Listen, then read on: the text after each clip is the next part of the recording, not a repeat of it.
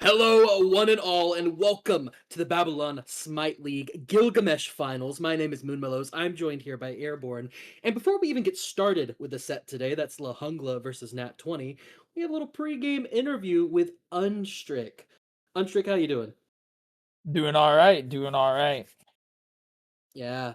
Well, I mean, as all pregame interviews go, I have to ask, you excited? Yeah, dude, I get to play my own org in the finals. It's heat. That's true, I forgot that. Yep. So, We Yeah. got a our loading team's ready to go. Our mid laner says that he's got the flu, so he's got those pregame jitters. hmm yeah, hmm so loading in, right, you guys finally getting in the lobby here. So as a member of this team, right, now the caster, just like last year, or last season, before I got subbed in after game 1, how confident are you when you load into the VC and you have to tag your entire team and say, "Get in VC or I'm boomed"? Yeah, my team doesn't like to show up unless it's the minute the lobby is starting or if they're late. But it's okay because when they do show up, they're ready to game. Word, word. Any score predictions for this set? Are we going for like a 3-0 or are we Yeah, going like yeah, it's it's 3-1? it's Some respect 3-0. It's here? nah, it's 3-0. Whether they 3-0 us or we 3-0 them, it's 3-0. No one's I playing 4 or 5, only 3. Yep. I need to warn you, every set I've ever casted for Babylon Smite League has gone the full mile, right? Me and Airborne, I think the last That's time true. we casted a 3 game set where each game was an hour long. That is true. If this isn't a 3 hour set, are you prepared for the 5 hour set you have in front of you? Oh yeah, dude, we've already got a draft plan for all 5 games. It's in Oh, my head. I Nice. haven't even told my team about it yet. no. We have a draft plan. Nobody Yep. else knows it, but we have a draft plan. Yep. All right. Yep. Unstrick and the Dutch Creamery. Those two All right. guys have a draft plan for the whole team. Nice. Well, we're gonna let you get back to the team because Uh-huh. fellow teammate Zapsy is tagging me and saying he hates you and that you were holding up his Smite comp cards. So we're gonna let you get back to the team. Good luck in the Yep. set, Yep. Godspeed, and hopefully we are not looking at a 5 to 6 hour banger. No, it won't be that long. It'll be a 3-0 either way. Take it All easy. right. Good luck. All right. And Well, there's a little bit of smack talk, a little bit of action, and a lot of excitement coming over from Nat20's Unstrick. We now go into picks and bans and Airborne. I didn't get to ask you. How do you think this set is gonna go? Unbiased as you can be. uh no one is blessed enough for a finals to be a 3-0, right? Both of these teams are really, really good teams. And both of these teams have randomly, I think, just dropped games that they probably should have won. Whether, seeing it through spectating or screenshots, where they're the losing team, but they have the more kills by like 10 or 15. So I'm guessing like a 3-1. Obviously, I'm going to root for my own team as unbiased as possible. Uh, but we'll see what happens. But I'd say probably a 3-1. Hopefully we're out of here by like 9 o'clock, and we can go get drunk because it's Saturday night, or get drunk on Yeah, cast. Who knows? both working. I can DoorDash some alcohol right away. Ooh, If we do go to the fourth game, I might be getting some wine. I'm not gonna lie. But as we wait for the picks and bans to go around here, this is the finals of Gilgamesh. We've waited like how long? 3 months for this moment for Nat20 versus La Jungla. Both these teams have gone through some ups and downs through the course, of course. But hey, we're here now, and these players are playing for 8,000 gems. That's 1,600 per player. yeah, 1,600 per player is a really, really big pool. I'm not sure how long guys have been around back in the Reap and the Ragnaroks of leagues, some of which can no longer be mentioned. But you used to get like 600, 800 gems, man, and you felt like the big dude on the block. Now a full 1,600 hitting that gem counter. You come out here and you just win 3 games of Smite, right? Well, obviously a lot more leading up to it to now, but really that's all that's left, right? Winning each team, I think 6 set wins or 7 set wins. So, gonna just this is the last one. You know what I mean? All the marbles, all the P's and B's, all the casuals, all the scrims, all the sets. Like this is what all culminates now, and it's just finally time to wait and see Have we learned enough along the way? Did you already know it, or have you came all this way for nothing? Yeah, this is the penultimate battle of Gilgamesh. Maybe he's now unbanned. We might actually see Gilgamesh in Gilgamesh. Well, cancel that. Not We're going to see anymore. him in the bans Not list anymore. You for won't. La Hungla. Another thing I do want to mention, this is a finals fearless pick set, right? So if Yeah. this game does go past 3, these players are going to have to be reaching deep into their god pools as Oh Odin yeah. is also taken off the list. Yeah, and I mean, quite a few of these players have already played some unorthodox stuff, right? Like earlier in the season, I think we saw Ducksworthy Sylvanas going like 16-3 in set games, right? So we've already seen some really weird picks come out from these guys. So as far as other teams go, probably two of the deeper teams to where we're not just going to say, well, they've reached game 5 and they only have 3 gods. So guess we'll just go 0-27 in duo lane, right? Like a lot of these guys have been playing comp for a while, or since the start of Smite 2 in some of their cases too. So hopefully, just fingers crossed that we can get through it as we catch an Odin and Hercules ban as well. Yeah, Hercules does not surprise me. That god is super strong, will Agreed. continue to be super strong. Uh, it's just it's maybe a respect band, but more just the god is super strong. He's Hecate, just really good. Yeah. yeah, Hecate is gonna round out the bands for Nat20's side. Really strong mid lane god. I love playing it as a support player. You just play that god and it just feels good, feels right, and you do a bunch of damage and have a nice bunch of shred along the way. Yeah, definitely very different directions here too, right? Gilgamesh definitely has some team fight aspect, but he's really just good in a 1v1, right? Like just being able to essentially punch another guy's face in. Same with Hercules, getting away 2 of those bully picks, whereas Nat 20, the respect ban in the Nemesis, which is well earned, and then looking at those team fight gods in the Odin Hekate, trying to clean it up. But because of bans like that, you start seeing picks like Neja slip through the cracks as we have our first pick for game 1. And what a first pick it is. That's Neja, preferably aspect here. Very strong god. Is very like we're talking about bullying and lane. Neja does that Hmm. handedly. As Lahungla answer with Thor and Merlin. Thor also, if you get ahead, a pretty strong bully god. Yeah, I don't want to say surprised, but usually with Brim Cleaner solo, if Vulcan's up, he gets it. And he doesn't really lose on it either. So Mhm. I don't know if this Neja is going to him. Also kind of surprised that the Thor and Merlin taken there. But with Cabrakan picked, I think that almost exclusively means that Rim will not be going to Vulcan. Maybe tucking that one away for later, or maybe there's been a patch. Rim obviously a whole lot more knowledgeable about that than I am, so maybe he knows something I don't. Getting the raw Cabrakan in instead. So we got rid of the Odin cage. We get the little half wall for Cabrakan here. Very, very aggressive team and front line so far for that Net 20 team. But also La Jungla, their top 2 picks, man. Merlin and Thor are both respectfully being number 1 picked here for the last couple sets. Or throughout the league, excuse me. Now falling to 2 and 3, but still very good gods. Same with this on her. Yeah, all 3 gods that just do what they do really well. Thor, like lane pressure, well, because he can just like ult in the jungle and then appear in your lane, right? And that's if he's in the jungle. This could be a solo laner, though. I don't particularly expect it. Yeah, as Pele is locked in here. Still, probably could go the other way, but with as strong as Pele aspect has been recently, I'm pretty sure Yeah. this Thor is slotted for jungle. This Pele's slotted for solo. But over on that 20 side, they kind of like while they don't have the quote unquote strongest gods in the game, I say that tentatively as Neja and Cabrakan are still pretty solid, but they have that nice combo, right? Where Neja will be able to throw someone up in the air and raw. It's pretty much a guaranteed raw snipe when someone is Yeah. thrown up with Windfire wheels.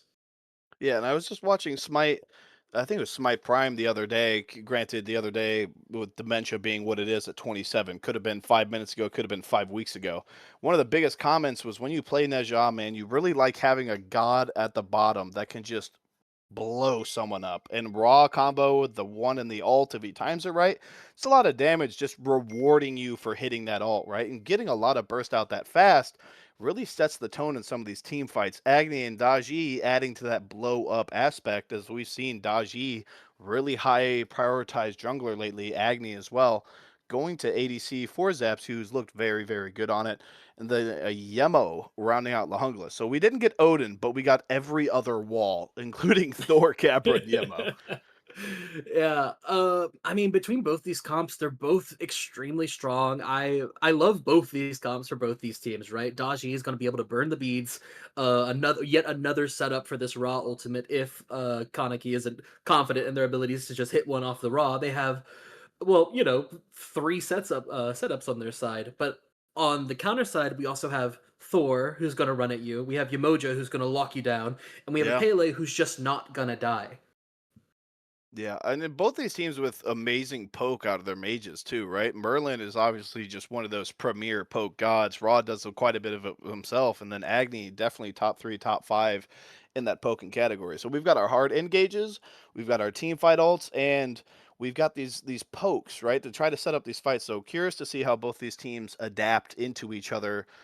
Just very versatile comps as we get into this game one and start to look for anything weird, but I'm not seeing anything yet, so Oh, nothing to wait, complain about. there is something weird.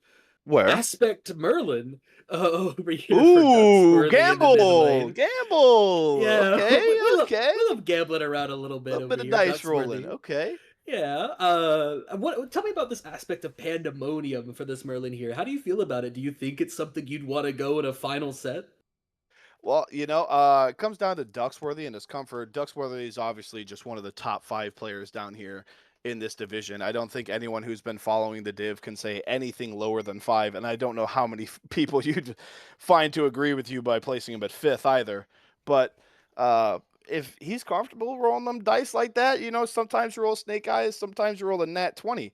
Pun intended. But you never know. But It's also one of those things, right? If he gets his abilities, the right ones at the right time, this Merlin could go nuclear. But also look out for, a potential fight where he rolls those dice and they just don't come up well for him. Maybe some lane cleaner abilities where he's trying to do a little bit of poke. A lot of guys not liking it. Merlin Fire Stance is just really, really good in a fight. So potentially not getting those could be somewhat detrimental. But I mean, dice rolling is so fun.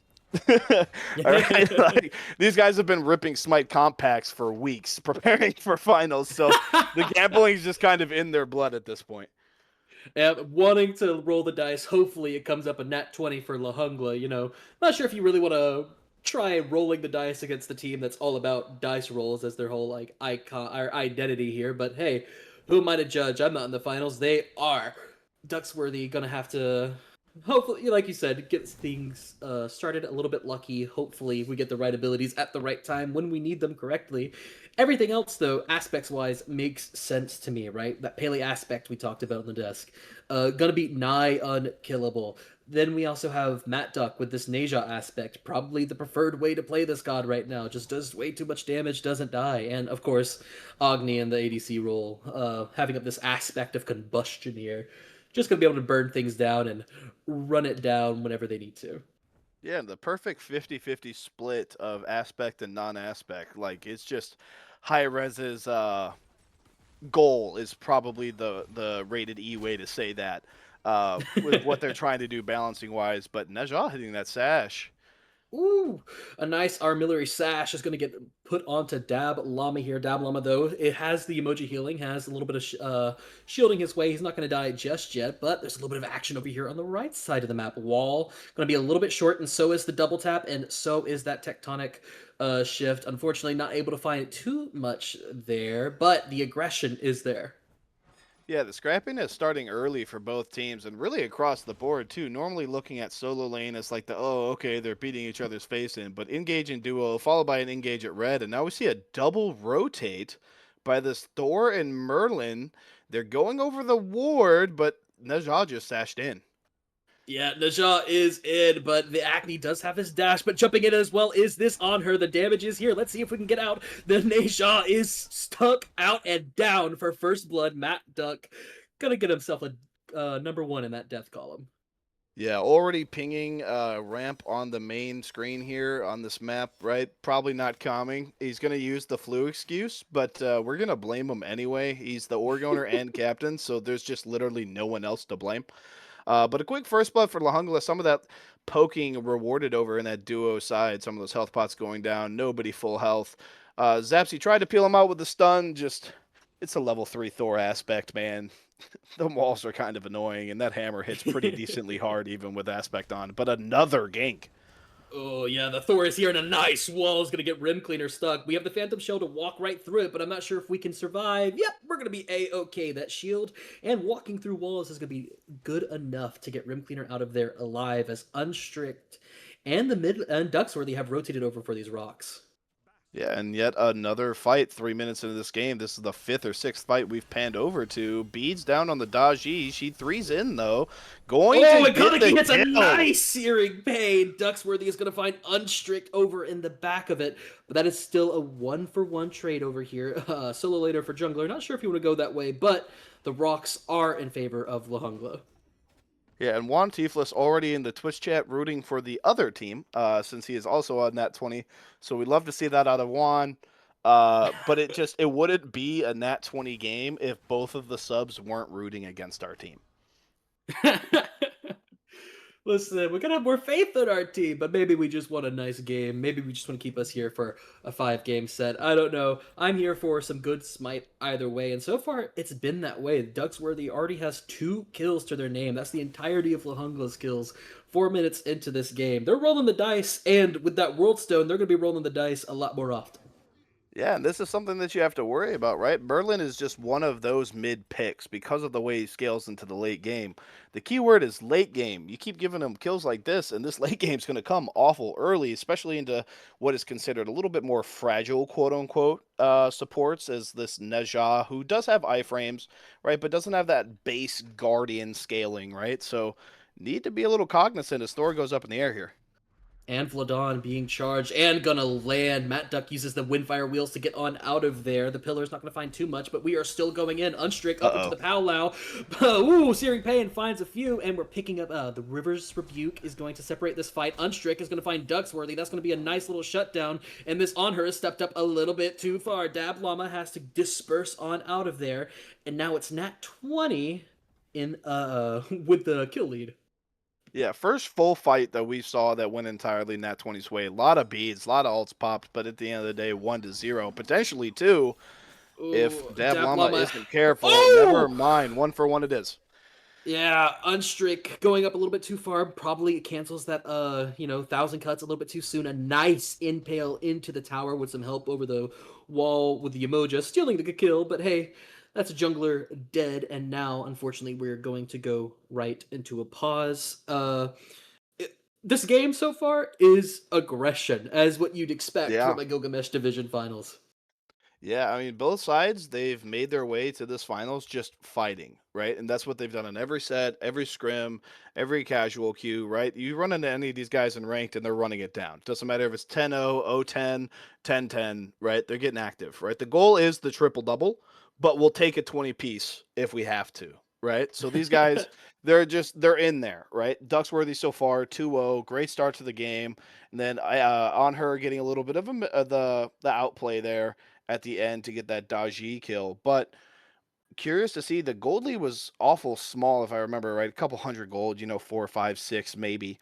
So nothing too big. So looking for the fighting to continue and looking for this Daji, the Unstrick, our pre-game interview, to continue to get active in these side lanes. And obviously, every time Thor's ganked has been Prophet, so probably going to meet him a couple times there too.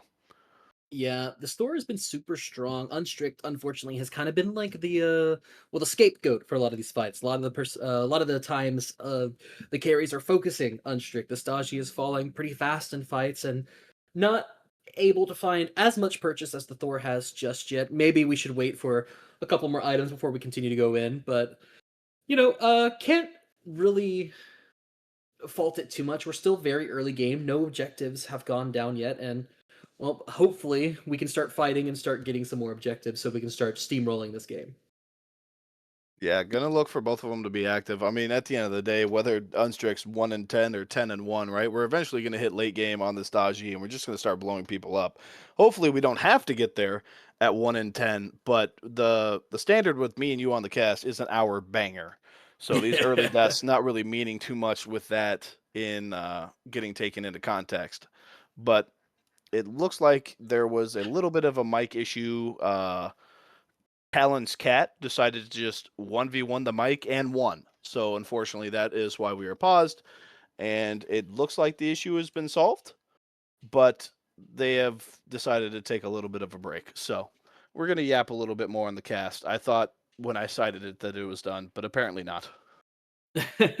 Well, unfortunately, the only cat that's going to be getting kills here is this on her. No, that was Okay. terrible. No. All right, Yep. listen here, listen. You got to give it to me. Straight back to the buzzer with that one. All right. I'll keep cooking. But hey, Dab Lava has been looking at that play on the duo side was pretty solid, especially Unstrict still going up a little bit far. But we, I don't know. There's still like so much possibilities in this game. We're too early to like even uh say it's in anyone's favor. You mentioned it earlier, but it's like maybe even if that a 300 gold lead in I thought it was in Nat 20's favor, but probably now in Lahungla after that it's kill. Lahungla's now, yeah. Yeah. So still coin flippy, still rolling the dice, as you like to say, as we are finally getting unpaused. We can stop waffling now so we can focus back up. But I know yeah. the official story was that his mic got unplugged by his cat, but what are the odds that he actually just paused us so he could go ahead and just clip that for Dab Llama there? What do you think? Over under? I'd say it's like 50-50. So, maybe the cat. Good spot. It's a good spot. Yeah. Cat unplugged the mic and it's like, well, I might as well clip that play, right? May as well. The Jungla Rock. uncontested on these rocks this time, so a little bit of a lead for them. Oh yeah, I overestimated this lead. It is 150 gold. Never mind. We are even. Oh, yeah. It's 6 minutes into the game. 2 to 3 kills. 3 kills in Lahungla's favor. Ain't nobody running away with this game just quite yet. Maybe running away, though, is Rim Cleaner. The wall off the mark from the Thor, but we have Matt Duck here. But Rim Cleaner ain't afraid, and in fact, Rim Cleaner's 1v2ing this fight. Now going to be able to stun out Matt Duck. Matt Duck has the Phantom Shell, but it looks like he's in trouble as down come the walls. Rim Cleaner's going to get a kill, and now it's this Thor who is running away, and Rim Cleaner says, come back! I thought you wanted a game! Double kill for this Cabrakan. Yeah, something that gets really underestimated into this Cabrakan, right? It's just his early game damage. You know him as a CC lane bully, rada. They don't. Oh my. Unstrict take 2, going to get Dab Llama this time. Brought himself into the tower for it just to make sure, getting his get back there, and an early gold pull for Nat20. But yeah, Cabrakan is known as a CC lane bully. They don't tell you that each one of those CC abilities hits for 300, 400 per. So double stun right into a whole lot of damage, and Merlin is in danger. Yeah, the Merlin's being pulled back in. The River's Rebuke is not going to be enough to save their life, but it is going to be enough to take down Unstrict. Thor is going to land and kill Zapsy on the upside of it, but Nat20 secures the Gold Fury, and that looks like it's going to be that.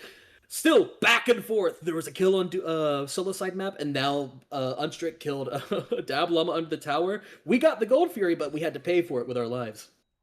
So, I mean, the official, weight, right? We got Gold Fury and 1 for 2. Does it suck that we lost Zapsy? Because, Zapsy is doing his best to scale right now, trying to make up for the fact that, Unstrict gave on her a free kill, which actually on her didn't get that kill, so maybe not.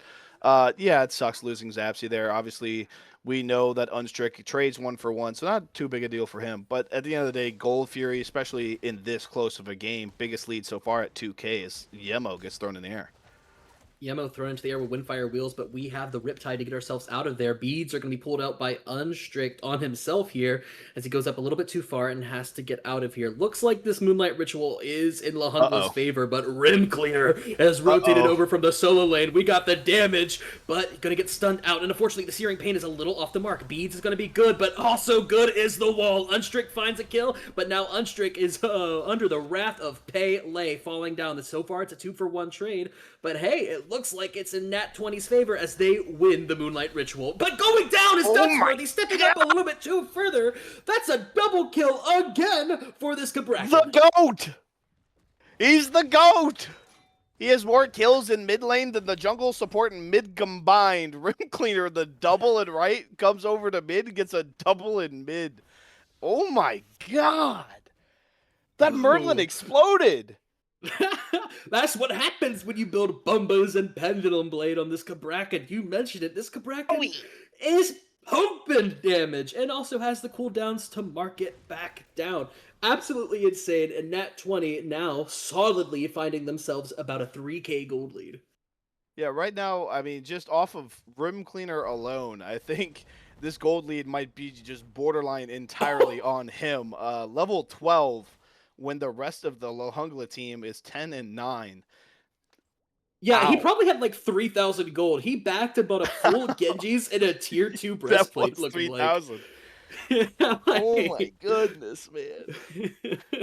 I'm This sorry, that's not very tactical analysis, but that Merlin scene is going to be in my nightmares tonight. Like, I don't even play mid, man. That's brutal. Like, Ducksworthy's had yeah. such a good game, and it didn't matter. It was not. Unfortunately, he rolled a nat 1 into nat 20. All right, that's enough dice out Uh, of you, man. yeah, That's it. Yeah. Okay. yeah. I figured. Yeah. My bad there. No, I Nat 20. appreciate you trying, but like, Yeah, it's yeah. just You know a little what? too much. And I'm gonna keep going for it. I'll pull another one out, and it'll be really good. It'll be good Okay. there eventually. Well, you're on 2 strikes, so keep that in Uh-huh. mind. What happens to the third strike? We just normally try to avoid getting there. But Yeah. You gonna we'll stick figure rim it cleaner out. on me? Because that would be scary. This guy. I don't think Rim needs my permission with how this game is on. But this dual lane fight on her ult going Ooh. out, Zapsy dancing around the autos, going to back up. Thor Oh, but dunking Thor out of is here with left the Airborne field, done. straight past the window. Oh, but Thor stepped up a little bit too far. He's gonna get stunned out. Matt Duck gonna be credited with the kill. Zapsy playing like doing some master baiting in that dual Unstrick? lane. Unstrick now looking for the kill is going up a little bit too far. Riptides are not good enough to pull him back out, but now he is here. Matt Duck gonna do what he can to get him out, and that's gonna be some great peel from Matt Duck over here as Unstrick tries to go for a little sneaky kill on the Dab Llama. Yeah, that was bold, right? Like Unstrick so far has been an all-in character. We didn't expect him to do anything less. Straight up walking through the tower, face tanking it though. That was a bit bold. Matt Duck deserves Christmas and even honestly a Thanksgiving card for that one because saved Unstrict incredibly hard. And wow, there's some Merlin damage for you. There's the dice roll. Yeah, ooh, that fire stance is pumping damage though. But look at this, Lahungla are positioning around this Gold Fury, and no one on Nat 20 is here to spot it out. The only one close is Zapsy and Unstrick going here, but this Gold Fury is now down to about 1k HP, and it is going to fall. Thor is going to be credited with that one, and now it's 1 Gold Fury for 1. Lahungla have a nice little play to pull back this snowballing game. Yeah, I mean, the upside of a Fearless League, we don't have to play into Merlin again. The downside of the Fearless League, we're still playing into the Merlin game 1, right? We have to respect that objective damage, especially in the dice roll, like we talked about. You never know when he's just going to have the right abilities, right? Normally you'd say, okay, hey, Fire Stance is the one. It's the burn, it's the everything, right? But if he can stack 3-4 abilities on top of it, depending on what order he gets them, that is a lot of just surprise damage that's hard to estimate even when you play in a Merlin so much. Unstrick has rotated over to the duo lane. Thor gonna have the wall, and up into the Paolo goes Unstrick. Is gonna catch out this on her, but we have the Desert's Fury to be able to get out of there, but it's not gonna be enough. Unstrick has the Trickster Spirit. Gonna go ahead and kill that one out. Matt Duck now up a little bit too far, but no Windfire Wheels just yet. Looks like he might be in trouble. Nah, this Neja is a little bit too speedy and is gonna get out of there with just a kill onto Dablama. Yeah, I can't tell if Asinus is just perfectly timing these rotates over to where Matt Duck's at and he's just hit every single sash on camera, or if Matt Duck actually just hasn't missed one. But so far, I don't think we've seen him miss one, and 3 or 4 of them at this point have just been kill getting or just life saving for this Nat 20 support. Also, just the league owner in general. So shout out to Matt Duck trying to win his own league. But so far, Neja's looked good, man. He saved Unstrick twice now. We secured the kill on her. Like it's been nice. It's been nice so far. Been definitely styling on him for sure. This Neja, part of 6 of Nat 20's 11 kills. Going absolutely insane as he his build is a little bit interesting here. A little bit shades of gray, I would like to say, as this is like kind of an older style support build. We have the Stampede right into the Screeching Gargoyle as the Pyromancer was picked up, but it looks like we just want to go for the fight. Up into the air is this Merlin. He might be coming down with a searing pain on the side of it, but the beads and the flicker right off the end is good enough. But now, look in the back, as Thor, Amphlodon is up in the air. He's going to look for someone. Nope. Never mind, they got out there Good way call. too fast. Good Yeah. call. Big Eyes saw them line up right at that tier 1 tower line, and that's the difference between me and the guy that gets to start in jungle in the finals. Is I'm dunking that just so I can say I hit a 3-man and then scream at my team like, yo, where's my follow up? But good on him for knowing. And there goes the miss stash. It's over. I actually hate this nutshot pick now. But just good restraint, right? You go up in the air, create that little bit of space, but just knowing, hey, as much as it would be really cool, I'm just gonna live, and probably the better call there. And it looks like maybe a pirate. No, never mind. Just walking past it. Yeah, we got so much poke here from this Merlin. Has a lot of CD now with that Gem of Focus and World For Stone, sure. so gonna be able to throw out a lot of abilities and poke a lot sooner, as Lahungla once again are the first ones to pop up towards this Queen Naga. Matt Duck is here, Rim Cleaner also here, maybe gonna open the door, say hello, and gonna start walking into it. Rim Cleaner, though, gonna be a little bit far of the fight. Meisner is gonna get in there with the damage. Ducksworthy has the damage to take down the opposing mid laner. Kaneki gonna fall first in this fight. Reverse Rebuke is out, but that's just to split everyone up. In the backline is Unstrick. He's gonna find Merlin, and now it's a 1-for-1 trade. That's both mid laners down, but the powwow is coming up. The beads are gonna be forced out by the Thor. Thor now down to about half health, but the walls are good. Rim Cleaner is gonna not fall down just yet. Zaxi found Daplom in the background. Unstrick is gonna fall, and now Thor is going up in the sky. Maybe looking for a dunk, but I think he should just get out of here.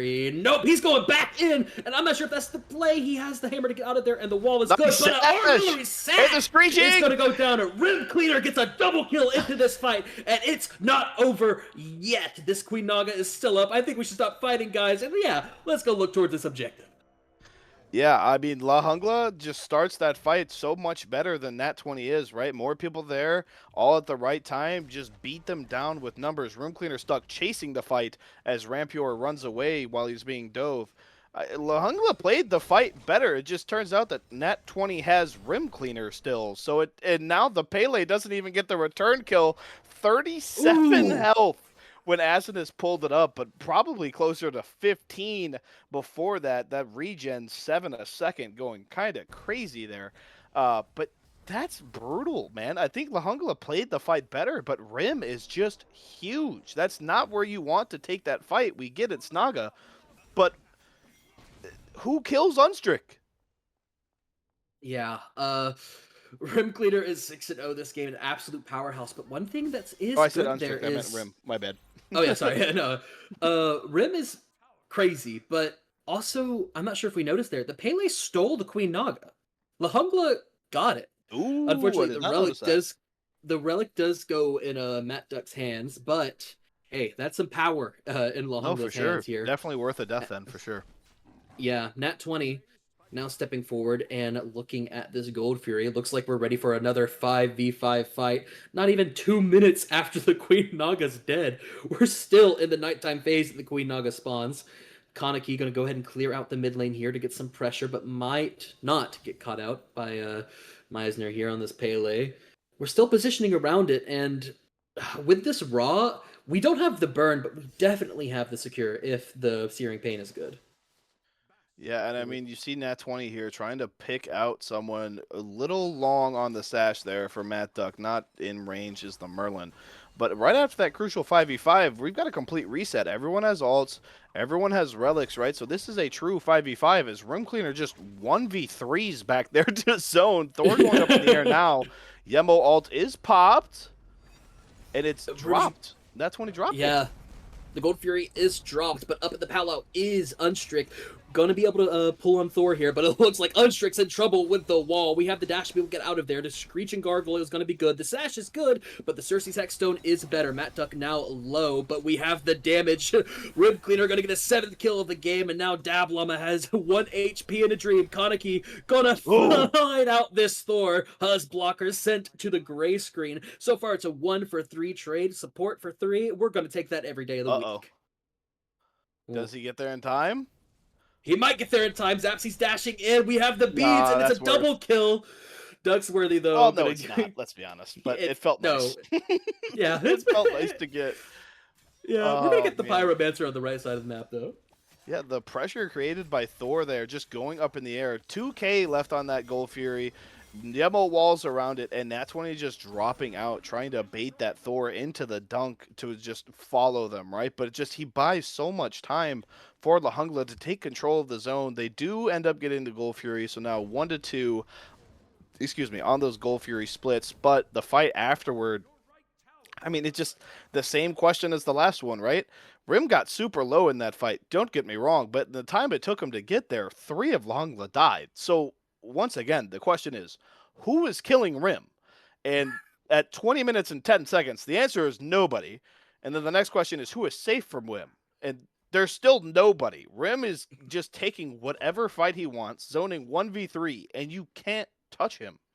So what is the plan? Are we just hoping he scales and tops out here? Because they're not focusing him. They're not trying to do anything in that solo side of the map anymore after the way Naga went. It's I'm glad they picked Pele Aspect, man, or that lead over in solo could be even worse. Yeah, I mean, it's a 3-level lead. Rim Cleaner is almost level 19, though.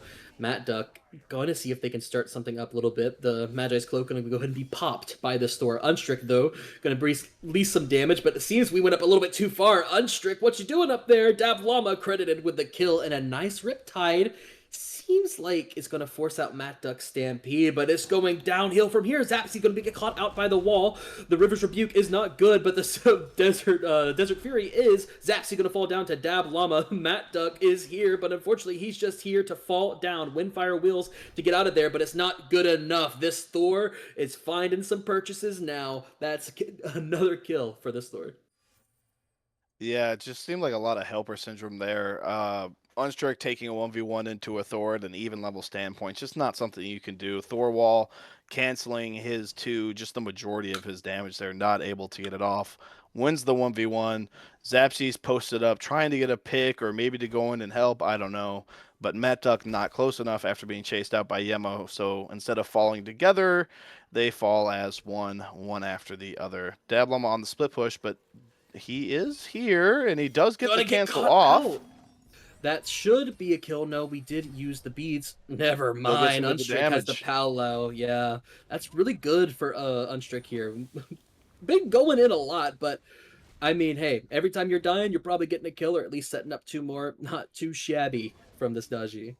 Yeah, and the gold lead now 21-13 on the kill board, but that extra gold fury and a couple of those shutdowns going to La Jungla, making this a 1,300 gold game. And I have to imagine that the vast majority, if not more than the lead, is on Rim Cleaner. So no surprise that these fights over in that duo side are starting to scale a little bit closer to that even point, or maybe even just a La Jungla lead a little bit in general here. Levels out as well in these level leads. Ramp in mid up 1, Thor and Jungle up 1, and then still just Rim Cleaner up 3. Yeah, Nat20, though, gonna try and secure their lead a little bit better. Gonna go ahead and pull this Gold Fury to even out the Gold Fury pips here. Doesn't look like La Jungla want to challenge it too much. Instead, they're gonna go ahead and look towards this Pyromancer. In fact, 4 members of the team of La Jungla are there. Unstrict is the only one around the corner. We have the Palo is not up just yet, seeing if we can maybe get a kill. Bill Cosby gonna be able to kill that Pyromancer for La Jungla. And objective for objective, but hey, we always prefer a Gold Fury to a Pyromancer. Yeah, and the gold lead a little bit bigger now right after referencing it, up to a full 3,000 as these teams start just prowling through the jungle looking for one another. Not going to do any engagement. Only objective up right now is Fire and this Pele that is at the tower line. And it looks like Nat20 has made their choice for this Pele. Yeah. Thor did use his ultimate up in the sky, but not seeing any purchases there. Gonna go ahead and get out of there. Matt Duck is here. The Pele knows it because he's on the wave, but no, there's 3 members of the team here.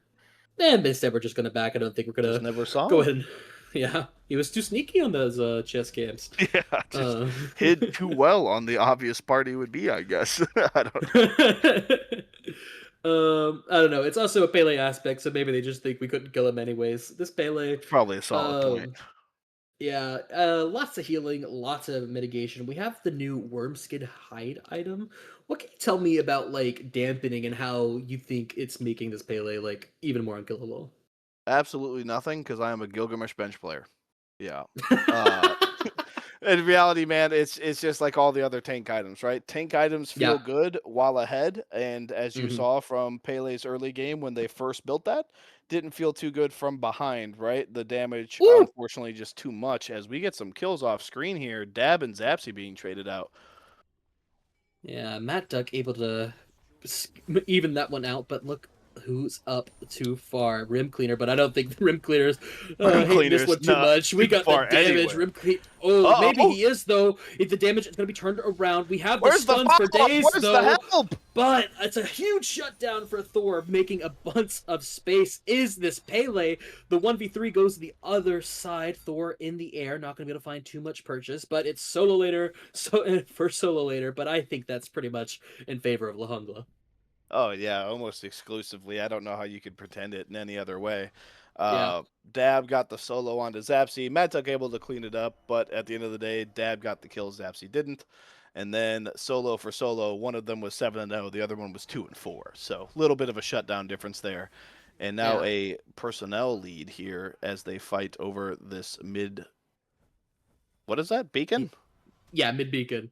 The Yeah. Moonlight Ritual, very strong, but Nat20 are gonna go ahead and start capping it up the best that they can. Ducksworthy now up a little bit far, trying to poke out Unstrict the best way they can. Still, though, it's a 4v4 fight. Our solo laners are back. Maybe they have Riptending in is this Yamoja. She's poked down to about half health and going to be poked down to about a third after that Raw's one hits. But it looks like we're just looking for the critical engagement, seeing for someone to take a little bit too much damage, and there it goes. The beads are going to be forced out. Dablama is going to be the first to fall, and into the sky goes this Thor. That's a key player out of this fight, and Unstrick is going to take him down on the backside of it. No, he's surviving with a sliver of HP. Rim Cleaner going to have to chase him out. This Pele is going in, but Pele, you can't take as much as Rim Cleaner can. Kaneki credited with the kill, and now it's a 2-for-none trade, and Nat20 are getting the beacon. Yeah, and so far, I mean, just look at the damage trade between Merlin and Cabrakan. Cabrakan is keeping up into a Oh, full damage mid, but the Aegis going to be the difference maker as Rim falls. But once again, I mean, you see this Pele, even from behind, is creating such massive space in these team fights. 3 players on that 20 side dropping back to deal with the Pele, while Unstrick and Rim Cleaner are just trying to, I guess, 2v4 the rest, and it works out, but it's going to eventually start to become a problem as Rim starts losing this lead, and we see Thor unchecked wrapping around their back. Still not Unstrick is seen.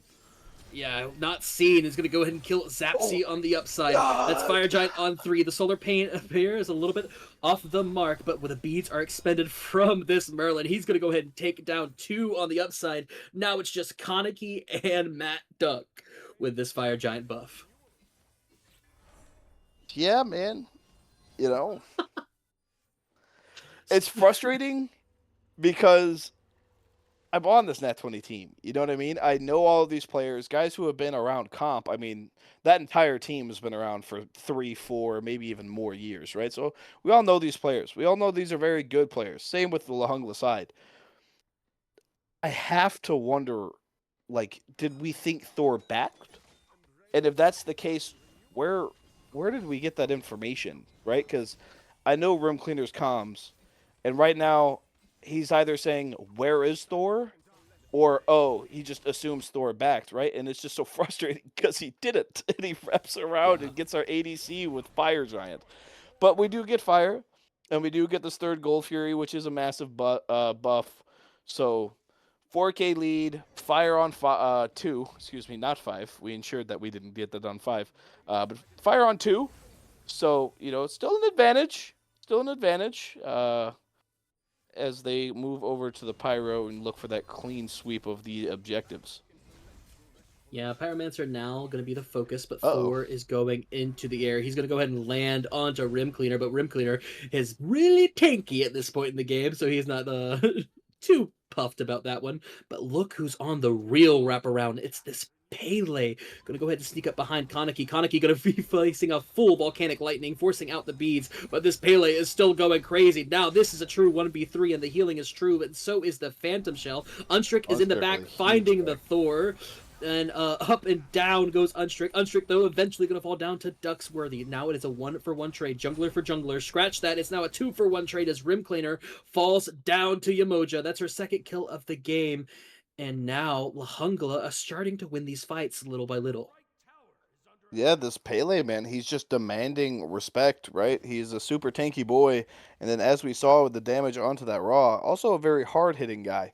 So just unfortunately going to continue to be a problem if there's just no answer to it. And so far there hasn't been one that has been satisfying as Zapsy gets picked out for trying to defend that tier 1. Yeah, Zapsy falls down. It looks like MacDuck is next on the list. We have the Windfire Wheels to get out of there, and we still have that dagger, so we're not in real too much trouble just yet, but Lahungla are hungry, and it looks like we're going to go ahead and go towards this Pyromancer to go ahead and keep pushing this lead that we're building. Yeah. Yeah. This is this is the game you expect from two top level teams, right? Like you expect them to punish each other's mistakes right now. And it just Nat20 capitalized on the Hungla being split and just capitalized off of Rim being huge. But the thing with solo level leads is they don't last long, right? Like once he hits Mhm. 20, he doesn't get any better. But these mages, I mean, we saw Ducksworthy at the beginning. Rim used to be able to 1v1 and trade with him, even up until like the 25-minute mark where he was only saved by Aegis. But that damage is starting to just come through now. Upgraded the Aegis for even more safety, and we saw just the Merlin poke there. Full 25.3, still a little low on the Merlin, but he is being harassed by a Cabrakan, so somewhat to be expected.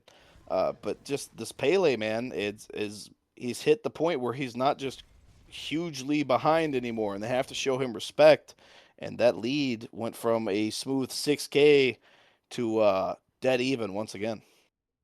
Yeah, we're dead even. And one thing I just noticed while you were talking is that I don't think we have any anti-heal on side of Nat20 just quite yet. So this Pele is healing to full almost every fight, unless one of these Yeah. gods has like in hand anti-heal, which I believe that the Agni does on the one, but still, that's not really as consistent as you would like it to be, especially when Zapsy is unfortunately seems like he's falling first in a lot of these fights, though, as we're slowly positioning around for what looks like another 5v5. Unstrick going to go ahead and force out some beads over here, but we're going to be a-okay. I scratched that. No beads were forced out, but Palau was. Yeah, an all for all trade with the on her. So, I mean, you can say 1-for-1. Feels kind of bad. Palau obviously worth a little bit more than that on her, but you do get some safety off of it. So it is what it is. A little bit more volatile. Uh, just trying to dive back there. But we saw in that last fight where they're dropping so much that the dive is dysfunctional on Nat20 right now. Rim Cleaner playing the Kraken is obviously a powerhouse, but he can't just blink or leap in there like this Daji can. So this dive is very disconnected. And if they can get it put together, maybe it's a Rim Cleaner walks in, then Unstrict goes in, or maybe we just front to back and kill this Pele.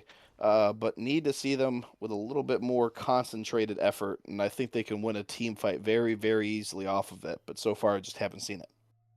Yeah, all it takes is for Matt Duck to hit one really good Windfire Yep. Wheels on a priority target, right? All it takes is Rim Cleaner to to like rip these fights strong. He may not be doing as much damage as he did in the other game, but he's still a threat, right? Second highest on the Mhm. damage charts right now, topping out a Merlin, which is insane. But hey, like you said, we're slowly scaling out, but we're not out of the game just quite yet, as Lahungla seem to have a little bit of a positioning favor over on this Fire Giant side. Yeah, and the dance continues with absolutely no result. This is like going to, I don't know, like an interpreting dad's class as like a fifth grader, or some of the mandatory like classes that you'd have to take in public schools. You don't really know why you're here, but you know that the superintendent said you had to be, right? Both the captains are like, "Hey, man, we gotta honor their fire pole. Like we have to be here, but you're just doing nothing with it." But in the case of Nat20, you can't afford to walk away, right? Merlin on those dice rolls, and he hasn't rolled it in a while, so you imagine he's on a pretty good combo, just ready to shred some targets here as they're positioned between Pyro and Fire. It just neither side can really truly be safe about just leaving this or starting a fight, depending on how this ends up. Because, like you said, one sash onto this Pele and he's blown up. What does the rest of Lahungla do as the fight Yeah, is started? Yeah, we've started Lahungla who pulled the Pyromancer, but that is instead just a beacon to start the fight. The River's Rebuke is good, and Thor is up into the air. It looks like Bill Cosby and the Dab Llama, that's the Lahungla duo lane, are living with a sliver of HP, and now it's Nat 20 gonna go ahead and pick up that Pyromancer with a bomb in their pocket. Yeah, prioritizing the objective over the kills there, force them off the pyro, make them burn the alts, and then just take the pyro as they run away. Free easy gold, lead up to, I don't know, we'll call it 2,500. Nothing at 35 minutes, let's be honest. Probably would have been a little bit better served if they could get those kills, but a lot of those gods are pretty safe, man. Yemo, on her, Merlin. The safety is very, very strong, but Pele goes back in.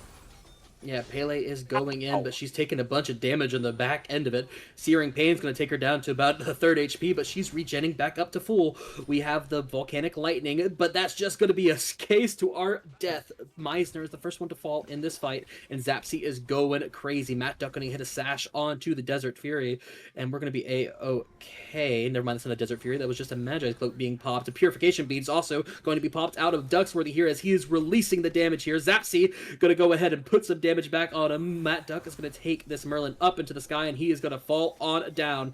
That fight is going crazy because 3 are down for the Another side of powwow. Hungley. That is 4 for the side of Nat 20. Nat 20 now in a position to maybe end the game. I don't know if they can end, but they're definitely dancing around it like they can. Oh, I lied. I didn't see how low this left Phoenix was from the Winions. Yeah, that makes it pretty easy to end when your minion wave has just pushed through the Phoenix for you. Raw healing on top of that feels pretty nice. Brim Cleaner still backs, and he is catching up as well. But yeah, this is a pretty confident end call here. Though Pele is up in 5 seconds, and that, I mean, those Yamoja waves do buy a little bit of time, so Pele could go sicko mode. Yeah, the River's Rebuke is good. The Titan is down to about 4k HP, but Kaneki is going to take down Bill Cosby. Meisner He tried. is going to take down Matt Duck, but it's not good enough. Nat 20 are going to go ahead and take a game number 1 of the Gilgamesh Finals. Yeah, man. Shout out to Pele. I mean, obviously, I think Room Cleaner was our MVP this game. I don't know how much of a debate there can be for that. Everyone had really, really good games, but I think the solo laners kind of brought it together, right? Room Cleaner ahead early, ahead often, and then annoying even when he wasn't ahead. I mean, between him and Unstrict taking on a 2v4 while the rest of the team tries to solo out this Pele. Then also credit to the Pele here being able to create all that space for the team behind them, even when they were behind, right? And we saw it even on the Titan defense, close enough to actually make it look like it was, a potential turnaround for that Lahungla team. So both the solo laners having really good games. Unfortunately, the Pele didn't have a very good early game, but they were into Room Cleaner on Cabra, and we saw that Cabra does a lot of damage, or at least Yeah. Ducksworthy saw it a lot and often. Yeah. It was a really good game. It was a really good game. It was exciting game 1 for a best of 5 finals. I will say that, like, one thing I'm happy about is that we will not be seeing this Cabrakan for the rest of the set, and we also will I not be hope seeing Rim this use it again. unkillable Pele. Personally, I hope he plays it all 5 games. I don't know. Like, it looks pretty good to me. Unfortunately, he can't because we are in a fearless pick game. So all 10 of these gods are going to be off the table. Who will they pick for game number 2? Who will win game number 2? Find out soon.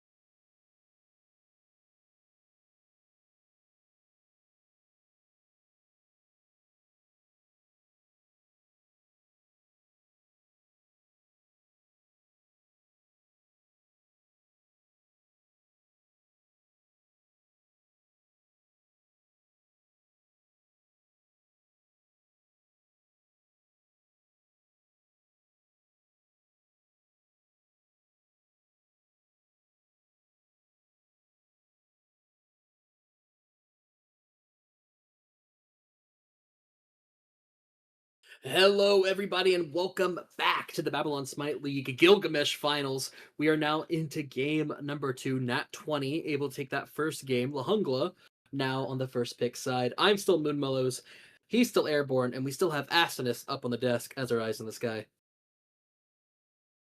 Yeah, I mean, that game one was something, right? Like, I don't know how many other people felt it, but we said it post game. Like, at that 30-minute mark, when I saw that lead from Nat20 go back to La Jungla, just started looking at the beer can. Like, wow, I'm going to 5. That We're getting out of every here at 9 spectator's o'clock. and caster's worst nightmare, every Twitch viewer's best case scenario, right?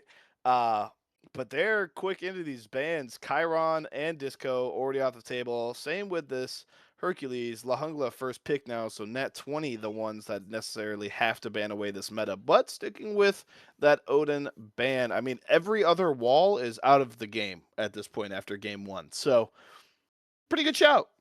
Pretty good shout, right? You get rid of him and you just literally never have to go shell unless there's a Ymir. Like there's nothing else. So Yeah. going into game 2, going to be very, very different team comps just off of that alone. Mahungla are going towards these mid laners and or all ADCs, with these first 3 picks. Mm-hmm.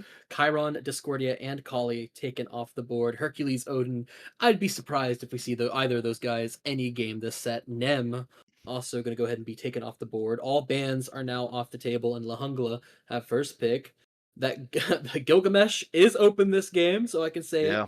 We might see Gilgamesh in Gilgamesh game number 2. Remember, all of the gods in game number 1 are not playable. We're not going to see Rim Cleaner be 7-0, like, 13 minutes into this game again? Well, you We're might. not gonna. It won't be with Kabrakan this time. Yeah, Fingers crossed. right. Knock on wood. Um, but instead, it's going to go ahead and be Tsukuyomi picked up here for, I'm assuming, Huzblocker. Yeah, Tsukiyomi, one of those La Jungla bans from last round, going to get through this time with the first pick. But man, that is a top That's a 2 of scary all one, too. time. That is a scary Geb one, too. and Hecate. Owie. Yeah. Ouchie, ouchie, ouchie. Crit right now, real good. Cause Spectral, real bad. So Geb, real good. Mm-hmm. It's And he really easy loves math. the new item, the drum, I call Damaru. it Damaru. Yeah, Geb Yep. loves Damaru. So Yep. big fan of the Geb pickup for Zapsy.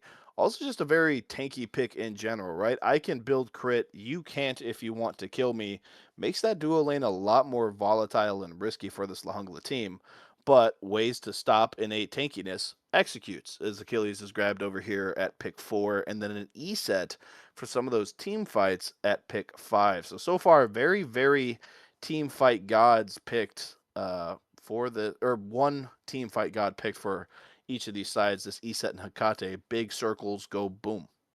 Yeah, big circles do indeed go boom. Achilles, after this new patch, I've been seeing like he's kind of like a secret sleeper pick right now. I think where like it's at least in ranked games, you'll be seeing an Achilles and he'll be doing like 50k damage and have 100k mitigated. It's like kind of insane what he's able to pull off. Also able to pull off some crazy things here is a Sun Wukong and Cerberus slotted in for Nat20.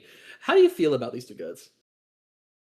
Well, Sunwoo is probably going to Rim Cleaner, and Rim Cleaner is the best solo down here. So shout out to Rim Cleaner. He can pick whatever he wants. Shout out that guy. And then Cerberus, big fan of that. Matuk is just naturally a very aggressive support player. So seeing a Cerberus gets that team fight aspect with his ult, but also just a lot of poke in lane, trying to facilitate that Geb a little bit, make that snowball a little bit easier for him. Very, very aggressive duo lane out of Nat20. But Houyi and Princess Bari. So Hecate very safe. Geb not so safe. But Houyi and Bari very, very, very safe. Bari ult has been a thorn in the side of divers for a very, very long time, and it has not gone away, regardless of all of my complaints about it. So another hindrance for Room Cleaner to get through, and Unstrick as well as we wait for his pick. Yeah, so far the Hungless team is pretty solid. This E-set, I can now confidently say, is probably going towards that support role. Bari for I this agree. mid role. Has Hun Bats is go ahead and last picked here for Unstrick. What who are you feeling so far for game number 2? Which team comp has caught your eye? That's a tough one.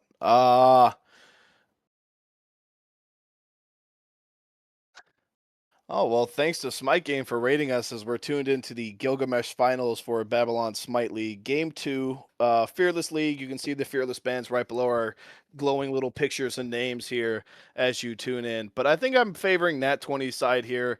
Just a very easy engage with the Sakate ult. Sun Wukong can kind of do what he wants with the ult, kind of makes him unpunishable. But there is something to be said about the scaling of this Lahungla comp and the Tsukiyomi, previously banned, now top picked. Going to be curious to see what he can do with what was previously a taken away pick, but now freely given, as we have a little bit of a delay here while we get into game 2. But not I really mean, seeing a reason for it. yeah, just probably waiting for everyone to load back in here. But yeah, I mean, looking at these two comps, Tsukiyumi is incredibly strong. Even if you don't go the like classic double scaling build, didn't see why you wouldn't. But if you decide not to go that way, get a little bit more early pressure earlier in the game, you won't be hating it, right? This Tsukiyumi just does a lot of damage and is particularly safe because he can do that damage from a solid mile away. Yeah, agree. And I mean, once again, we talk about easy engages. Not too much outside of literally Aegis going to stop Tsukiyomi from going wherever he pleases. Uh, but we'll have to wait and see how it translates because Louis, while he had an easy way into Unstrict last game, doesn't necessarily have that this time, right? Hum bots and stun bots at that creates a lot of opportunities for outplays and just ways to punish misplays from this Lahungla side. But Lahungla very aggressive 3-man deep over at this purple buff, but no one there as Bari hides in the bush. Yeah, Bari's hiding in the bush, maybe wanting to find someone to sneak out. Heard of the Smite Game raid and said we might as well get a clip while we're at it. But Nat20, a little bit on the wiser side. This Geb's going to go ahead and hide behind a wall, make sure no one is going to get him down for a first blood before the timer started ticking up. But yeah, I'm kind of excited for this game. Huz is on a character that I would say is much more flashy than Hunbats, right? Unstrick is now going to have more of a setter up role, especially as you mentioned with this aspect. I'm excited to see how it goes. How do you think this dual lane is going to go? Because I can't imagine it going anywhere but in this Geb's favor. Yeah, I think Nat20 is just going to kind of hit Lahungla in the face here on the first wave, Yeah. as we can Ugh. see them doing live. And then I don't Yeah. think Lahungla is going to leave tower line very often if they're playing their spikes correctly. Geb and Cerberus are level 1, so they're on their spike. And Yeah. Eset and Ho Yi are level 1, and they're not on a spike. That's just the reality of these piercing autos, right? You can't outclear me. I'm Ged Shield, so you can't kill me. And then if you build crit to try to fight me at level 10, you still can't kill me. That's just kind of the way this Geb is. Gonna need some Tsukiyomi help early and potentially often, depending on if this Ho Yi can kind of stay around. I don't know. I think this lane is going to be very, very one-sided. Instead, I think the more exciting matchup is going to be between this Humbots and Eset and how they use their ults in this late game fight. Eset's going to look to use that ult in the circle, do the damage, do the healing. But Humbot's fear straight out of that circle could be detrimental in some of these fights, right? Just creating a little bit of a gap and just wasting that Eset ult. But we'll have to wait and see. Yeah, I mean, you mentioned it. Nat20 just have the stronger two gods in this duo lane as they're going to be running it Early down. But wrap. look who is here. It's Unstrick walking right over Ward, so we know he's here. Spirit Ball going to be like, hey, get away. And Unstrick going to instead look for a little bit of invade over here on these back camps. And, well, look what Huzblocker's doing. The exact same thing, but on the opposite side of the solo map. So both teams looking to where they can to get, like, a little bit of lead their way. Yeah, and I mean that's the one downside of having people under tower, right? They're under the tower. Kind of hard to gank guys at level 3 when they are already at the tower line. And we saw them, they walked up to the neutral, right? But the moment Cerberus and Geb got it and started walking at them, it was over. It was full disengage before Humbots even showed up, right? So as much as he wants to be here to facilitate this lane, it's going to be hard to do so with the just natural aggressiveness, as we can see Ho Yi just being punished for walking up to his own lane, by the way. Matt Duck says, hey, this is my lane. He's playing a dog, so he's surely marked his territory somewhere over here on the duo side. But it's I don't expect anything to happen over here on the Duocide map. We picked Huyi. This guy is known for not having a great clear for a while, even like around level 5 or so. Unstrict, though, doing what he can to get a little bit of aggressive, is going to step up to the solo side, but not much is going to be caught out of it. Instead, it's Meisner dashing forward, getting some damage off, because Huz has also made the rotation. So far, no sparks have flown just yet, and I think we should wait before we get an ultimate before we start doing what we can, though. But look at this. Kaneki now down a little bit, and here is There's the Unstrict, but through the beads. gates is not going to be good because we have the beads, but Ducksworthy is in trouble, going to fall down for Rim Cleaner for first blood, and if you missed game number 1, Rim Cleaner was 7-0 about 10 minutes into this game, and it looks like we might be on our way to the exact same thing. So call me crazy here. Ducksworthy's level 5. Okay, never mind. There the Gemgo starting to show some blue. I was like, man, I didn't see him all. Why is it down, right? Did he like mislevel his abilities? Like I was so confused for a second, but now it's flashing. So a little bit of 27-year-old eyes just struggling, even though I'm doing my best. What can you do? But for a second I was like, why isn't he ulting, man? Like, you just ult and live and be able to walk out. He must have used it right when we panned to him when he was at that red buff solo. Must use it to try to do some damage to Rampy or Kaneki on the Sakate pick. But like you said, Rim Cleaner, 7-0 last game, starts off with a first blood this game. It's a free excuse to start getting a whole lot more aggressive in that solo side jungle. And this Tsukiyomi is going to have a problem if both of his side lanes are pressured out. Yeah, especially when we get soloed out. Dab Llama is going to be taken down by Zapsy. Eset's beads are forced after that Stygian Torment hits, and Nat20, well, look, we're in a snowball meta, and Nat20 have gone ahead and thrown the first snowball, right? It's starting to roll down the hill, and I'm scared if we don't start getting some kills, this might turn into a full-on avalanche. Yeah, and honestly, kind of surprised they're backing here. And yep, there it is, canceling the backs right as this Gold Fury spawns. I wouldn't be surprised if they pulled it, but never mind. Geb actually full channeled it back, so not going to be the case. And Cerberus going to back as well. But yeah, pre-gold spawn, you get that kill like 10 seconds before it spawns. Yes, he has fast. Yes, he can come back, right? Yippee, smite 2, everyone gets teleport, right? But they definitely had an opportunity there, an opportunity they didn't take, but he is going to get Hoyi beads and ult for his trouble. So now Gold Fury can be back on the map again, though Huzzblocker is here, does channel the ult. Yeah, the Piercing Moonlight is going to be good. Zapsy is in between a rock and a hard place as the disarms come through, but he has a sliver of HP, but not a dream. Dab Llama getting their first kill of the game and evening out the stat lines between the two ADCs. Yeah, I mean, it's a great turnaround for Ho Yi. Terribly lost that fight in the 1v1, but Tsukiyomi coming over to punish Geb out of that util, doing his best to try to make things happen, but just unfortunately, as much as Geb Dash is long, it is not fast, right? And it's got a super long cooldown, so just not going to be up there in time. You hate to see it, but like we said earlier, what's the downside of having people under tower? They're under tower. So if you're fighting them, you're at their tower, right? Like, he's very, very vulnerable on this Geb pick here.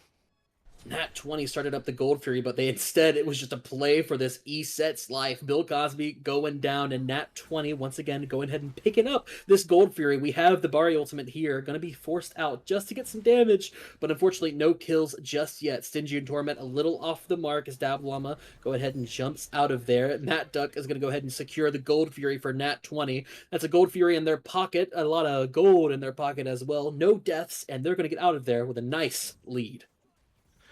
Yeah, of all the times to pull the Gold Fury right after our own death seemed a little weird. But I mean, hey, they got it. So like, yippee.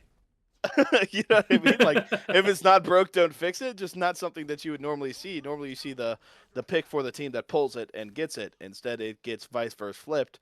But Geb did finish the tier 1 item and got a little axe. So maybe that was what we were waiting on. I think the like 15 strength or whatever it gives you, right? Like maybe that's our turning point. Yeah. Hey, but Nat20 now with a solid lead are gonna be the first ones to step up to this mid Moonlight Beacon. 40 rocks in their pocket, give or take. Now up to about 50. And this mid beacon is extremely strong, but I don't think Lahungla can do anything to contest it. Yeah, they're like you mentioned, since minute one are sitting under this tower. Yeah, I mean, I know Huzblocker is going. Oh, never mind. Here comes this bigger fight. Oh, here comes the big fight. Beads are forced out by Ducksworthy, so not going to get pulled out by that through through the gates. And Nat20 are going to go ahead and secure that Moonlight Ritual. That's some lane pushers. That's some gold, and that's an even bigger lead in Nat20's favor. Yeah, what was a pretty close game, and we even saw the ADCs even level after that Tsukiyomi gank, right back to this 3K lead, and sitting pretty firm for Nat20 at this point. No objectives on the board, even if Lahungla did win that mid fight to really turn it into anything. So Nat20 going to ride this lead for a little bit longer, assuming that they don't just start giving kills away. But that Ducksworthy beads pull, obviously worth its weight in gold, makes this Bari a little bit more vulnerable, even under the tower, right? Hecate all through the gates, like you said, hits him. Yeah, there's kill potential as we see the Cerberus and Hum bots go in. There it Ooh, is. Unstrick gonna go ahead and take down this Bari, and we're gonna save the Fear No Evil to force out the beads onto this E set. Now it's a 1-for-1 trade though, as Fiercing Moonlight goes in. We're getting a bunch of damage off, but unfortunately no kill potential here, as Huzblocker has to be peeled out by his E set. And now Meisner has rotated over, but through the gates is not gonna find too much purchase yet. I respect the attempt, but Nat20 doing what they can to, again, be aggressive and get even more kills as they now go ahead and grab all of these rocks for themselves. Yeah, feeling himself a little bit too much dip on the chip though, not going to connect there. But at the end of the day, a 1-for-0 and rocks for this Nat20 side. Tsukiyomi in a position to try to make a play. Transcendence first, though, and I think at the time had like 16, 17 stacks. So just not getting a whole lot of value out of our first item, whereas the stun bots went the Lernians first. So that just the burst potential between these two junglers is just not very even at the moment. So going to continue to be Nat20 sided until at least a second item or those transcendent stacks are built. And correct me if I'm wrong, you are a little bit more knowledgeable than me. Looks like he's going into a Book of Thoth right after that, so double stacking. Yeah, I was going to ask you about it. Do you think we should go the double stacking route? And you are exactly right. That are the components for a Book of Thoth. Hey, looks like Lahungla have decided to kind of give up their early game and focus on the late. Do you think that's a good decision here, especially with as strong as Nat20's early game is? Well, right now you're at a 4.5, 5,000 gold deficit at the 10-minute mark, right? Gold Fury's about to Yeah. spawn. Uh, I don't know if he would have had much say in it. like even like I want to preface that even if he went just the best item in the game, number 2, bam, there it is, right? We're talking OG Bluestone and Glad Shield from Smite 1, right? Maybe. Mhm. Uh, but I don't know if it would have made a difference with how just far down Ooh. this team is as Dablama gets picked again and Humbots is on the prowl for more. And Yeah, looks like he Unstrick is may going get it. absolutely insane. He's got the autos. He might not have the damage. Eset has the peel. And yeah, we're going to go ahead and miss the monkey, but we have the slam. No, this Eset's going to No live, way but we not for traded much for that. longer as we No jump way. into the tower Unstrict, all the while. why? Nat20 have decided that we want to go ahead and int for the support. That's a-okay because we're Oh, going to go ahead and yeah. start pulling go ahead and start pulling this Gold Fury. Gold Fury slowly gonna go ahead and fall down, but it looks like we're just gonna go for the fight. Ducksworthy gonna go ahead and steal the kill, but not get away with it with his life. Zapsy credited with the kill. Lahungla have the Gold Fury, and looks like that's gonna be that. Yeah, to all of our Smite Prime viewers, this is the difference between watching the guys who compete for 7 grand a day and watching the Gilgamesh boys. All right, it starts so well. Okay, we get Dab Llama for nothing, or a single Humbot ult, living large, living like Larry, whatever you want to say. We're doing it and it's thriving. Then we trade our level 12 3-0 Humbots for the level 9 0-1 support. Uh, give the shutdown to the Bari, which feels Mhm. terrible, and then Bari steals the Gold Fury by walking in and getting it. That feels so bad. Yeah, go ahead and analyze that one for me. I that. think that's it's scary for sure. Also scary is Meisner's damage here. We have the Aegis, but we used it. We got the execute on the clone, so it didn't matter. That's Rim brutal. Cleaner That's not gonna get the brutal, 7-0 we man. hoped for. Now Meisner has a kill in this lane. Go ahead and get a nice solo off in the solo lane. Yeah, that's brutal, man. You could make the argument that Rim could have channeled the ult a little bit earlier. I'm here for the argument if you want to, but whatever. Getting the execute recycle off of the clone while Rim Aegis'd it perfectly. It's just Yeah. terrible. Yeah. Like he did everything possible he could have done in that 1 second.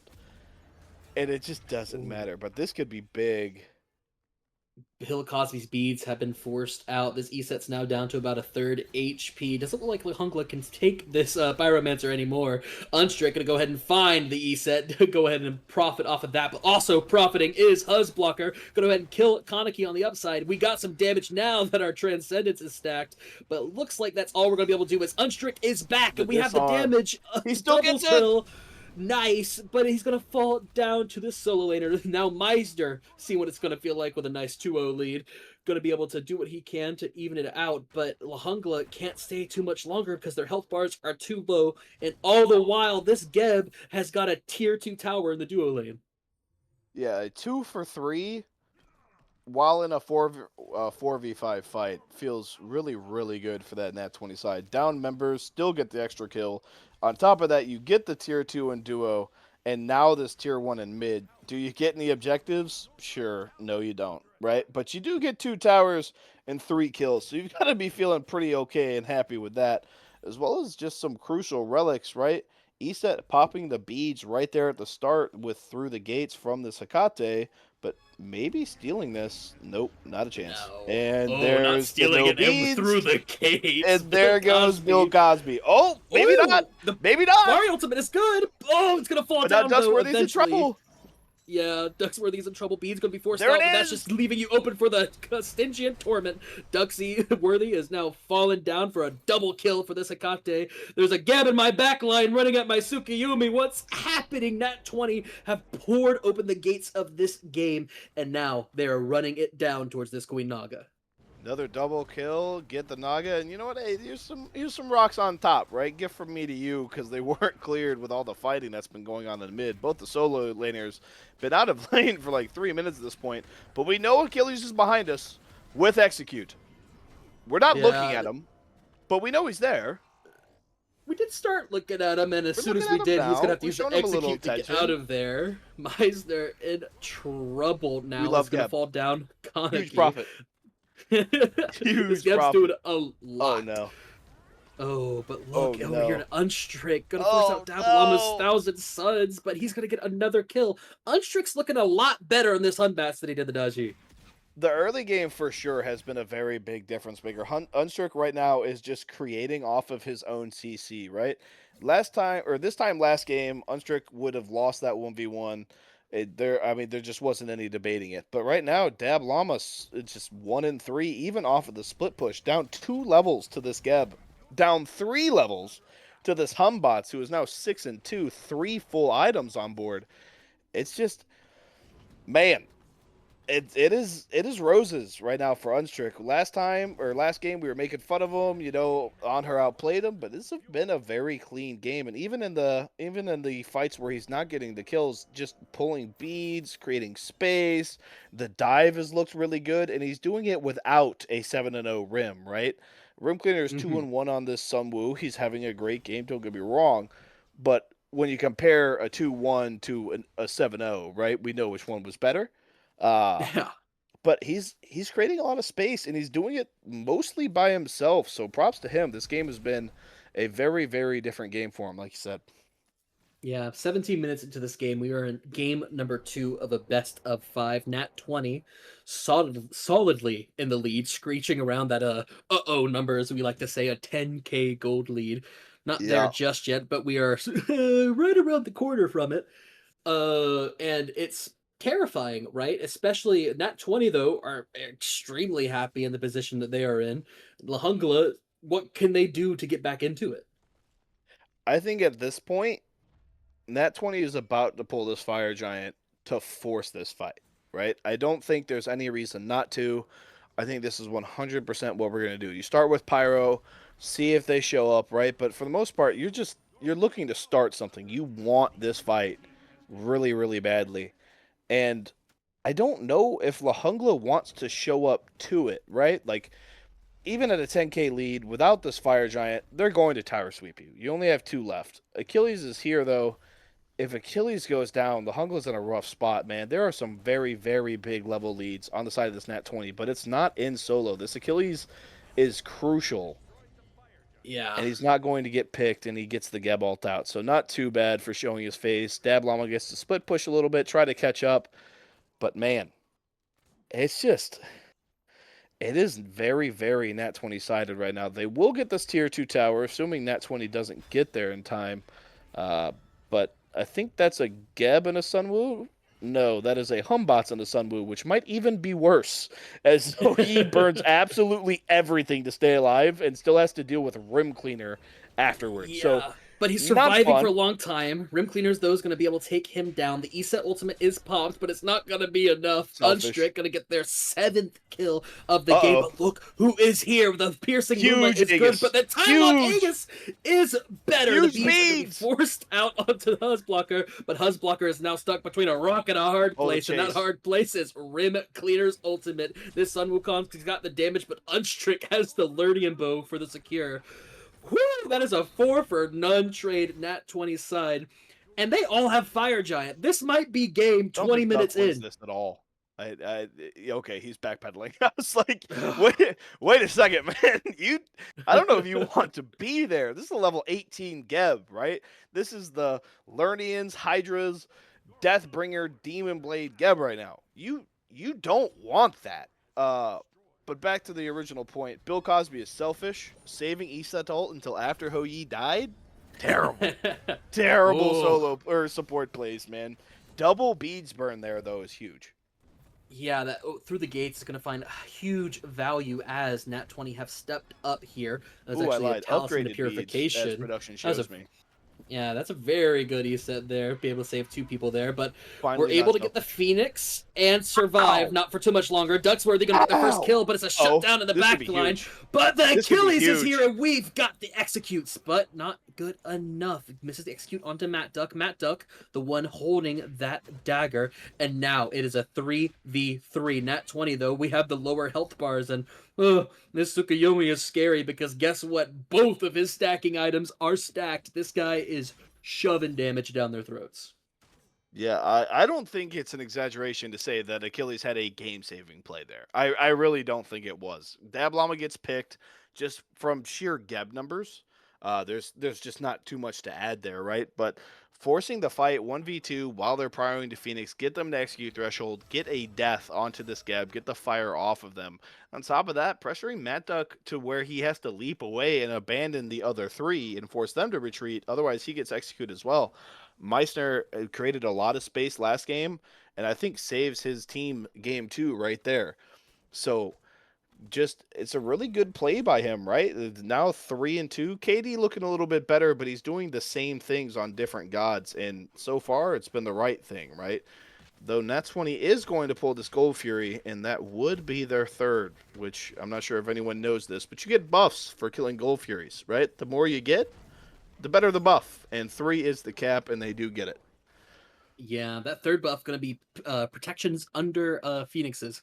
So remember that last fight where there was a Geb under a Phoenix, and he was already pretty hard to kill, but it took a whole Achilles ultimate to take him down? I Now did it might see that. take a little bit more. Yeah, it might take a little bit more as Nat20 decide to go ahead and pick up this Pyromancer as well. That's a Gold Fury and a Pyromancer in their pockets. And La Jungla just can't step up. I mean, Meissner is doing a lot in these fights, but unfortunately, Ducksworthy isn't really having the game you'd want him to have. I agree. 1 in 6. He just got a kill by trading his life in the last fight. What does Ducksworthy have to do better to be able to find the worth on this Bari pick? I think at this point we're just kind of at Hey, we need some last hits, man. We need levels. We need gold. We need items, right? Bari, just because the nature of the alt, and since we can upgrade relics in Smite 2 and turn them into full-fledged items, which, by the way, pretty good items. You know what I Yeah, mean? Right? yeah, They're pretty good items, right? Let's call Time Lock Aegis what it is. It is an insane relic. And to be able to combo that with a Bari alt and beads, like this pick can just be one of the safest, if not the safest, in the entire game. Right now, we're not there yet, and it doesn't look like we're building towards it as we finish up that Obsidian shard as well. But that also is, I mean, pretty important with the fact that Room Cleaner has not died since what, minute 6? yeah.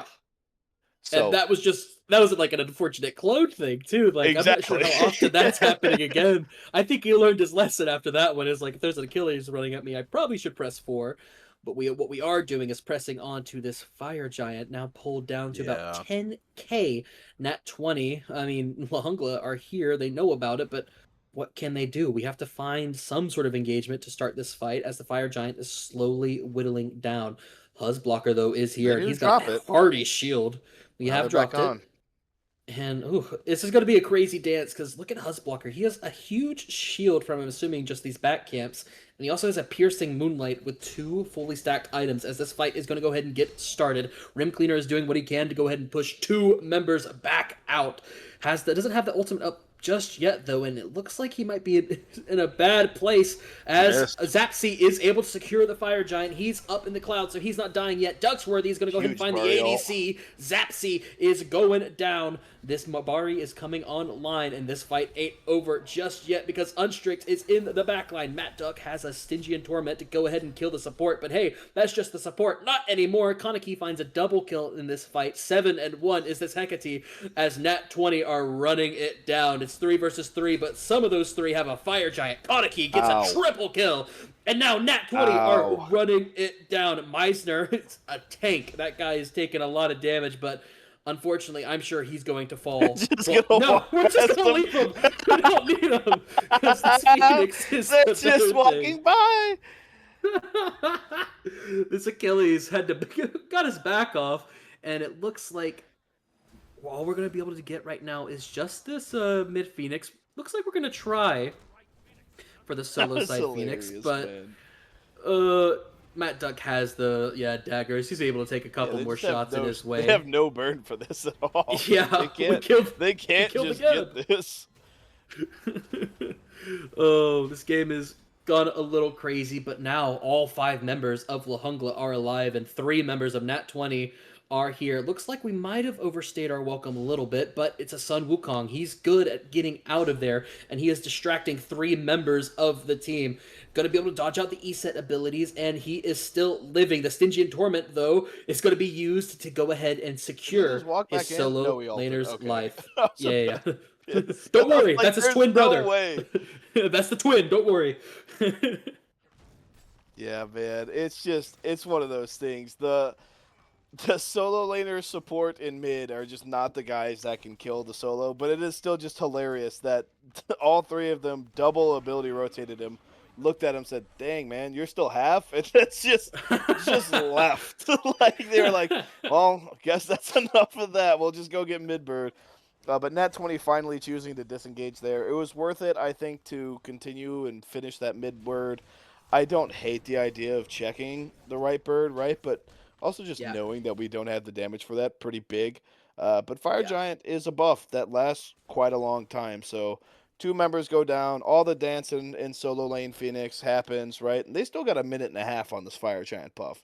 Still have the facilities to just say, hey, guys, let's go left, right? They are diminished under this Gold Fury. So you can't just walk, and it seems like that is exactly what Nat20 is going to do since Bari has shown all the way on that right tier 2. Not really a huge threat to them from just walking in here, and it seems like that's what Rim is doing. Yeah, Rim Cleaner, especially with this Ancient Fury now up, these This Phoenix ain't that much scary no mo. Dab Llama's back is going to be stopped, so it's going to be a little bit later here. Blinking in though is Matt Duck. The open the gates is going to be good, not good enough though to be able to find a pull. And now we are once again hitting this Achilles, but this Achilles don't die. But guess That's a what? You lot of do. ult. Zapsy is fallen down in this fight, and Huzblocker finds his second kill of the game, but he is chunking with the damage charts. Hey, Asinus, can we go ahead and get the damage charts? I'm curious to see who's got a rock in it. Oh, yeah, that actually doesn't surprise me too much. It's just a Rim Cleaner and Meisner fighting for top spot right now.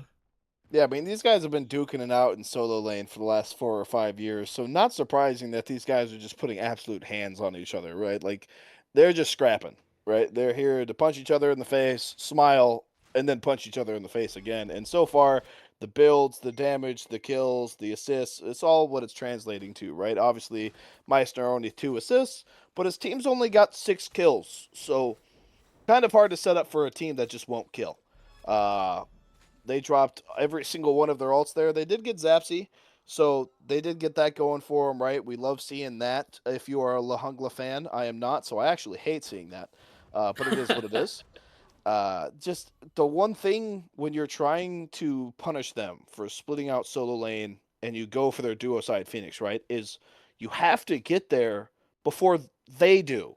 Ooh. Instead, Sunwoo walks in. Uh-oh, never mind. Pause my thought. Oh, Ducksworthy Bari, stepping up a little bit you too don't far, want and to that be health there. is dropping far, but we have the ultimate, and the time lock Aegis is good to secure our life and take down Ducksworthy. This guy is 2-8, and unfortunately, is not There's looking the too good. opening. Not looking too good either is Bill There it Cosby is. falls down for the double kill. That might be all you need to be able to win this game. Nat20 as 5 are walking down the solo lane, and they're going to go If ahead they and get find Tsukiyomi another even one. better. The Tsukuyomi is piercing the moonlight, but unfortunately, he's still going to fall down. Triple kill for Kaneki here. But hey, we found one. The ADC is down, so these, well, this Phoenix won't fall too easily, but look at Rim Cleaner pulling off the And damage in the Meissner is backline. just doing the Meisner found a Lord's work. double kill. I don't think they can end anymore. No, not even remotely. They don't have the damage for it. Rim Cleaner able to trade out the ADC, right? It is what it is. But once again, fight of the solo laners. Meissner gets a double. Rim gets the ADC, and they're just going to go back to throwing abilities to each other. Neither side could really do anything anymore. Achilles doesn't have the ult, so he can't kill them. Achilles very tinky boy, so they can't kill him. Yeah, a lot of relics, a lot of kills, a lot of ults, and no Phoenix, no Titan. Yeah, and The game continues. yeah, game not over yet. We're not free of this one yet, and we will see an enhanced fire giant fight quite shortly. I'd be surprised if we get this fire giant before it turns over to that. As Asinus was pointing out, this Achilles has dwarven plate. That item kind of been And off a little bit Pridwin of the now. wayside. Yeah, and Pridwin. That guy ain't falling easily. Yeah, I'm a big believer in these active defensive items, right? We've seen some really, really big plays in BSL with things like Screeching Gargoyles or Stampede is a staple for like support players and stuff like that. But man, solo laners actually feel like tanks with Dwarven's plate and with this Pridwin. So Meissner already a trouble and just problem, I guess I should say is the better word, for this backline. Getting a little bit tankier and now getting that huge shield from this Pridwin, making it even harder to just kill him, right? And so far, he's proven that he can walk into 3 people and get a double kill. So maybe we start looking at him. We Yeah, don't. Meisner is now in the back line once again. The Well, Stygian Torment is going to be used to describe the fight a little bit.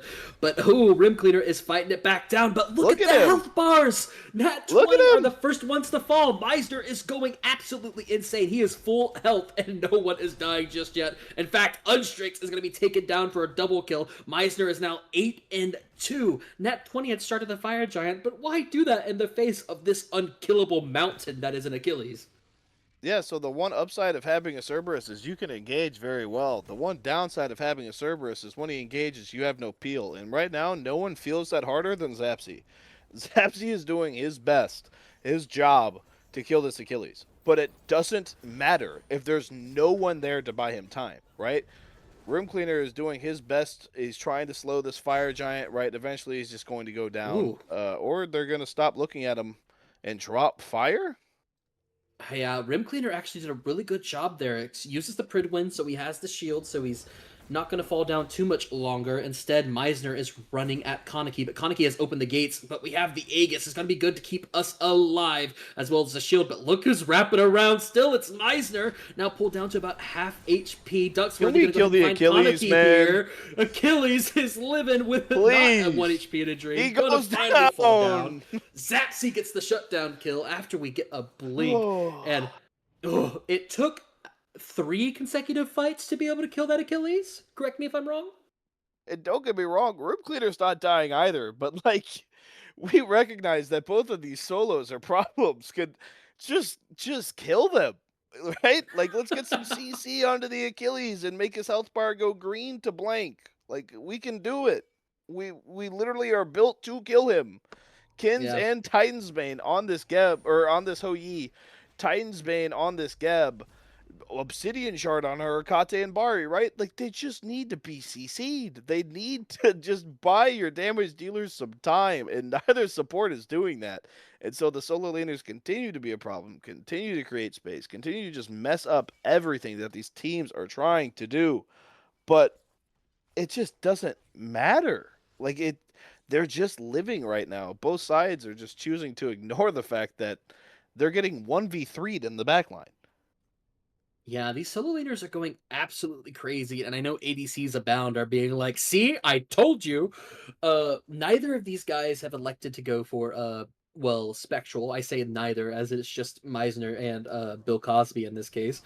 And honestly, I don't really blame him. I don't feel like this Geb ADC has really been too prominent yet. I feel like, especially since you have to kind of have to go that agility relic, right? And he also has this well, blink now. It feels like it's really easy to just jump on him and kill him.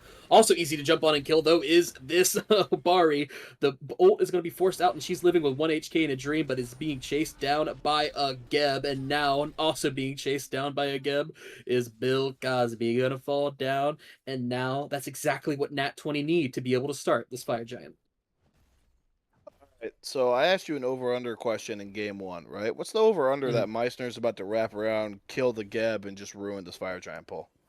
I'm saying about like a 90-10. Like, it's not. I'm gonna bet on your 90. I'm gonna be honest. Hey, look, we don't see him again.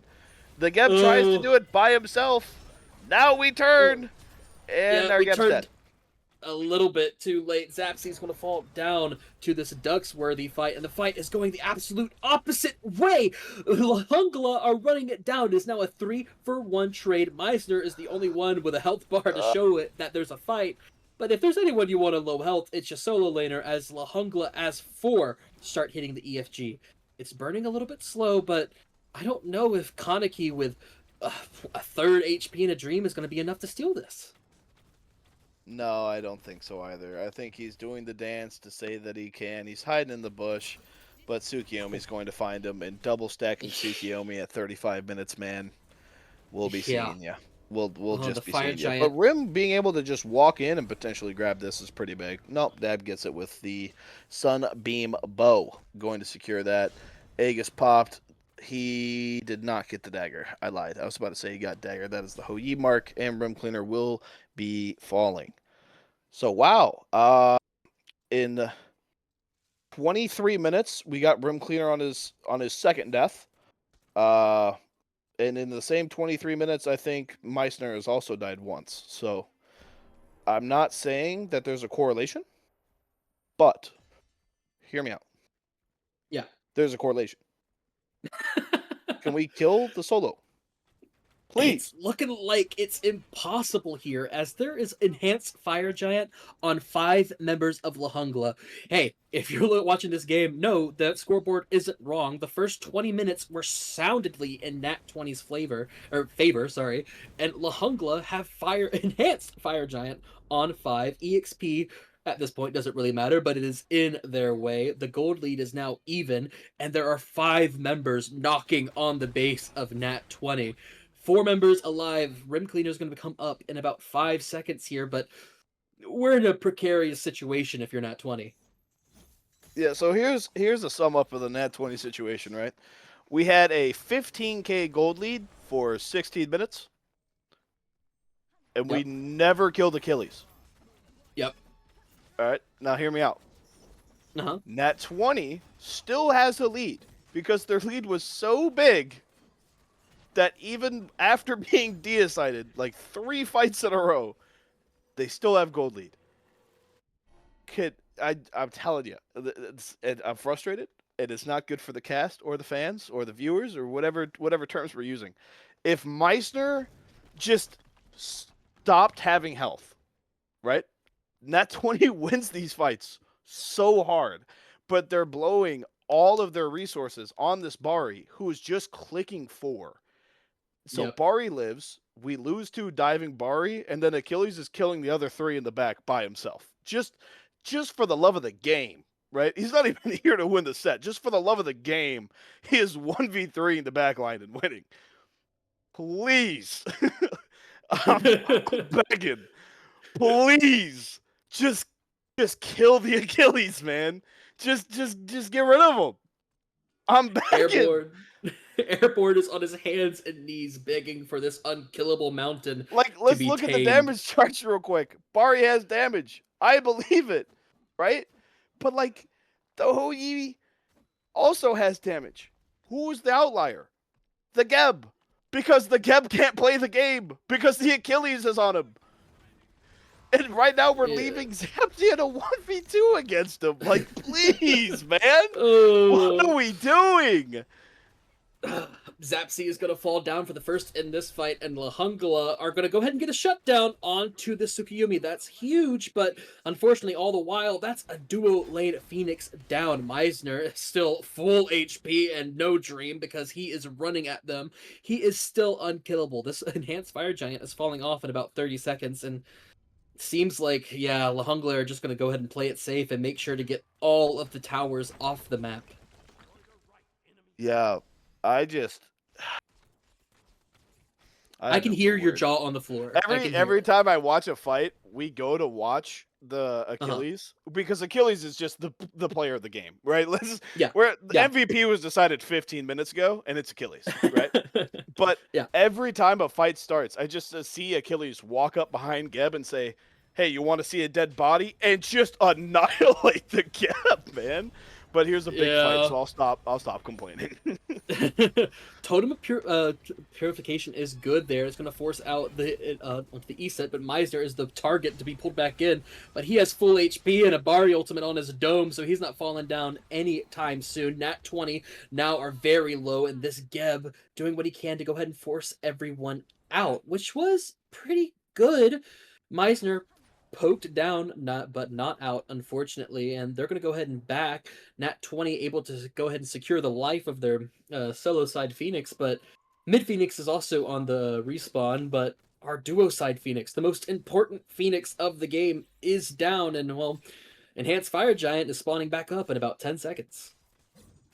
Yeah, I'm kind of curious to see how this dance is going to go. So far, throughout all of my complaining, Nat20 has been in the driver's seat, and they have Achilles has been rotating uncalmed or unseen or unchecked, something that starts with right? And it's worked out so far for them. Very curious to see what'll happen if they're the ones that pull the objective, as the Achilles is still rotating and I think unseen. Or never mind, here comes Cerberus. They know he's there now. They know he's there. Yeah. All right. Now bring everybody else over there, right? And just get rid of them. That's where I'm at. Lose the game, don't care. Please kill this Achilles, man. It's been 41 minutes of torture. Just make them stop having HP. Single-handedly, this Achilles is keeping out 4 members of Nat20 as Jungla pulls the Enhanced Fire Giant. Cleaner, man. It's now down to about 5k HP. And, Dab Llama is doing what he can to get some damage onto it. Pulled back in with the Stygian Torment, but his health bar is looking all the better for it.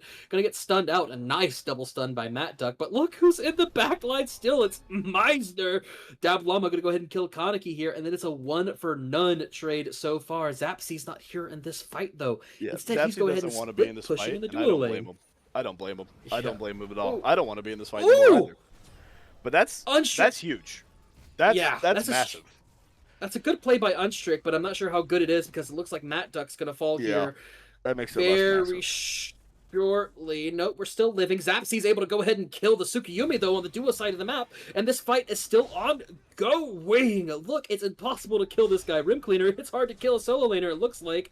Took 3 people, but eventually he goes down. Zapsy looks like it's going to go ahead and get a duo side Phoenix of their own, and it looks like we're going to 50 minutes here because that Enhanced Fire Giant is still up, and it's a 2-for-3 trade.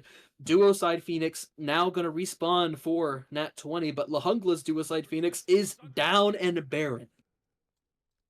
Yeah, we traded Phoenix for EFG. Feels kind of bad. But EFG is still up. at this point, like, I'm not saying Zapsy is boomed because I'll be frank, I don't know if he is, right? I'm here. I'm not in the comps. But I'll be honest, even if he is, I don't blame him. I will say that is the best Nat20 has looked in a fight for the last 25 minutes, right? Like just if we're being honest, right? That was as well thought out as it possibly could have been. And I say that knowing that the Achilles just ran at Hecate for 40 seconds, and she literally was ulting herself to try to peel her own self out of there while she was getting 1v1. That was still the best fight that Nat20 has had so far. And they still ignored Achilles, so they didn't win it. Yeah. But one day, we'll see the Achilles is at our red buff alone, and we'll get rid of him. And when that happens, Nat20 will win the game. Because shout out to Lahungla, they're a very good team. They have made it to finals, but so far, Meister is the first, second, and third best player in this set, or at least in this game.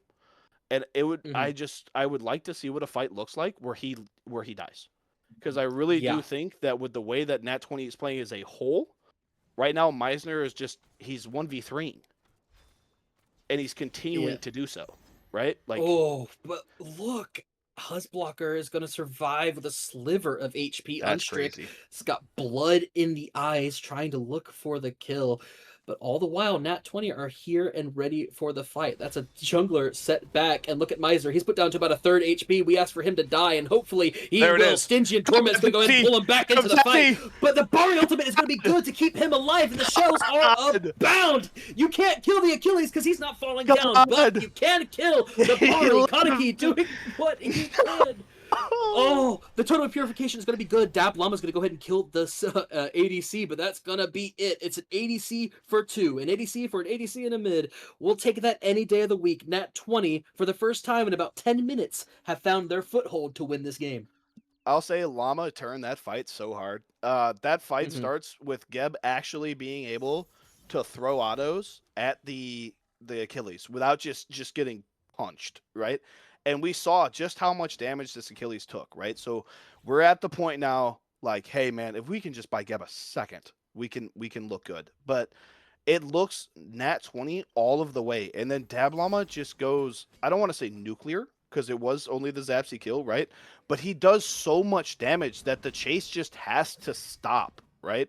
And that's huge. He ends up paying for it with his life, but stopping what could have been a deicide and an end there, right?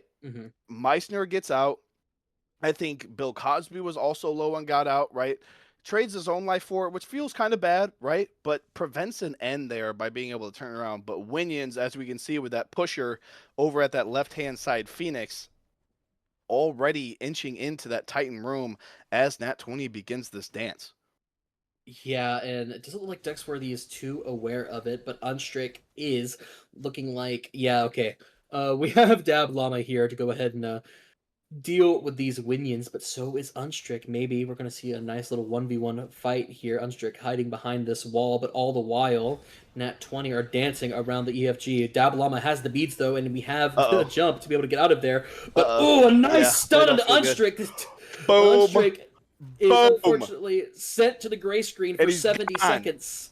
and Nat20 are going to be the ones in a hard place. Ducksworthy, though, stepping up a little bit too far. It is now in a hard place himself. We're pulling back in a Bill Cosby. Look at and the now he's going to Achilles. fall down Look soon. at him. But Come the on, Achilles is dying slowly. But in the back line, look, it's Sukayumi doing the damage. He's going to be able to kill out the support. And so far, it's a 1-for-2 trade. Come on, favoring Lahungla. Meisner, though, is surviving with 2 HP. Zaxi is going to get the revenge. The Achilles is down, ladies and gentlemen. Achilles is down, and it's a 3-for-3 fight. Zaxi, as soon as the Achilles is down, we get a double kill. This Geb is doing damage. He's about half HP and a dream. Okay, well, we killed the Achilles. We killed him. Put him on a t-shirt. He's still 9, 4, and 10, but man, that one time we got him, baby. Yeah. Unfortunately, I don't think we're gonna be able to do anything about it. Looks like no, absolutely not. Dablama did like 6,000 damage there in a quarter of a second. Like Dablama just once again went nuclear. But man, Meissner's gray, and I love it. I love it. He's gone. The raid boss is dead. The loot has been dropped, and it's going to be a pyromancer. So not only did he die, but he only dropped uncommon loot, and that just sucks. That sucks. Yeah. And unfortunately, by the time he gets back here in about 10 seconds, he's going to have a power pot. Same thing for the Tsukuyomi. So guess what? They're going to be doing even more damage. It's scary, but I don't know. Will they be able to get this Fire Giant Nat20 in the time that it takes for Meisner to get all the way back here? This ESET is aware of it. The Fire Giant pulled down to about 10k HP, but Dablama is here, and he has 60k damage to his name. Unstrict doing what he can to split out this fight, forces out the Bari ultimate, and that is huge if we can get away with it, and exactly that we do. Yeah. We have enhanced Fire Giant on 5 with a great play from Unstrict. The Talisman of Purification is going to be good enough to stop Matt Duck's Stygian Torment. And yeah, no one died there, but we have enhanced Fire Giant on 5. I love it. I love it. I love it. I love it. The stigma has been broken. The Achilles can die. Nat20 is back in the driver's seat with EFG. Beads down on like everybody with a Humbots, a Cerberus, and a Hecate just waiting to go in. I love their odds, but let's not underestimate Lahungla's defense here. We've seen Dablama drop like 10,000 damage in these last 2 fights. You have to respect him. And Ducksworthy, even though he's being somewhat ran at by Humbots, has done some himself. And they've got really good ults here. Yeah, they got the good ults, but look at the open the gates! It's right on the Dablama! Dablama is down, Zapsy takes down the Tsukuyomi, and Nat20 are running it down mid lane. Come on. The Phoenix is going to fall, with Aegis is good, and we're not going to die gotta get just through Achilles yet. one more time. It's going to get a Just double one kill. more That is time. 4 down! We can do it! And look, the Achilles is down! That is a deicide for Nat20! And that is game We number did 2. it! Let's go! Oh my god! Yeah. Bang! Well, for those of us who have joined from Smite Game, you may have missed the pregame interview. My throat hurts. Unstrict said that this is going to be a 3-0, right? Game number 2 was scary, but Nat20 are now up 2 kills, even after an incredible performance by Meisner. I mean, MVP of this game, I still would have to say would be Meisner, but it would be Unstrict for a close second. Man. Not even close. Yeah. Zapsy second, Brim Cleaner like third, and Dablama had a good game. Like those 3 guys interchangeable at 2, 3, 4 for me. Meister's 1, he's 2, he's 3. Honestly, probably give him 4 as well. In a game where his team was down 15,000 gold, kills were like 3 to 29, and every objective besides the 1 gold that Ducksworthy stole had gone Nat20's way. Meisner put them on a t-shirt like 15 straight times. I don't think you could have gotten a better game out of solo, and Lahungla just not able to win it, man. We got so close. 5 with EFG in their Phoenix rooms, and we just couldn't do it, right? Yeah. I don't know what it looks like going into game 3. I don't know what the mentals on all these teams look like.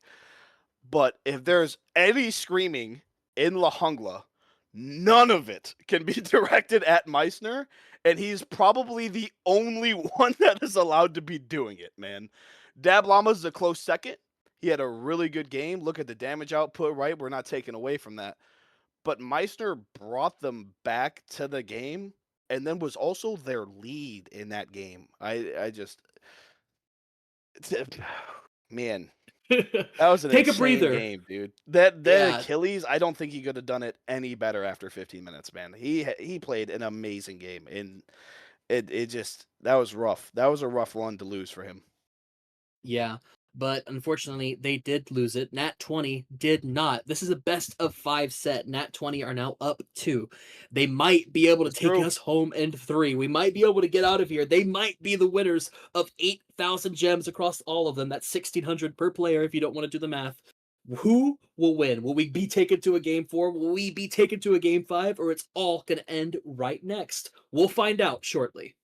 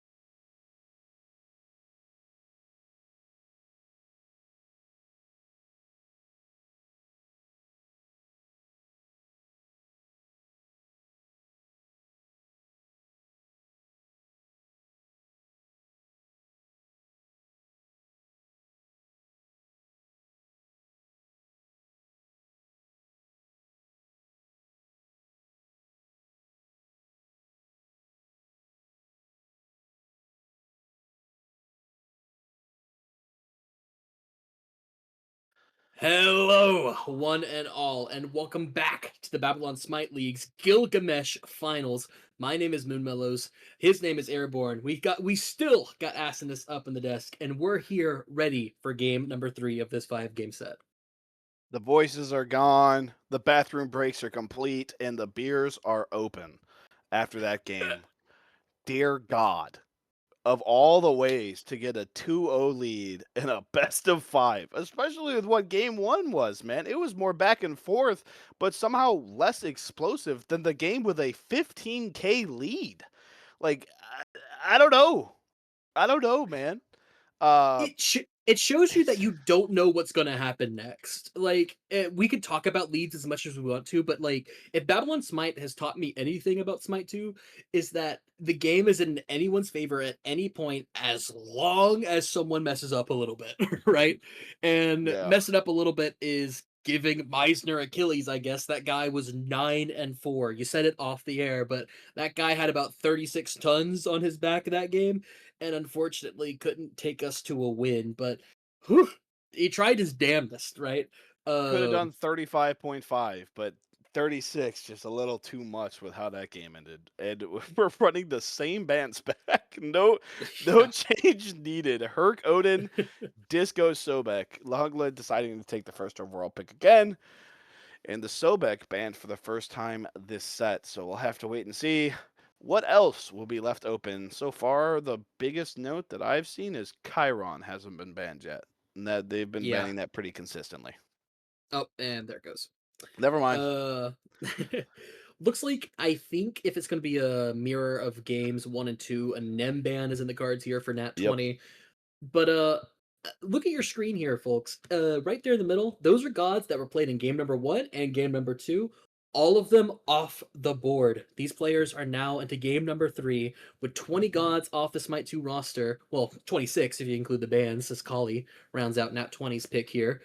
Uh, these players are reaching pretty deep into their god pools, as Nut is first picked overall. Yeah, Nut going unbanned, unpicked. Now all of a sudden it's the top pick.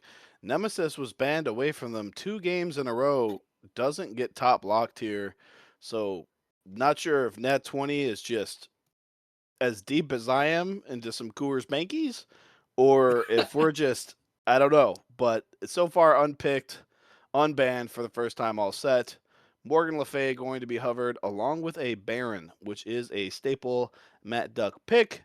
So Matt Duck at least is confirmed to not be out of his god house. His god puddle still has a little bit of a water, not completely dried up just yet. This Baron is a solid pick. You know, I love this god. This god, round supports have been said as one of the strongest supports in the game. Still maybe not the strongest right now, but still pretty good, right? You're not hating it.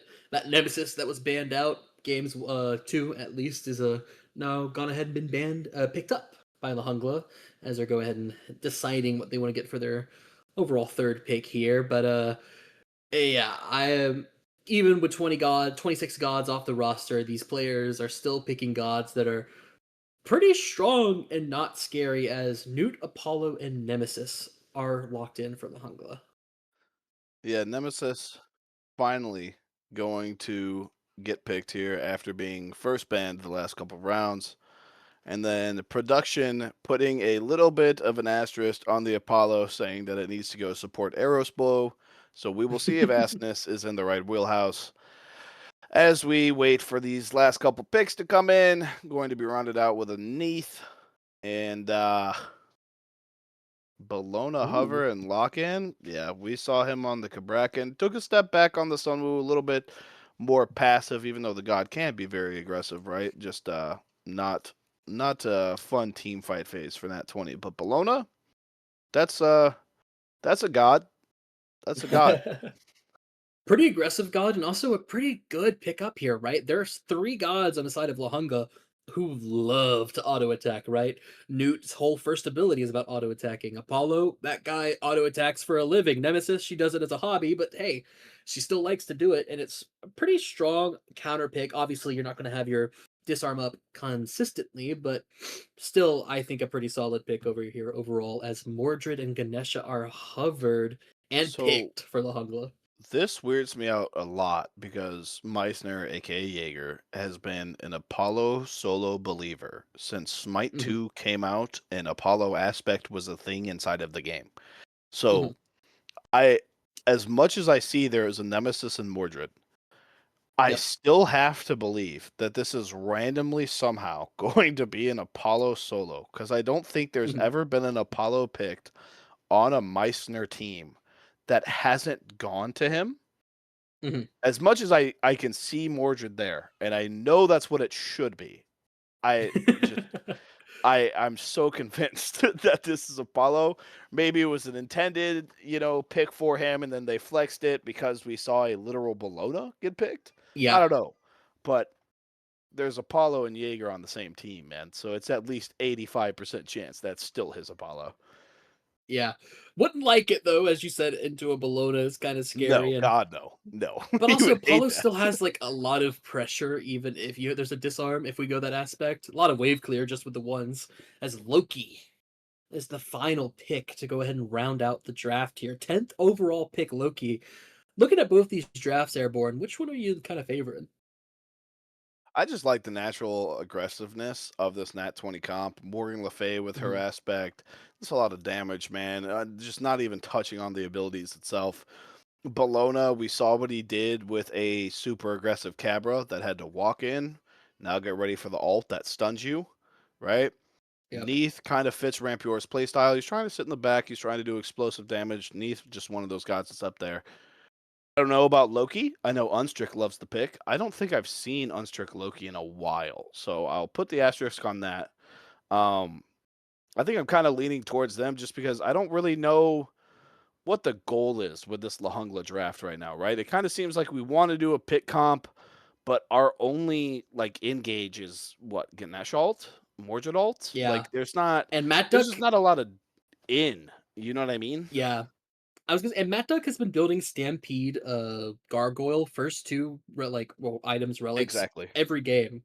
Yep. Right? And especially with this Ganesha locked in, I'm pretty sure he's still gonna go towards that Stampede to be able to just run out of Ganesha's Dharmic pillars whenever he wants to. Mordred is really an interesting pick to me as well here because it's kind of hit or miss where if this character is like feels unstoppable, feels like it's doing 2 million damage, is taking two in a return.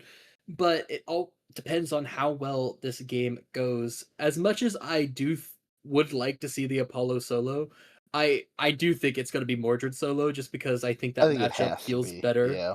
Yeah, yeah. Especially like if you're 2 games now down in a 5 game set. You can either make us sit here for another 3 hours, which is what I'm sure they want to do. Uh, but do you think uh this comp is what's going to be able to take them there? Do you think this is the reverse sweet startup comp? I don't know. I think with the last two Lahungla team drafts, I've had an exact idea of what they're trying to do, what their goals are. This is definitely the draft that, like, back against the wall, I just don't know if it's the one we've whipped out, right? Like, Yeah. maybe, I mean, a lot of those gods can do some incredible things by themselves, right? Maybe this is just the battle of, hey, I'm going to bully lanes down and we're just going to just snowball and win. And if that is truly the goal, then I can see it, but it's still a little weird. But at the end of the day, it's game 3 of finals, right? And the number one thing that I am here for is Asinus starting a prediction in the Twitch chat so I can put the whole bank on this Nat20 sweep and see how many points that I can take away from the Lahungla believers. Nat 20 substitute Airborne praying on Lahungla's downfall, hoping they go down at 3-0 and they are not able to start up the reverse sweep. I'm here for the fun times. I'm here for the good games. Speaking of good games, a little bit interesting here. Zapsy has elected to go for this Neath aspect. There's the prediction. Airborne, what can Sorry you to tell me interrupt about you. it? The whole bank. So neath aspects, right? makes him a better ADC while still having the innate safety that the Neath does, along with the alt that can influence these fights over in mid, over in jungle, maybe even as far as solo lane, depending on how he decides to use it, right? But it just gives him a little bit of a boost, fully swapping from the mid to the ADC. You don't see it too often, just because in most cases, Neath is just better suited to be in that mid lane. But with a god like MLF falling to at pick 2, especially in the game 3 of a Fearless set, Zapsy's played it quite a few times. Think he's going to do fine on it. Dablama and Zapsy so far kind of taking turns soloing each other. Don't think either side has truly had like a crazy lead in laning phase anyway, outside of, I mean, I think last game he had like a 2 or 3 level lead just because they were getting all of the objectives. So, I mean, we'll see.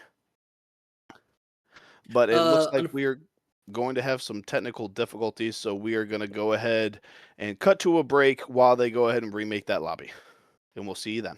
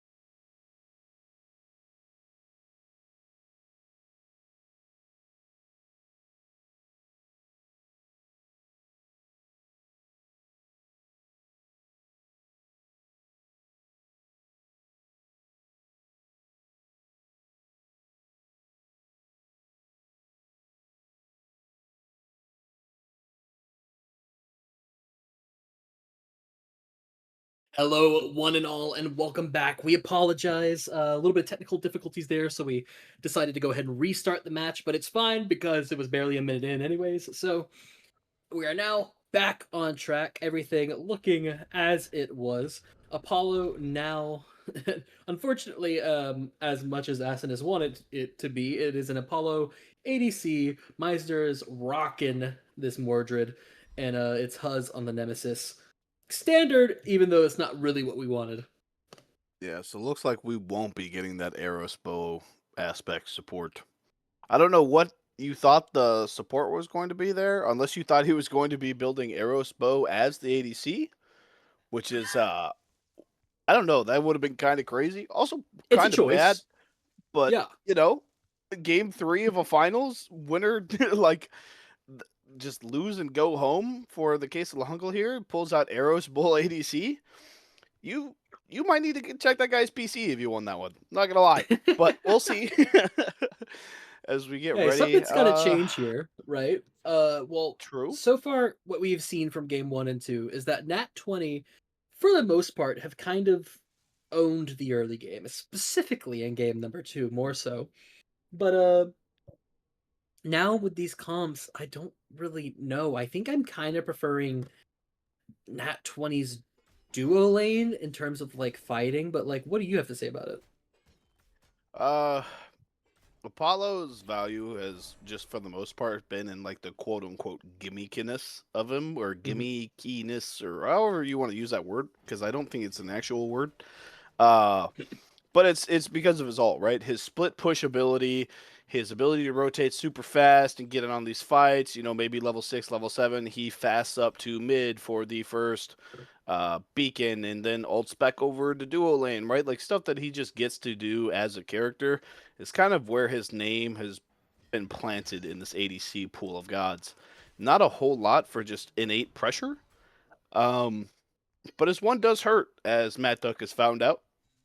He is still a god, building damage, but Mhm. we'll have to wait and see, because Neath also is not necessarily known as that like lane bully style of pick. So a lot of this may just come down to the individual players that are in this duo lane. Yeah. Also electing to go for the aspect, so our autos are going to be hitting a lot faster, but abilities, well, not going to be rooting as much there, but still maybe something we can see towards the future. As also seeing right now is Duckworthy is pushed down low, but he's going to be able to survive a little bit. We hit the 3. I'm not sure if the burn's going to be enough, but now Unstrict is in trouble. Husblocker gonna have to run away now, though, as unfortunately unable to get the kill just yet. But hey, the sparks are flying early, and Lahungla are not gonna be the ones to die first, it seems, because Kaneki is sent back to base. Unstrick is gonna go ahead and try and get this camp, which he does, and looks like he's gonna be able to get away with his life. Yeah, Kaneki tried to commit to getting that kill under the tower, ate a tower shot for it, didn't get it, and in the meantime, his Loki was just getting beat on by this nemesis in the back. Then he went to the camp. Morgan Le Fay didn't follow, so then he got beat on. But it ends up with them getting the camp and the health in mid being relatively just normal or average or close. I don't know. Same, equal, whatever word you want to use. But it does mean an early back for the Loki, and as you can see, Nemesis is on the prowl for that invade, and I don't know if Morgan Le Fay can see it. Doesn't look like it, so potentially going to run into Loki here if he's not careful at this XP camp. Yeah, but look, I don't think he's too afraid much, though not afraid either is Kaneki. He's still under his tower. That was his clone running at him, if you got confused like I did for just a second. But now this Loki is here with a full health bar, but who doesn't have a full health bar? It's Duck's Worthy, and we have the flicker out. We held that perfectly, and First Blood ain't going up just yet. Yeah, and it's going to be a first rocks over here for the Nemesis and the Mordred. Early rotate over to that solo lane. Loki instead deciding to do that poke in mid and try to get a little bit of a cheeky invade there on the back end. Going to get the XP camp uncontested. Curious to see if he stays and waits for that red, though, as Nemesis starts pathing towards Bologna's blue. Yeah, instead of going for the And red, it doesn't looks like get we it. might be going for Ducksworthy's life again. I'm gonna go ahead and use it up, but yeah, this Newt, surprisingly, not in too much danger just yet, as she does have her ultimate, and Unstrict does not. It's so far it's scrappy. Like both these teams want to find the first blood fight here, but neither one have made the mistake yet to fall down. And key fact is Morgan Le Fay is also not level 5. Ticked over after that red camp now, so now she is. But beforehand, Duxworthy was the only one there with an ult, so kind of surprised that they decided not to go in on the fight. But just showed face a little bit. In the moment Morgan Le Fay pulled up, they just kind of backed off, got the red, everything goes back to normal. And somehow La Jungla has like a 500 gold lead. Couldn't tell you why, but they got it. So shout out to all my farmers. Yeah, they be farming in the jungle in the Flahungla, right? Hmm. Husblocker has been finding some nice invades, I believe, over on the right side of the map. Not as much, or Kaneki hasn't been able to find as much, but actually, Kaneki's the one with a level lead as compared to this Nemesis. Looks like most of it might be coming straight from this dual lane, if I had to guess, but Nat20 are going to go ahead and win this neutral camp, and look, Unstrict is once again being aggressive, looking for a fight. Ganesh smelling something off is going to go ahead and back it up the best that they can, and yeah, Unstrict has to back himself. Well, hold that. He's actually going to stay around, see if he can get these oracles. But yeah, 5 minutes in, no kills. It's a breath of fresh air from game number 2.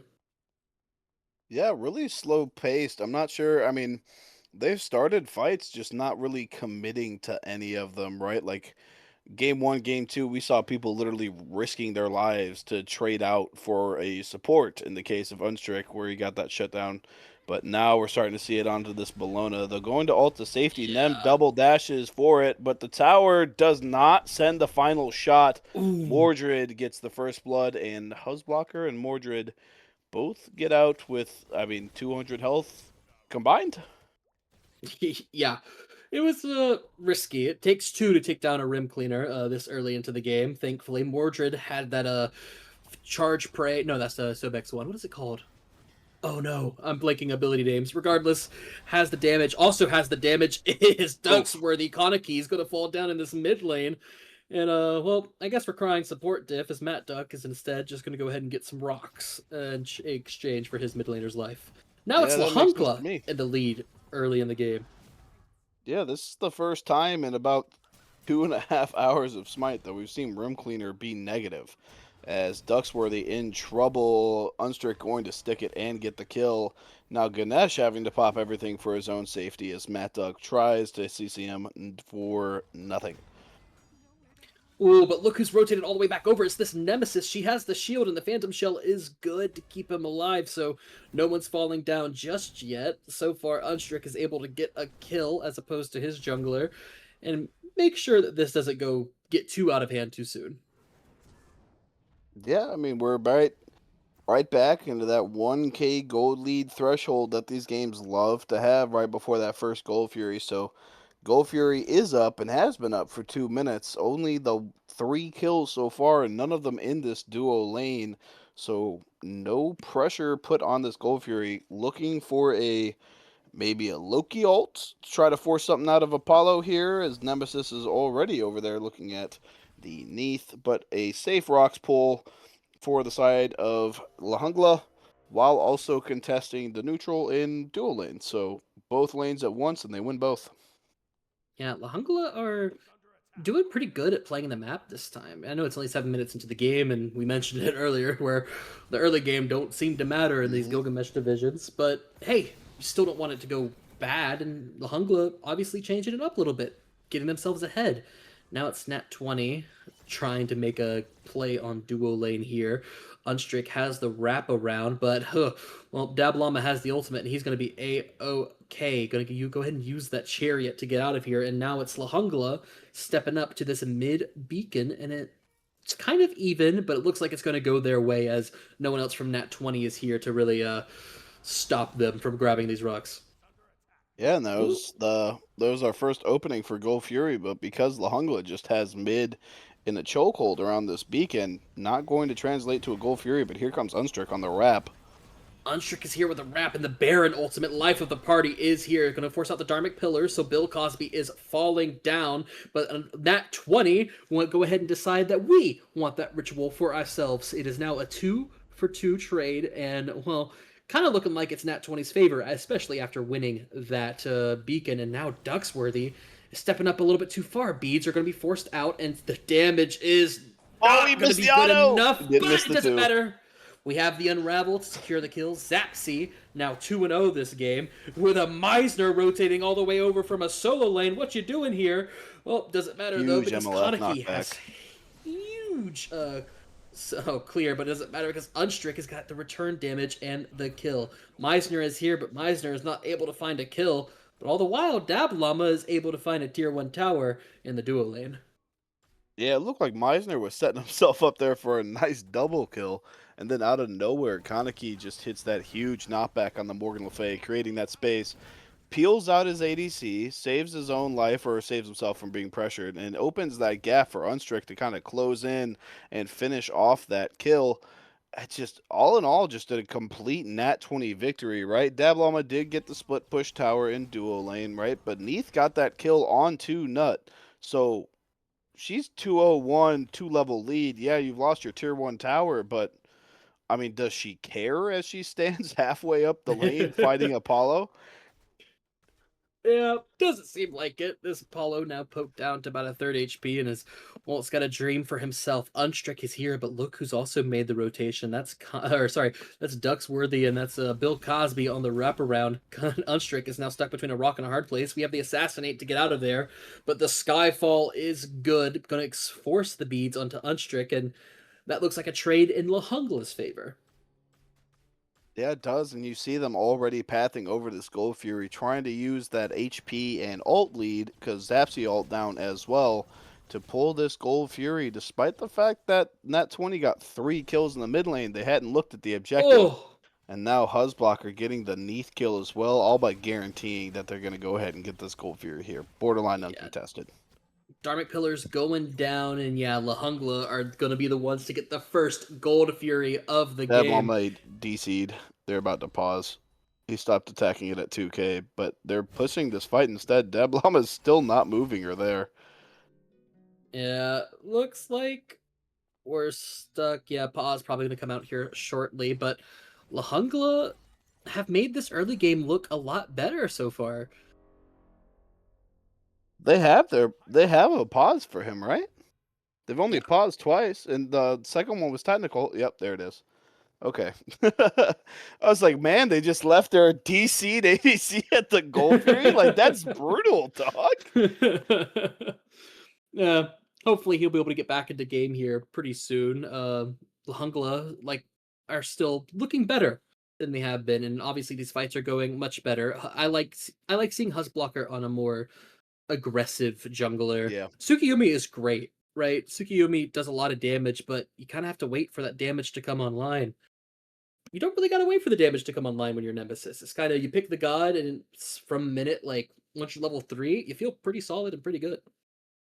Yeah, like you said, Tsukiyomi definitely can be scrappy, but right now the build on him that's doing so well is that double stacking build. So while he is a scrapper, his build at this point is not. Nemesis, on the other hand, can get active at level 1, 5, 7, and 20. It doesn't matter, as we are already back into this game. Dablama no longer aura farming AFK in the gold pit, and instead going to buy that sunbeam with the gold that he loaded back into the game too. And we continue. A 1,000 gold lead over for Lahungla, even though they got that gold, those kills earlier, kind of evening things out. And I mean, the XP gold difference in this case, as you've said, I think 2 or 3 times so far this game, it doesn't matter in this set. Matt Duck being potentially picked, though, not going to, so that doesn't matter as well. Yeah, a lot of things not mattering, but we sure do want them to. Unstrick gonna go ahead and get on out of here as the Skyfall is chasing him down.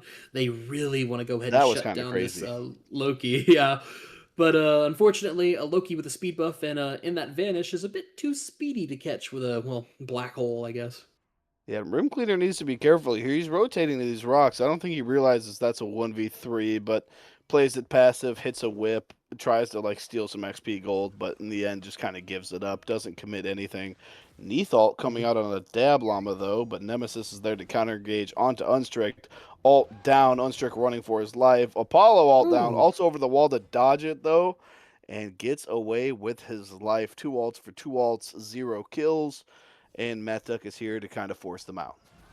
Yeah, Matt Duck is here. He's going to hit a root onto this fight. The Nemesis is going to have to go ahead and dash out.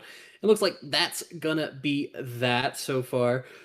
These guys are aggressive. It was a great assassinate from Unstrict to be able to get out of that bind he was in. He held it to the perfect moment, waited for Apollo to like land on him, and then assassinates over the wall. So 2 ults for 1. Well, 2 ults for 2 if you're counting Zapsy's ultimate onto Dab Llama there, but you can't blame them for not trying, right? These guys are all aggressive. Obviously, we complained about there not being kills, and then boom, suddenly there's an explosion of kills.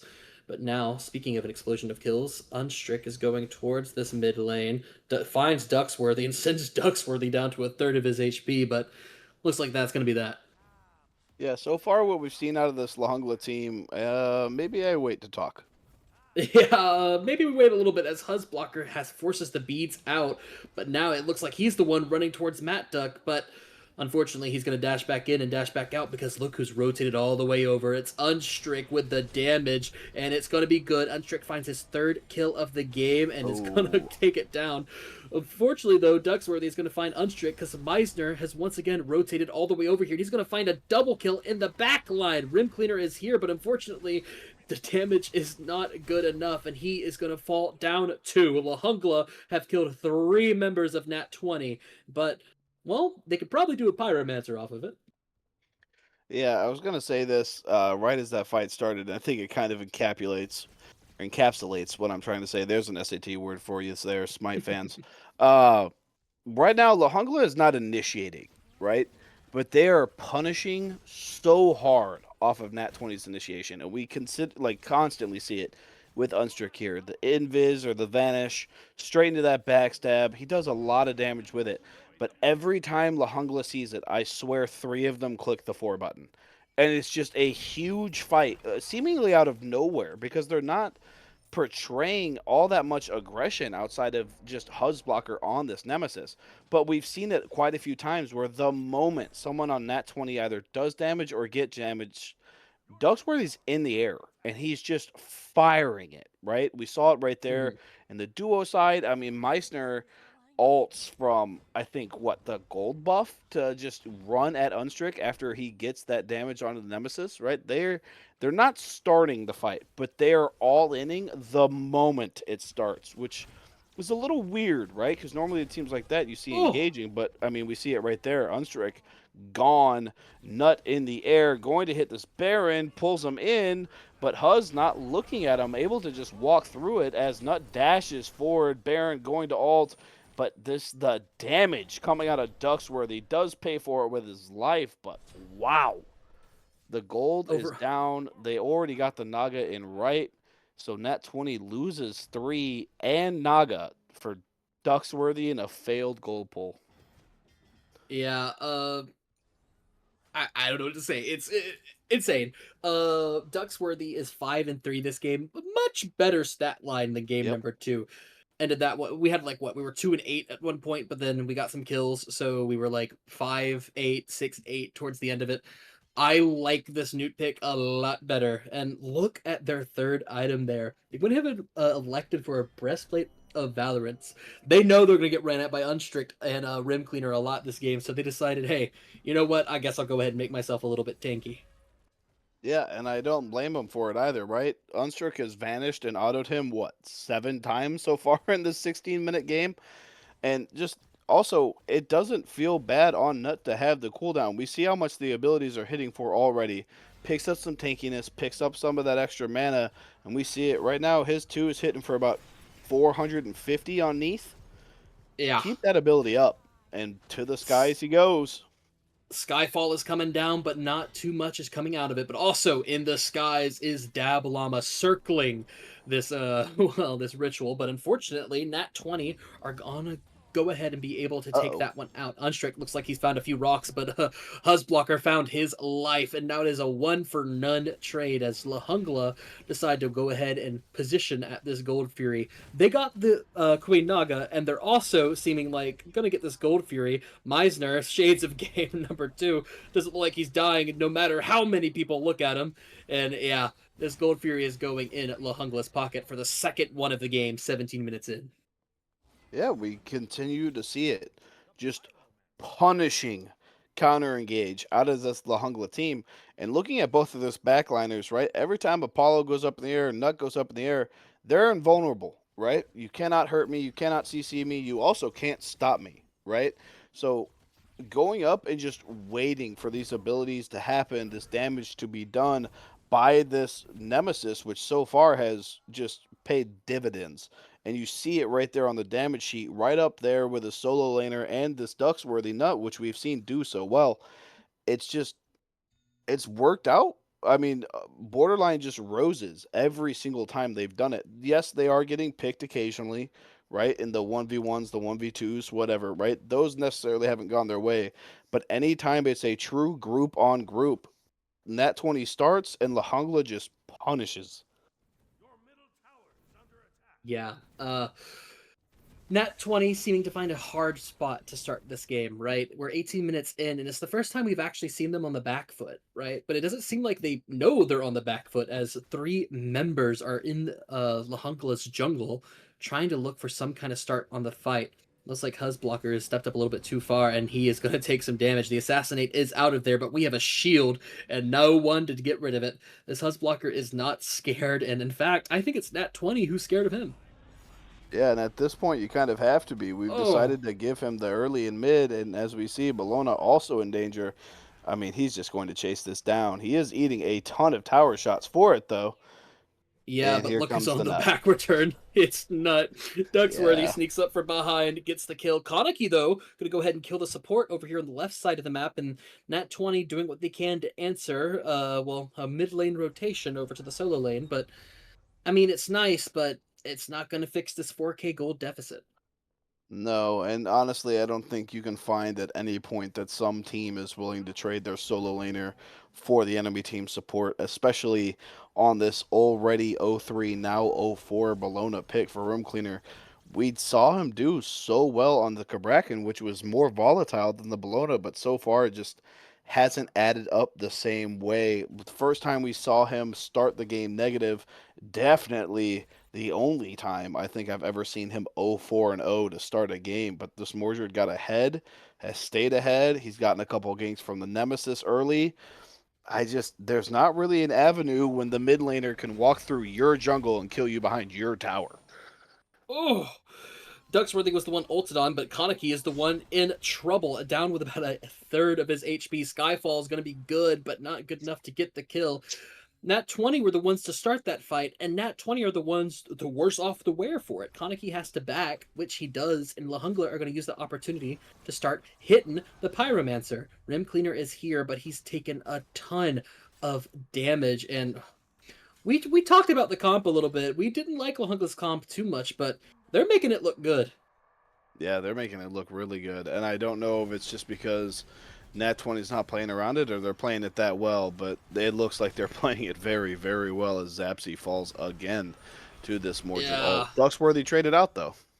Yeah, Matt Duck is able to find Ducksworthy on the backside of it, but now how do we end this fight? It's an ADC for a mid laner. We don't mind that one too much though, because the mid laner is 7-4, but Matt Duck is now 1-3 as this Nemesis finds another kill in this game. We kill the Pyromancer, and we kill 2. Lahungla are just continuing to like train and truck on this lead as Unstrick is doing his best to run away from the Ganesha Apollo duo lane. Yeah, 5K lead for this La Jungla team.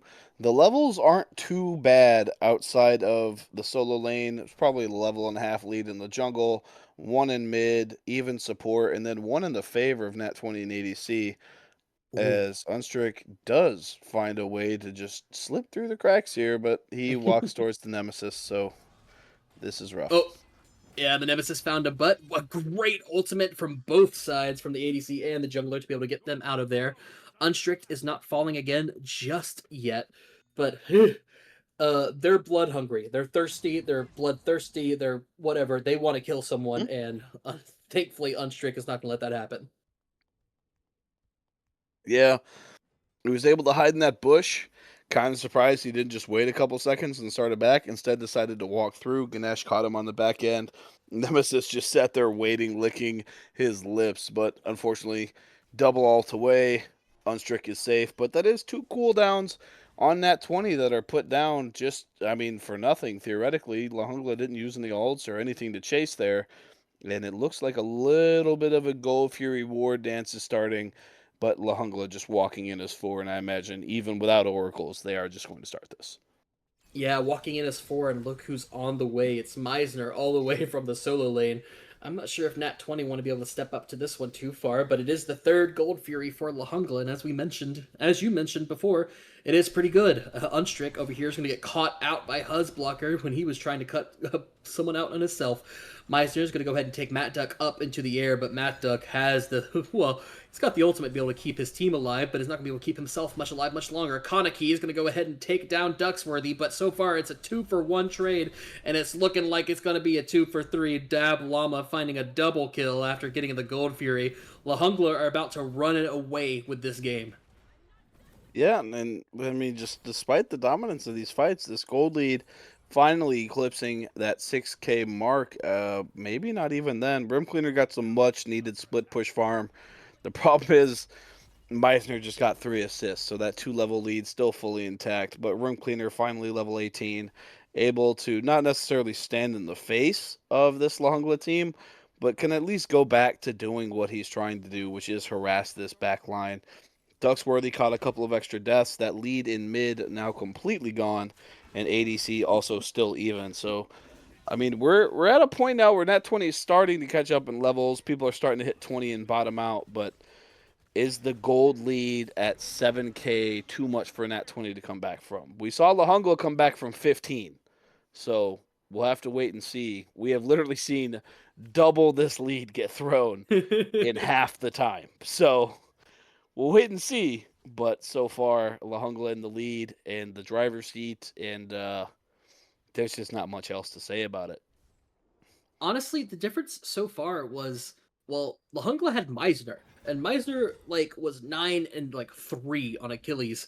Rim Cleaner, as much as I liked the Bologna pick on paper because the disarm, not really having too much impact here this game. It's 0-4 is Rim Cleaner. And Rim Cleaner, I think, is one of the stronger players on this Nat20 team after seeing Definitely. them game 1 and game 2. It's not great when your best player or one of your better players is not having a good game. Yeah, and we see this fire get started.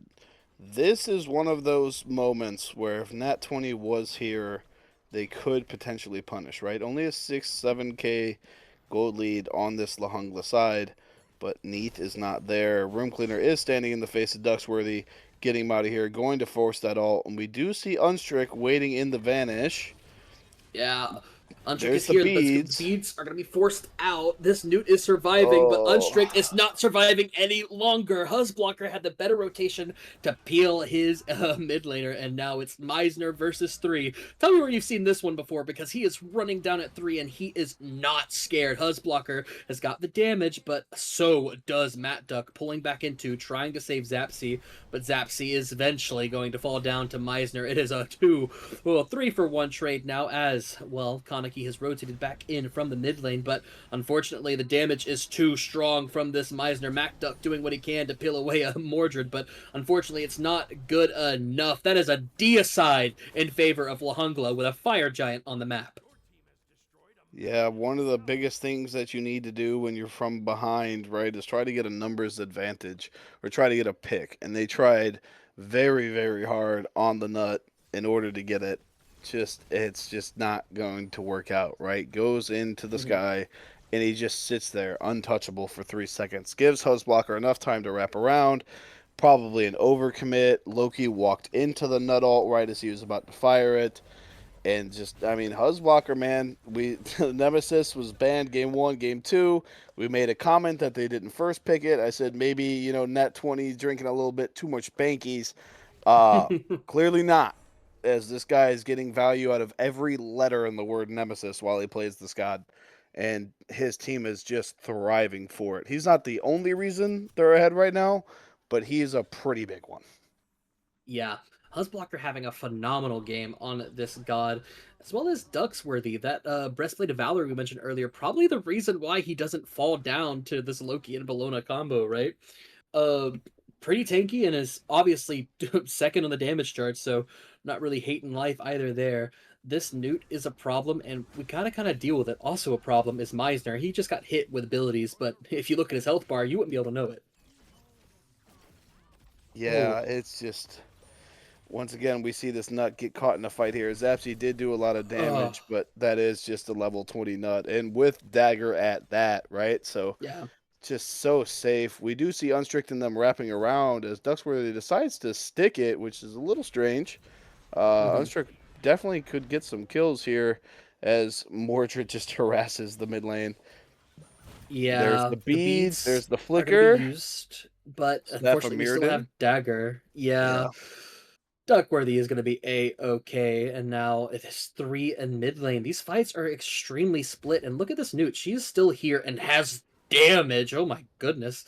Onto this Loki. Loki now having to unfortunately step back as look who's rotated all the way back over. It's the Nemesis. Husblocker says, sit down, go back to the fountain, Unstrict, because I need my 7th kill this game.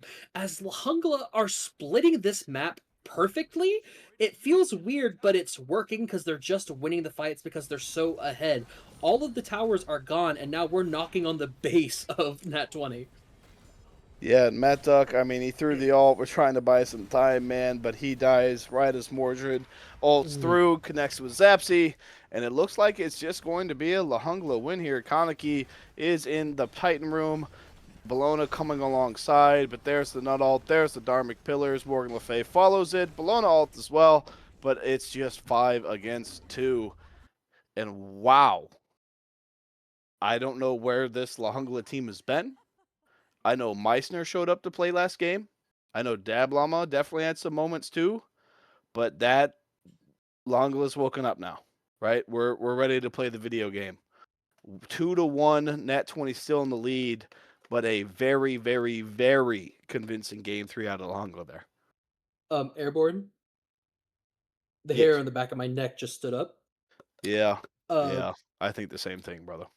is is I is think we're this going to the? 5.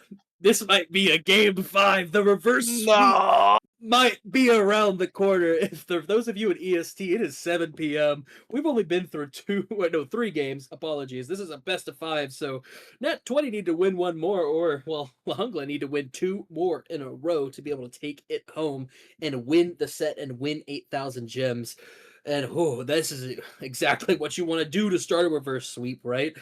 You kind of want to be aggressive, and they did exactly that. Now, in a fearless set, we're down to game number 4. 36 gods are going to be out of the next game, and now it's just up to whose god puddle can dry out first. Who Yep. will it be? Will we be taken to a game number 5, or will we just go for 4? Let's see if Nat20 can stop the sweep, or if Lahungla going to go ahead and end it. Find out next.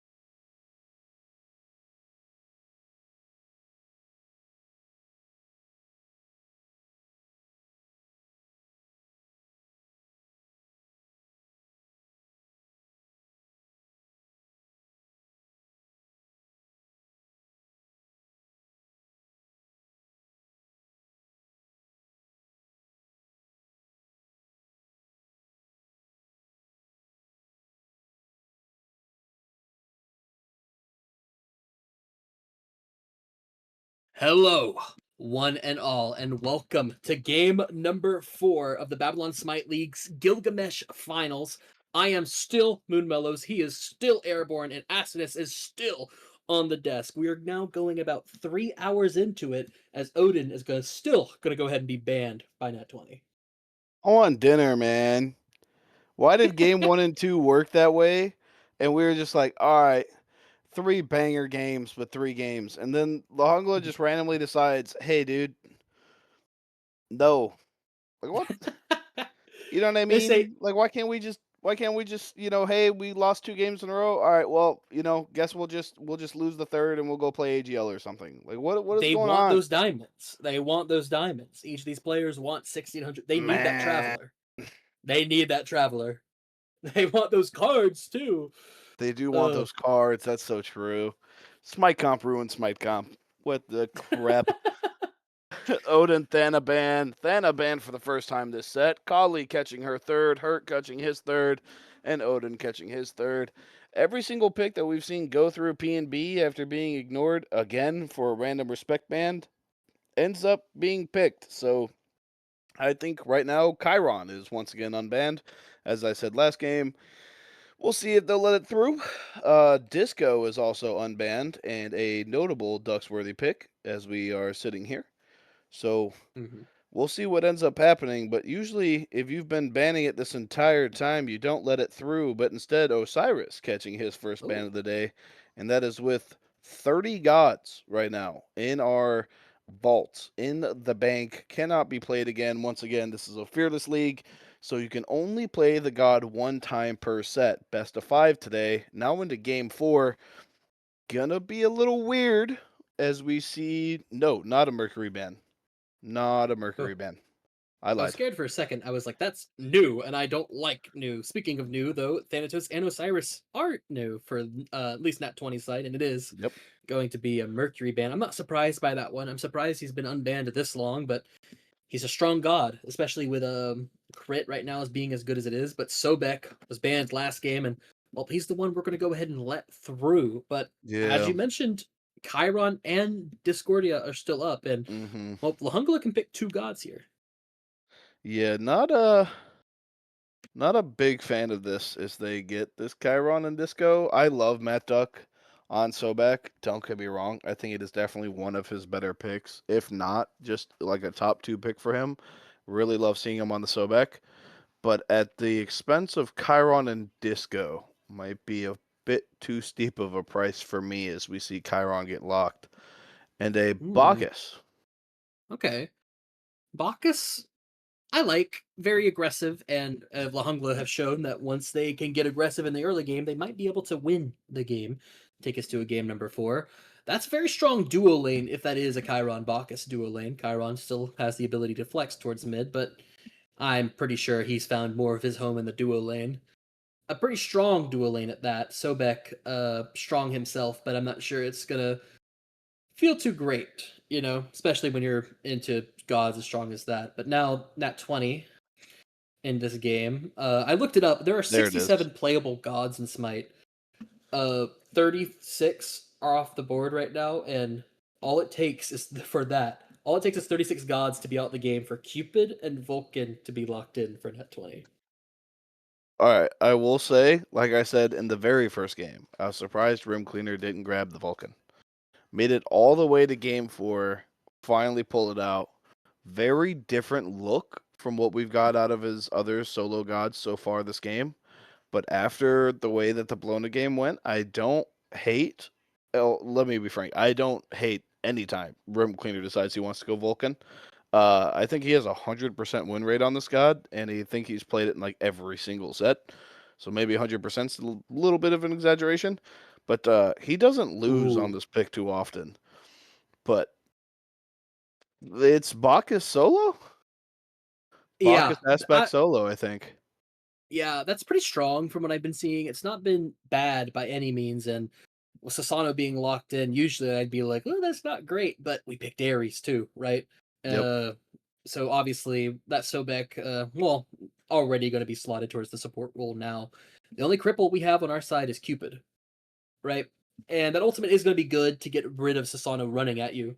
but still not going to be too great. The Sasano is going to have a great time this game. This god hasn't been seen. We haven't been seeing too much of it, but thankfully, like we mentioned, with his fearless set, is gonna see him in plain daylight as Discordia Jing Wait a Wei is second. locked in. I think Unstrict has been saying it in the Twitch chat. This guy is playing Cupid Jungle. Oh man, we're going 5. Yeah. The dawn of realization as Aphrodite is 10th picked overall for La Honglo. Looking at these two comps, Airborne, which one are you feeling? Feeling like Asinus needs to ping the caster chat and find a substitute. That's what I'm feeling. I'm feeling like I'm gonna have to order a freaking Domino's delivery because I'm gonna be casting till midnight.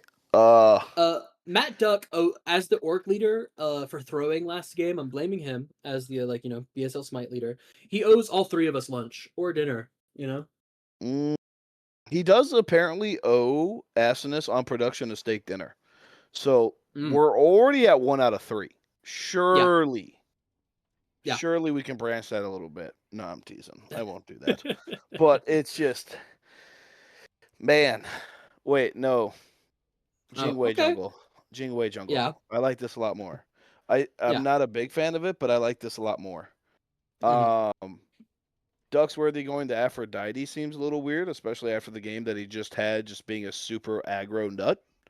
But Ducksworthy is coming off of a really good game, so if that's what he wants to do, then that's what the play gonna do. Yeah. It is a crazy, crazy, crazy, crazy fight objective comp out of this Nat20 team, but it is very, very volatile whenever you have a Jingwei in the jungle, right? Yes, the Jingwei scales super, super, super hard. But man, ganks are so much harder to succeed on, especially when we've got a Vulcan solo that does not have necessarily that lockdown CC. No, he's got the burst.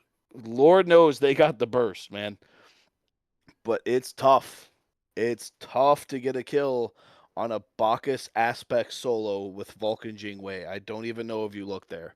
Then you look over at Duo, who's over here. Oh, Ares, the guys who cripples us, and Chiron.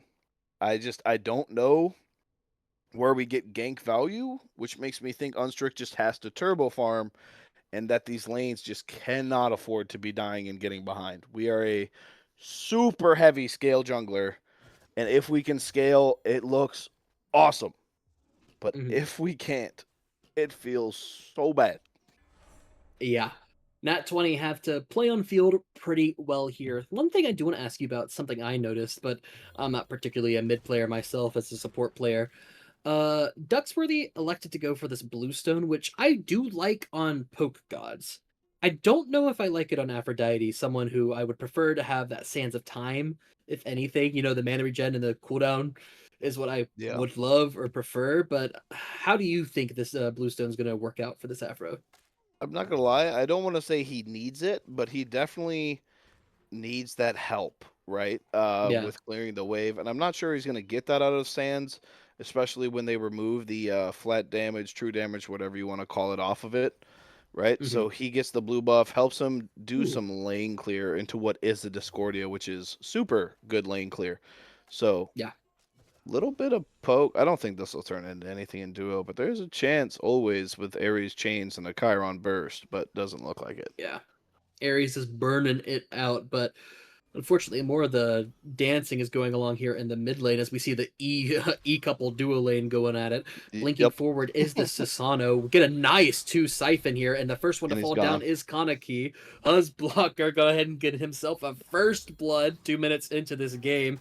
And Nat20 looking like doing what they can to answer it back over on the duocide map, but doesn't like too much is going to come out of it. Yeah, I mean, like I said not even a minute ago, Jingwei has to scale.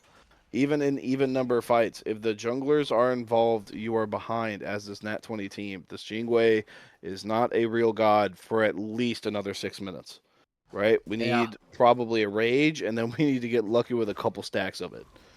Or I don't know. But the Susano just kind of has an excuse and a pass to just run through jungles, as we can see, as he just literally autos Matt Duck down there. Yeah, also forces out the shell, unfortunately. That's a lot more kill potential for this Lahunga side of the map. And they're also, I'm pretty sure, well, levels are a little bit even right now, but probably a little bit in favor of Lahungla now. So if that Ares hits level 5 before Sobek, it's not feeling great, you know?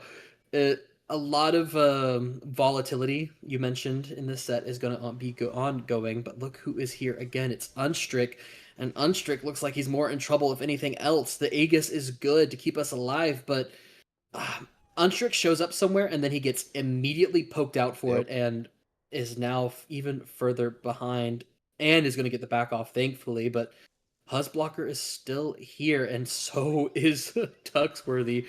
These rocks are not going to be contested by Rim Cleaner at all. Yeah, I mean, every single time Ducksworthy sees the Susano, they're gonna be smooching, right? Smooching, kissing, swapping spit, doesn't matter. Afro gonna kiss, right? And it's gonna be on the Susano every single time, right? That's Yeah. that's the whole thing. Hey, Susano, you want to go in, throw literally everything, and then I just let you out? That's it. Mm-hmm. That's the E couple right there, right? They said it in Twitch chat. You said it on the cast, right? This is a combo as old as like 2017 meme culture. Okay, they've been doing this for almost a decade, and in Yeah. Smite 2, it plays the exact same. Susano's gonna run deep. You do have a Disco, Jingwei, and a Cupid if you can stay on level to deal with him, which feels so much better than borderline any other combination of 3 gods. Don't get me wrong. But man, it's going to be a problem, right? Like the Ooh. Susano is going to be an issue, and it's not an issue that Sobek can pull off of you. Rim Cleaner Oh, going to fall. I actually thought he would have gotten out there. The what do they call it? His one, the ability name. I'm blanking now. backfire. The backfire just barely not enough to get through that Susano dash as he went under the tower. Unfortunate. And then Matt Duck also poked out, forced to use that ult. But Jingwei is here. I just don't think it turns into anything. But maybe I'm Yeah, wrong. Good pluck here could be huge, but now he's crippled. yeah, Matt Duck is now low and crippled, so he still has the pluck now, and the chains are down, but look who's all the way over from the mid lane. It's Ducksworthy, and hey, guess There's what? We that got blue ticking stone. over time. I don't care if you're up in the air. You're going to fall down to my Lovebirds and Bluestone, and, well, that kill into Unstrick is going to be exactly what Lahungla need to go ahead and pull this Gold Fury. Kaneki was spotted out by this Susano, but Sasano is going to go ahead and laugh it down, take Kaneki to the grave, and it is an 0-4 start for Lahungla, and they have a Gold Fury in their pocket. That's 3k gold within 5 minutes. Yeah, I mean, it's just it's going to get worse before it gets better. And right now we are starting at a very low point. Both of our side lanes down, mids down, jungle's down, but you knew it was going to happen. A full level and a half to 2 level lead over in this solo side as well means that this Jingwei doesn't really have a leg to stand on. Now, granted, it's a problem of her own making, but there's just nowhere that Jingwei can lean on right now, right? Like, even if we finish this rage, where do you go for this stack, right? Where are you going for this bounce back kill? Because right now, it's just you're not in a spot unless we're making people pay for mistakes. But who's going to make the mistake? It doesn't look Oh, like Susano so far. yeah, the Sasano is doing tons of damage. Zapsy, unfortunately, the Fields of Love doesn't find too much purchase there. Zapsy has the healing, but I mean, Huzzblocker is still here. The Sasano is a menace, 2-0 so far. And, well, Unstrick is here on the rotation. We have our Lernian bow, so that's a bit more damage in our pocket, but truly, unfortunately, it's not really that strong. We have the Ares ultimate, but we have the airstrike to be able to get on out of there. It's a good ultimate down from the Ares, but I'm not sure if you're really willing to give up your ultimate, your safety for it. But still a play nonetheless, and getting any ultimate off the table from Lahungla, from Lahungla is good, but I'm not sure if it's enough for Nat20 to be able to get back in this game. Speaking of getting back in the game, what do they have to do? Do they just have to survive the storm that is the 20 minutes until Jingwei has her fully stacked Rage and Deathbringer? Uh, yeah, that's a tough one, right? Because if we can create some pressure and some side lanes, right? Like at the end of the day, this Gold Fury is going to be up again at the 10-minute mark or 9-minute mark, whatever it is. And as we say Ooh. that, just another fight where Matt Duck is eating his health bar. But they are here, and they do have numbers advantage. Ares counter poked out. They get this. It would be nice to get some momentum back into the sales of Nat20 after what was a rough start. And it kind of looks like it's going to Rim Cleaner doing the early rotation in, but now here comes Bacchus along with that level lead. But oh my god, that damage. Afro ult down, Yeah. a Discordia apple down, Afro running for her Ooh. life. Aegis popped, but not going to be enough. The tick from the Ares chain is going to finish off the kill on Unstrict. And what started out as a super Nat20 fight ends up with Unstrict dead first, but the fight continues. The other three members still pretty healthy. Meissner is a big, tanky boy, and Oh. Kaneki going to go down, not able to finish any of these kills as Bacchus is plucked to safety. Yeah, unfortunately, Matt Duck uses his ultimate way too early there and is unable to, well, That's get any executes off, I think, unfortunately. Rim Cleaner is the only one left alive. Nat20 is the team to win the ritual. Or, sorry, wait. Did Nat20 win the ritual? In favor of Mahungla? I guess they did. Well, Mahungla now have something that they don't. But whatever can you do because Unstrict is down. Not yet. We have the airstrike to be able to get on out of there. Everything's a-okay. Uh, it's hard to watch, right? 9 minutes into the game, Lahungla have 7 kills. They're not falling easy at all. Especially you have to burn through their health bar, and you also have to burn through an Afro ultimate. And now she's finally building some cooldown, so that's going to just continually is be all up back more up and here more again. often. Yeah, it's up, and well, the Hungla aren't afraid. We're smooching up. We got our link. We got the birds. This Sasano is a menace. Yeah, I think at this point we kind of need to just create pressure in a duo side lane, and it looks like Zapsy taking that mission upon himself with that pusher, did a little bit of tower damage, not going to turn anything more than that. But Nat20 needs a big fight, right? Even if it doesn't entirely go their way, you need something in the sales, right? Like people in sports chat saying, "Hey man, I wish I could hear comms like they're boomed." Like, hey, this is a bad start. Like, let's not sugarcoat it and pretend it is what it isn't, right? The one claim that Net20 has that has gone their way so far is the ritual, and that's nothing. As we see the Ares go ahead and trade alt for alt with the Sobek and the beads on the Cupid, but just every trade is Lahungla. It just every single one so far, with minions, with neutrals, with objectives, with kills, right? That's when he needs something, right? Give them something to put their foot on right now. We're down in every lane, and what I would Mhm. like to see happen is, hey, dude, we're down 4K, right? You're getting to the point early game wise, 11 minutes in, where another 1,000, 2,000, you pretty much just have to say, hey, hope they make a mistake, right? But overcommit somewhere and get something, and instead Zapsy is going to be left on the island here while the Gold Fury is up, and he is going to fall. Here come in Sobek and Unstrick. Unstrick does have a couple items, and by a couple I mean one, and by items I mean 1.5. So not sure Yeah, what pressure unfortunately, is there, but not much yeah, with a the missed pluck is one. not going to be good. So Matt Duck is just gonna have to run on out of here. Ares is burning him, and it's Sobek the one in trouble after all of that. And I, you mentioned it, but the Nat20 doesn't feel like they have a leg to stand on anywhere. I mean, the No. only one who didn't have a death in the column was Zapsy, but well, now no longer. Mm-hmm. Unstrict now getting a nice little crit onto Huzblocker. You wouldn't believe it if you looked at his health bar, but hey, he got crit. All the meanwhile, Ducksworthy is well, we're getting rocks. We're still scaling.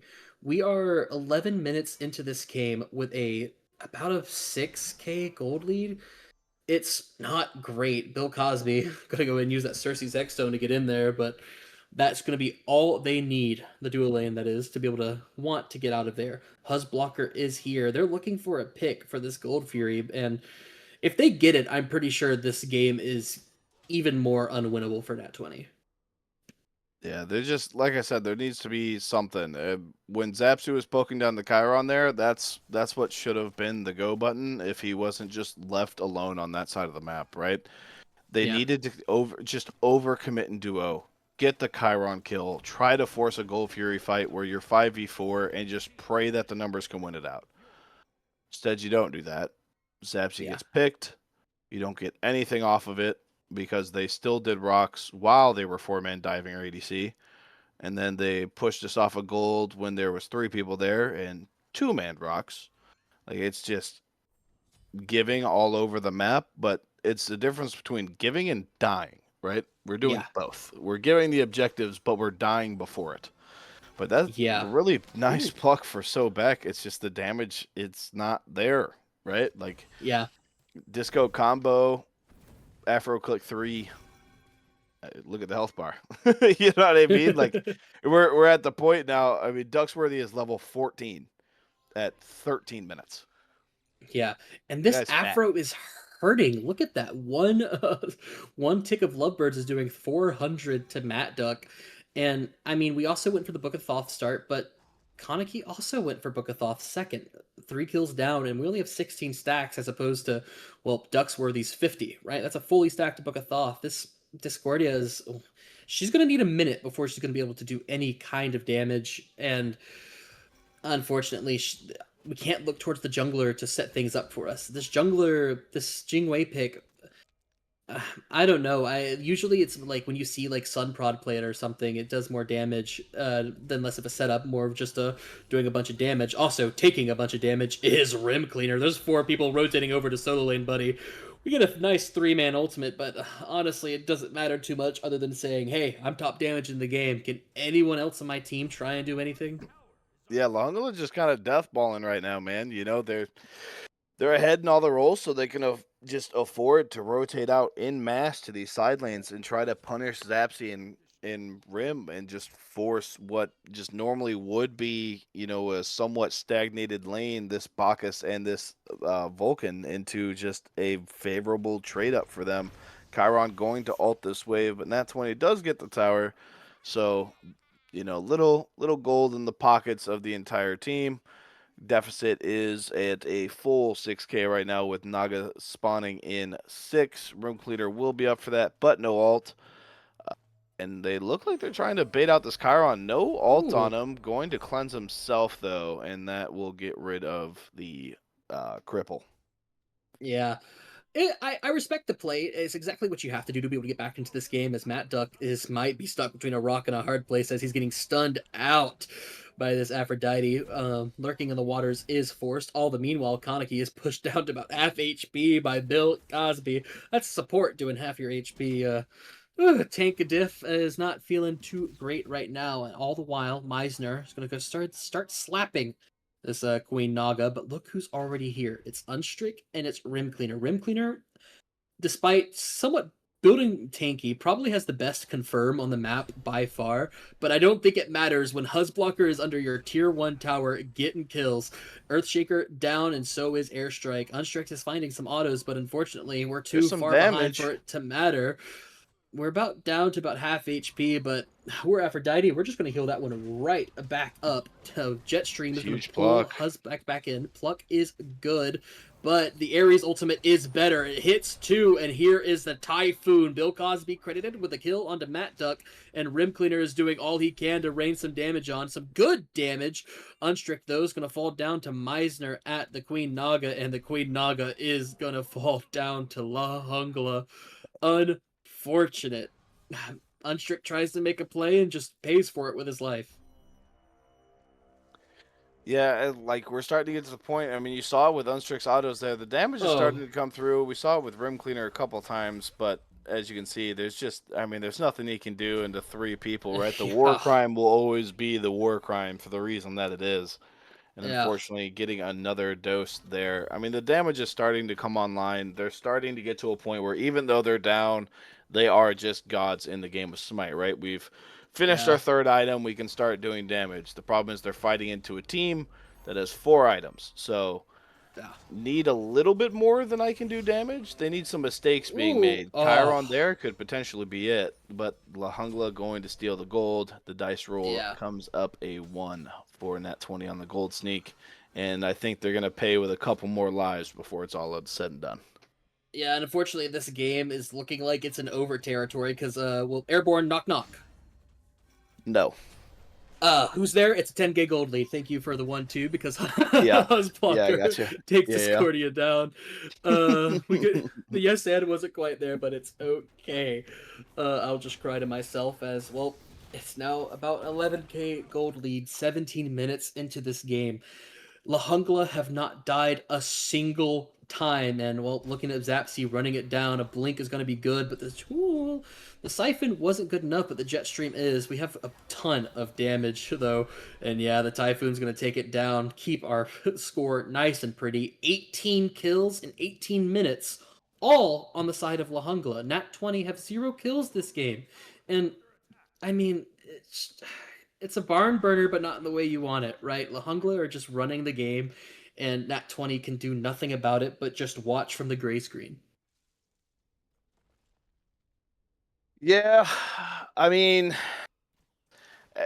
I said it last fight, and I'll say it again. You saw it. I mean, Zapsy is so close to being able to kill that Susano, but it seemed like this team needed a segue pick, right? Like you needed someone that could get you to the point where you can scale, right? Vulcan normally a lane bully, but it just doesn't matter if they're just that far ahead, right? Like we saw him, he got ganked at level 3 or level 4, and then it's just that's that, right? Like what can you do as a mage into a aspect Bacchus? For those of you guys who haven't played into Bacchus before in the solo lane, that slaps, and he slaps hard. Like it's just, there's not much you can do. Rim can always just clear waves and try to be as safe as possible, but I think he's got 4 deaths right now, and all 4 to 3 or 4 man ganks, right? Like I don't know how many gods can survive that, and unfortunately he already played Sunwoo. So Fire Giant going to be pulled by this La Jungla team. 13k lead. This is a give. This is a hard give. Rim maybe throws an ult to try to steal, but Zapsy goes split push. Yeah, it's been found out. Rim Cleaner is going to be pulled back in, and damage is going to be good. The ultimate is there, but it is not enough to steal. Unfortunately, that's what happens when all we build is... Well, we build some intelligence, but we're mainly tanky, unfortunately. That ultimate Earthshaker, not enough to take it down. Zapsy, going to get a 2-0 tower, though, all the meanwhile. But I'm pretty sure you're happy giving up a tier 2 tower for Fire Giant on 5 and a kill onto the solo laner. F6 go next. I'm trying to be like unbiased about it. This game is incredibly unfortunate. Unstrick built Rage second in this game state. He has 0 stacks on his Rage, and I would be surprised if he is able to find like maybe 2 by the time this game is over. If they can kill this Bacchus, they're actually in a pretty decent thing to defend, but no one plays the jump option, so yeah, he just leaps over the wall. He's going to be A-okay. The pluck, unfortunately, not good enough. The burp is going to be able to get him out of there, and that's an unkillable solo lane Bacchus. Now he's going to stop all the backs, and La Jungla's just going to walk into that duo side bird.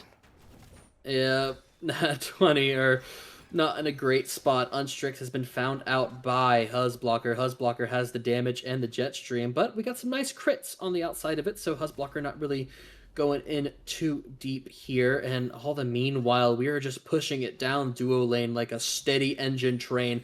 Earthshaker is good, but we mentioned it before, the damage is not there. Matt Duck is going to fall down to Huzzblocker. These Chiron shots are going to be good. Huzzblocker is going to get a double kill over on this duo side, and oh, it's not looking great because, yeah, you saw that right. Huzzblocker is immortal. That's 11-0 this game. Zapsy's going to fall down to Ducksworthy, and it's not looking great. It's all up to Rim Cleaner to maybe make sure we don't go down 0-22, but doesn't look like it's happening just yet because Huzzblocker is going to get a delayed triple kill over here on this duo-side Phoenix, and La Jungla, 21 minutes into the game, are knocking on the base of Nat20. At this point, we're looking for a moment that we can build on going into Game 5, right? Yeah. Let's see a random disco double or triple kill. You know what I mean? Because Mhm. 024, like this We were is talking about brutal. mentals in game number 2 or game number 3. This is Yeah, mental destroying. This is not what you want to be happening in a game number 4 yeah. for a reverse sweep. Unstrick gonna be caught out here. Use the dash already, so knocked up doesn't really matter because we have the damage on the end of it. Dab Llama credited with the kill, and oh, that is one down again for Nat20. This Jingwei is 0-6. This Vulcan, we loved it, but unfortunately, it's 0-6. The 100% win rate getting a little bit of tarnished here, unfortunately, as Lahungla is just playing the game better. There are 5 members with 55 seconds of this Fire Giant going down. Rim Cleaner's going to get caught out by an Ares ultimate, but the Earthshaker is just going to do some damage, but it doesn't matter because Huz Blocker isn't even looking at him. So far, 4 members of the team are down. The only one left alive is Zapsy, who decided to split push this fight. Lahungla are going to win game number 4 and take us to game 5. Holy shit, they're stat padding.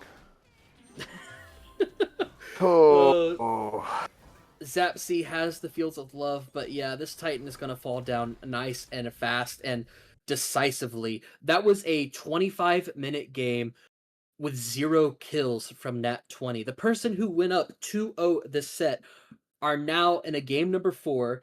2 teams, like, even. It's 2-2. We are going to game number 5. Well, Hurdle the Turtle wanted it, and we got it. We're going to a game number 5 finals Gilgamesh set. yeah. I mean, this boils down to, man, right? Like game 1, it was Nat20. We were there, a little bit of back and forth, but it was Nat20. It was clear. It was just not necessarily decisive, but it was clear, right? Game 2, Nat20 all the way until it wasn't, and then it was back to being Nat20 all the way. Game 3, Lahungla, Mm-hmm. like in capital letters. This Mm-hmm. is Lahungla with 6 asterisks, 9 exclamation marks, bold print. I'm talking 1 letter a page, right? Yeah. Like this is bad. And the problem Mm-hmm. is it's game 5 next game. So not Yeah. only do you have to rebound the mental, right? Because the mental's shot, right? There isn't a team of 5 guys that gets 0 and 28'd and has strength of comp, right? Like Mm-hmm. this is bad, right? But you have to do it this game. There is no, hey, we're up 2-1, we've got a game to. There is no wiggle room anymore. That was supposed to be the mental bounce back game, and it got dumped. Yeah. So, game 5, you're coming off an 0-28 loss. Are you even talking strategy at this point? I don't know. I don't think I would Uh, be. we have to, because you know what? Despite that game not really being too competitive, I want a competitive game. I want the real winner of this set to feel like they earned it. It felt like Nat20 kind of gave the win away, but who will be able to win the final set? Who will be the winner of 8,000 gems? We will find out after the short break.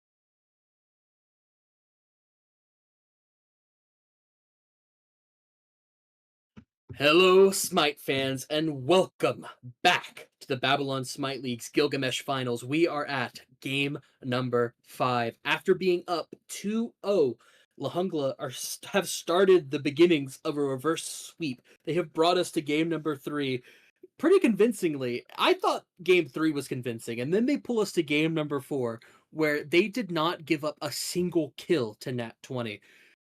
It's a mental boomer for sure, but it's a new year. It's a new us. Unstrick said his cousin is off the sticks. So now Unstrick is actually playing the game as Lahungla ban out Mercury and Nat20 go ahead and decide to ban out Thanatos. Yeah, all right. Well, you know what, man? It's game 5. And regardless of how this game turns out, both teams are one singular Titan kill away from being crowned the Gilgamesh champions. Nat20 made it all the way to the finals last year. Didn't win it then, got 3-1. Now they're in a position, winner take all, 2-2 after starting 2-0.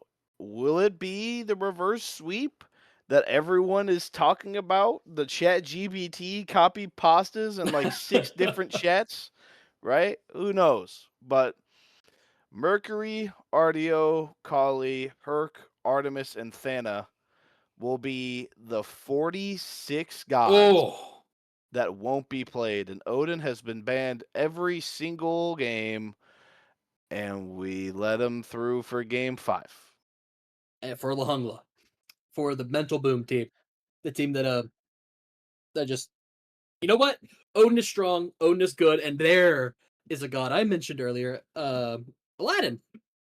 That's a strong jungler. That's a good jungler with early aggression if you use your wishes well. And Jormungandr, also a really strong early game god. Listen, we can clown on Nat20 for the last game for eternity, but one thing has been proven true to us is that when Nat20 win the early game, they win the game, right? And I think this Yorm Aladdin is a good switch up for them, especially in the game 5 set, where, like you mentioned, with 46 gods off the table and you're getting Yorm Aladdin, you're not hating life. Yeah, I mean, the early game is definitely a lot stronger here. Aladdin able to fight, Jingwei not, right? So it's simply a yes and a no. But it's just one of those picks that's super volatile, right? We already got the Odin, and yep, there it is. There's the Awilix, and on top of that, a Sylvanas. So not only will this Aladdin have to go beads, but he'll have to be very, very selective in how he uses them, right? Odin Yep. has an insane team fight. Awilix has just insane burst damage, and especially into the Aladdin. This is the quote-unquote counter pick. Though, granted, at this level, more often than not, we actually see the Willix get soloed by the Aladdin, regardless of the fact that it's the counter pick. So we'll have to wait and see what happens. But win or Oh, go home, this is the match, and the picks are what the picks are. yeah. Aladdin, I just Yorm, Odin, Awilix, Sylvanas, Athena, Zeus. ooh. We'll Listen, I love see. Zeus. I love Zeus Juice. I'm not gonna lie. I'm gonna get hyped for this because there's a chill in my room right now, and I have to believe it's because of that Zeus pick. Zeus has been a god that dies, but as always has been a god that says, if I'm gonna die, I'm gonna take the entire team with me. Right? This Sylvanas, if his pools are on point, if this Awilix, if her knockups are on point to this Zeus is hating life. But aside from that, there's really no real knockup. Like outside of Awilix's 3, right?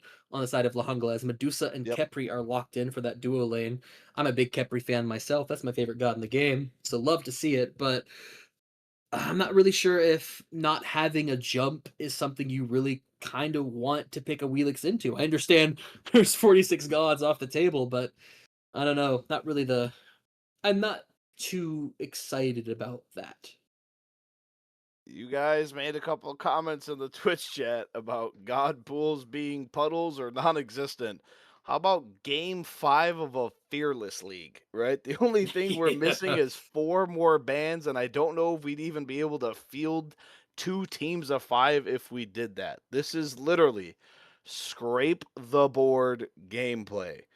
I think you can count on 2 hands the gods that are actually playable outside of these ones. The only one I can think of off the top of my head is like Izanami.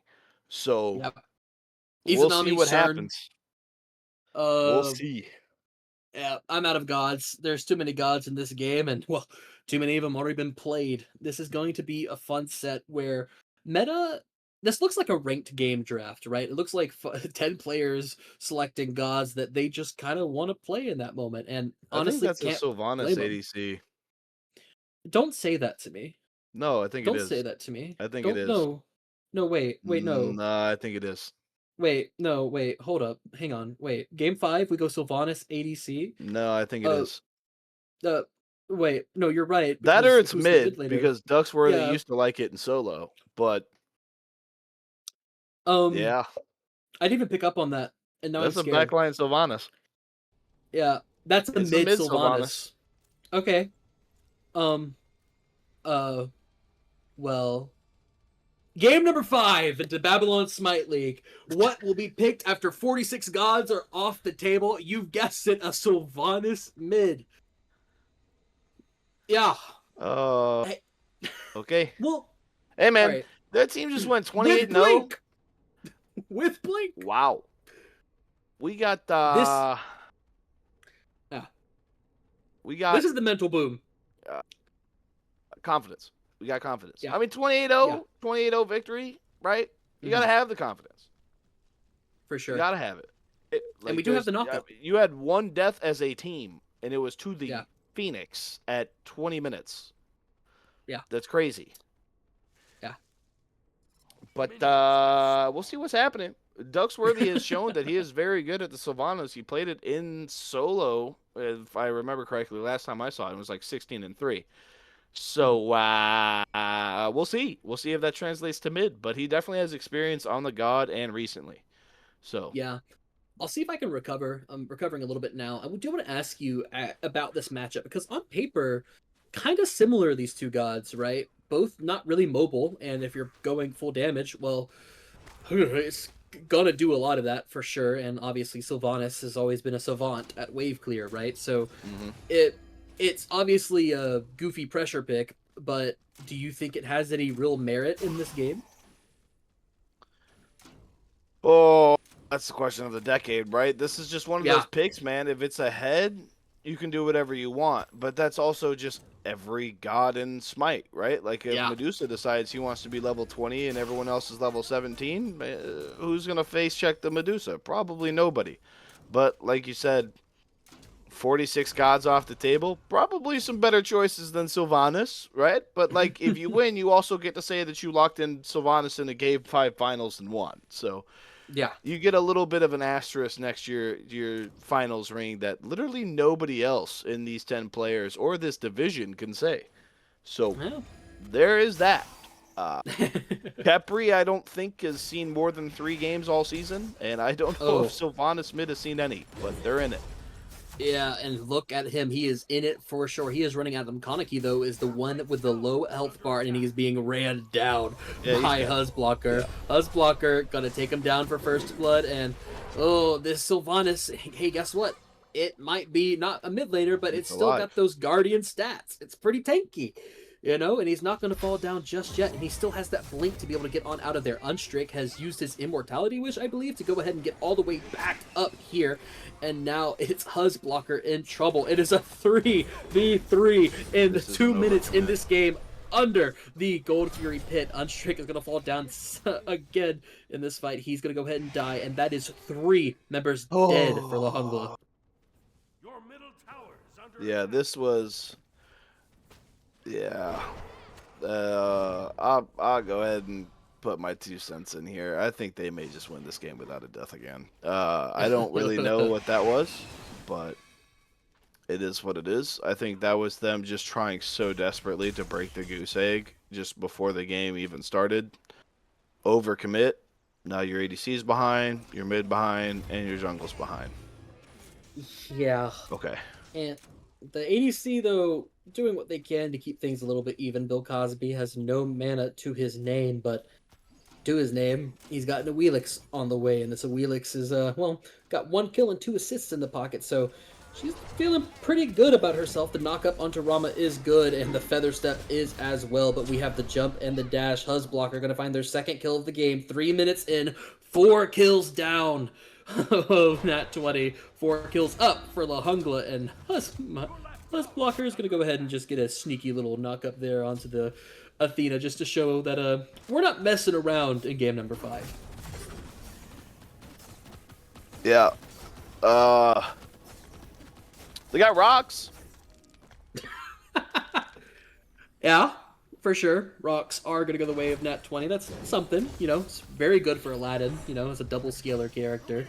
This guy likes those rocks, and I'm scared for Unstrict to go the trans book build. It is very good on Aladdin, right? But tell me, do you think it's something that he probably, like, is the damage that worth it in the late game that he should still go this double stacking build, or do you think he needs some damage now to make sure that we don't get a repeat of what happened in game 4? Well, I mean, we saw it with Huzblocker, right? If you can get it facilitated, you can come through and you can just be that jungler, right? You can be the one-shot, blow everybody up type of pick. Oh! Not a goose egg just yet. Sorry to Shout cut out you to off Ramp. there. First Nat20 kill in 45 minutes of gameplay. Yeah. And hey, all it took was them diving under the tower to kill us. Unfortunately, Ducky gonna get the kill onto the mid laner there, but not a goose egg just yet. So far, already better than game number 4 and a little bit more competitive, despite La Jungla still running it down. 5 kills to 1 so far, and well, Dab Llama is just kind of a menace on this Medusa pick. You know, Medusa was still, again, just now seeing her, but she still does a lot of damage and a lot of ability damage, and look at her, she's not afraid. She's dashing in as Huzblocker has made the rotation on over. Yeah, and I think this is kind of the straw that'll break the camel's back here if Duo Lane decides to give up another kill, but instead going to sit under their tower. Not sure if they knew he was there. He was over a ward, so if they'd get good stuff, but that's just a crazy pull, man. An insane pull by Tuxworthy to get the save Zeus out him, of here. but does Rama get tower dove here because he ulted out? Because Rama's also got no health. Yep, there it goes. Yeah. Rama, unfortunately, going to fall down to Dab Llama, and guess what? We have a Khepri ultimate, so we're not afraid to run at you as hard as we can.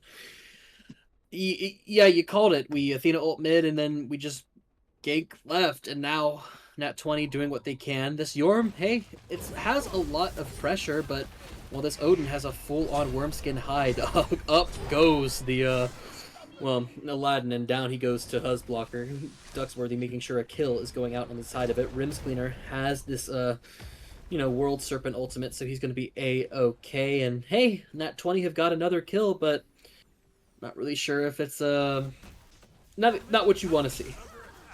This is the first time Nat20's had a lane ahead in 34 minutes, so we'll take it.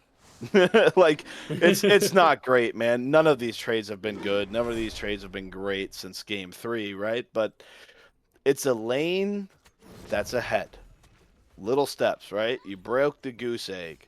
Now you've got a laner ahead, right? Like, it's just the little things that need to go their way to get just the mental, the confidence, the compatibility, the comms. Like, there's so many things that can just get better as these things slowly start falling into place, right? Like, when you're down in a match and, someone steals a Gold Fury or a Fire, and you're just like, okay, this is not doomed, right? But it needs to continue to be an uptick, right? If they go on another 4 or 5 kill stream, like, if Dab just dashes into our Rama and kills him, like, these are the things that, I don't know if it's a mental thing or what, but, I guess 1 for 1 is better than 1 for 2 or 0 for 2, right? But if we know our Aladdin is coming to gank, if we just play our life a little bit better, it gets to be a 1 for 0. But unfortunately not going to be the case. 1 for 1 trade, which is still just anything that's even is in favor of Nat20 as the down team. Yeah. I mean, it's good, right? Unfortunately, Matt Duck has to use that Defender of Olympus, right, to save out Unstrick's life. And Unstrick, it's a good shutdown though, for sure, right? That Medusa was 4-0. Now she's 4-1, so Unstrick is, enjoying that kill in his pocket for sure, and it's helping even out the game, especially whenever Yep. Husblocker is 3-1, right? It's what you want to see, and it's what kind of plays you kind of have to make happen if you don't want a repeat of last game. But Mhm. unfortunately, it's kind of looking like that already as well. Matt Duck is here, but he has to dash on out of there because, well, Husblocker is also here. And look at this Dab Llama. He just does so much damage. Dashing in is going to go ahead and kill Unstrick, or get set up the kill for Husblocker to kill Unstrick. And the Kepri is here too. So even if you had enough damage to maybe kill one of them, there's a Kepri ultimate to go ahead and revive you back to full. Yeah, I mean, before that, I was going to say, and I guess you can still say it, the gold lead in and of itself is 600 in favor of La Jungla, right? So it is a gold lead, but not really a real one, right? Like, it hasn't turned into anything yet. I mean, even looking at the levels, the 4-1 Medusa and the 0-4 Rama are the same level right now, Yep. right? Same level in solo, or lead for solo, excuse me. Same in jungle, lead in mid. Like, Nat20 is in a position to play and win the game if they decide to just calm down. And kills like Nice. that on the Ducksworthy are what are going to do it. Potentially another kill on this Ooh. Willix would just be like the little things, right? Okay, there's our first fight win. Where do we go with it? Gold's up right now, right? Maybe we don't pull it because this Medusa's fat, but you get what I'm saying, right? Build Yeah. on the little things. It's slowly evening it out. I mean, Nat20's got 1,000 gold lead right now as this Gold Fury gets Mhm. pulled, right? Like, they're in a position to play and win the game, or at least have a lead, right? Yeah. Get Nat everyone 20 back though, into a spot. they're pulling this Gold Fury, and they're going to They go get ahead it. and get it. That's And the huge. It's the first trade. Gold Fury of the game, and that's another That's kill big. onto Dab Llama. That's exactly what you want to see from That's Nat 20. big. It's a one-for-one trade, but hey, Nat 20 making sure they're not going down this game without a fight. Thankfully, this game is competitive, and it's exactly what you want to see. And we are going to go into a pause, but that gives us time to talk about what just happened, right? There was a huge, great fight over at Pyromancer. Unstrick is able to kill not only Husblocker, but also Dab Llama, as I believe Zapsy is going to go ahead and reset. Probably has some internet issues happening, but hey, what can you do? You got to live through it, right? Uh, it's I'm excited now. I At first I was like getting ready and I was disappointed because I was like, oh, we're just gonna have a game four, but Yep. this time we're getting a couple kills. But hey, Kaneki had a really good play in mid lane on that Ducksworthy. Ducksworthy went up a little bit too far because he thought the Kepri ultimate would be good enough, but Kaneki had the patience and waited out the Scarab's blessing and was able to kill him with the detonate. So it's these tiny mistakes that Lahungla are making because they are that confident and they are that ahead that will be able to translate Nat 20 some leads, capitalizing on these mistakes. Yeah, I mean, say what you want. Like, is it as clean as their leads were in the first two games? No, but it's definitely like it's definitely a better start than the last two have been, right? So, Yeah. like you said, loaded in, man. You just got 28 0'd. Like, let's call it what it is. There's going to be a screenshot, win or lose, of a La Jungla team that went 28 kills and one death, and you did not get credit for that, right? Yep. 28-0, and somehow all of this goes down. You load in, you start this game 0-4, and now 10 and a half minutes in, it's still 10-6, don't get me wrong, but you just got an objective. You got the very first objective of the map. You've got a 2K lead, you've got level leads, in, I mean, every single role besides this ADC, which does it suck that Zapsy is 0-4 right now and behind? Absolutely, right? But you've got four guys that are ahead. Like, you are in the driver's seat after being 28-0'd. Like, that's got to do something for your mental. And if it doesn't, like, I don't really know why you're playing the game, right? No Yeah. one's getting paid here. Obviously, everyone hates losing, right? But there's something about just bouncing back from a huge loss. And right now they're in a very big and good position to do that. They just need to build, right? Keep saying it. Little blocks. You got your first kill, then you won your first fight. Now you've got your first objective. Hey dude, let's get a double, right? Let's get a triple. Let's go rotate and get a tower, right? Like these are all the things, this little stuff that'll just add up and getting the confidence back, getting the morale back, and then just win the game. And then you get to wear the ring, whether it was 3-0, 3-2, doesn't matter. Like the ring is fake, so it doesn't fit regardless, but you get what I'm saying. It's a ring. Does it matter? Yeah. Not really. Both teams are ready now. Yep, we're finally unpausing. Sorry for the small delay there, gang. But hey, we're back in it. Thanks for listening to us yap. For those of you just now tuning in, this is game number 5 of the Gilgamesh finals for Babylon Smite League, and looks like we're already off to a bang as soon as this pause boat goes off. But the defender of Olympus is good, and it looks like it's Huzblocker in trouble, and he's gonna fall down for the snipes from Zapsy. There's your bounce back. That's exactly what you need. And like props to Matt Duck there, right? Hit the taunt, and then as Huzblocker is literally autoing him. He doesn't throw the final ability or auto to get the kill.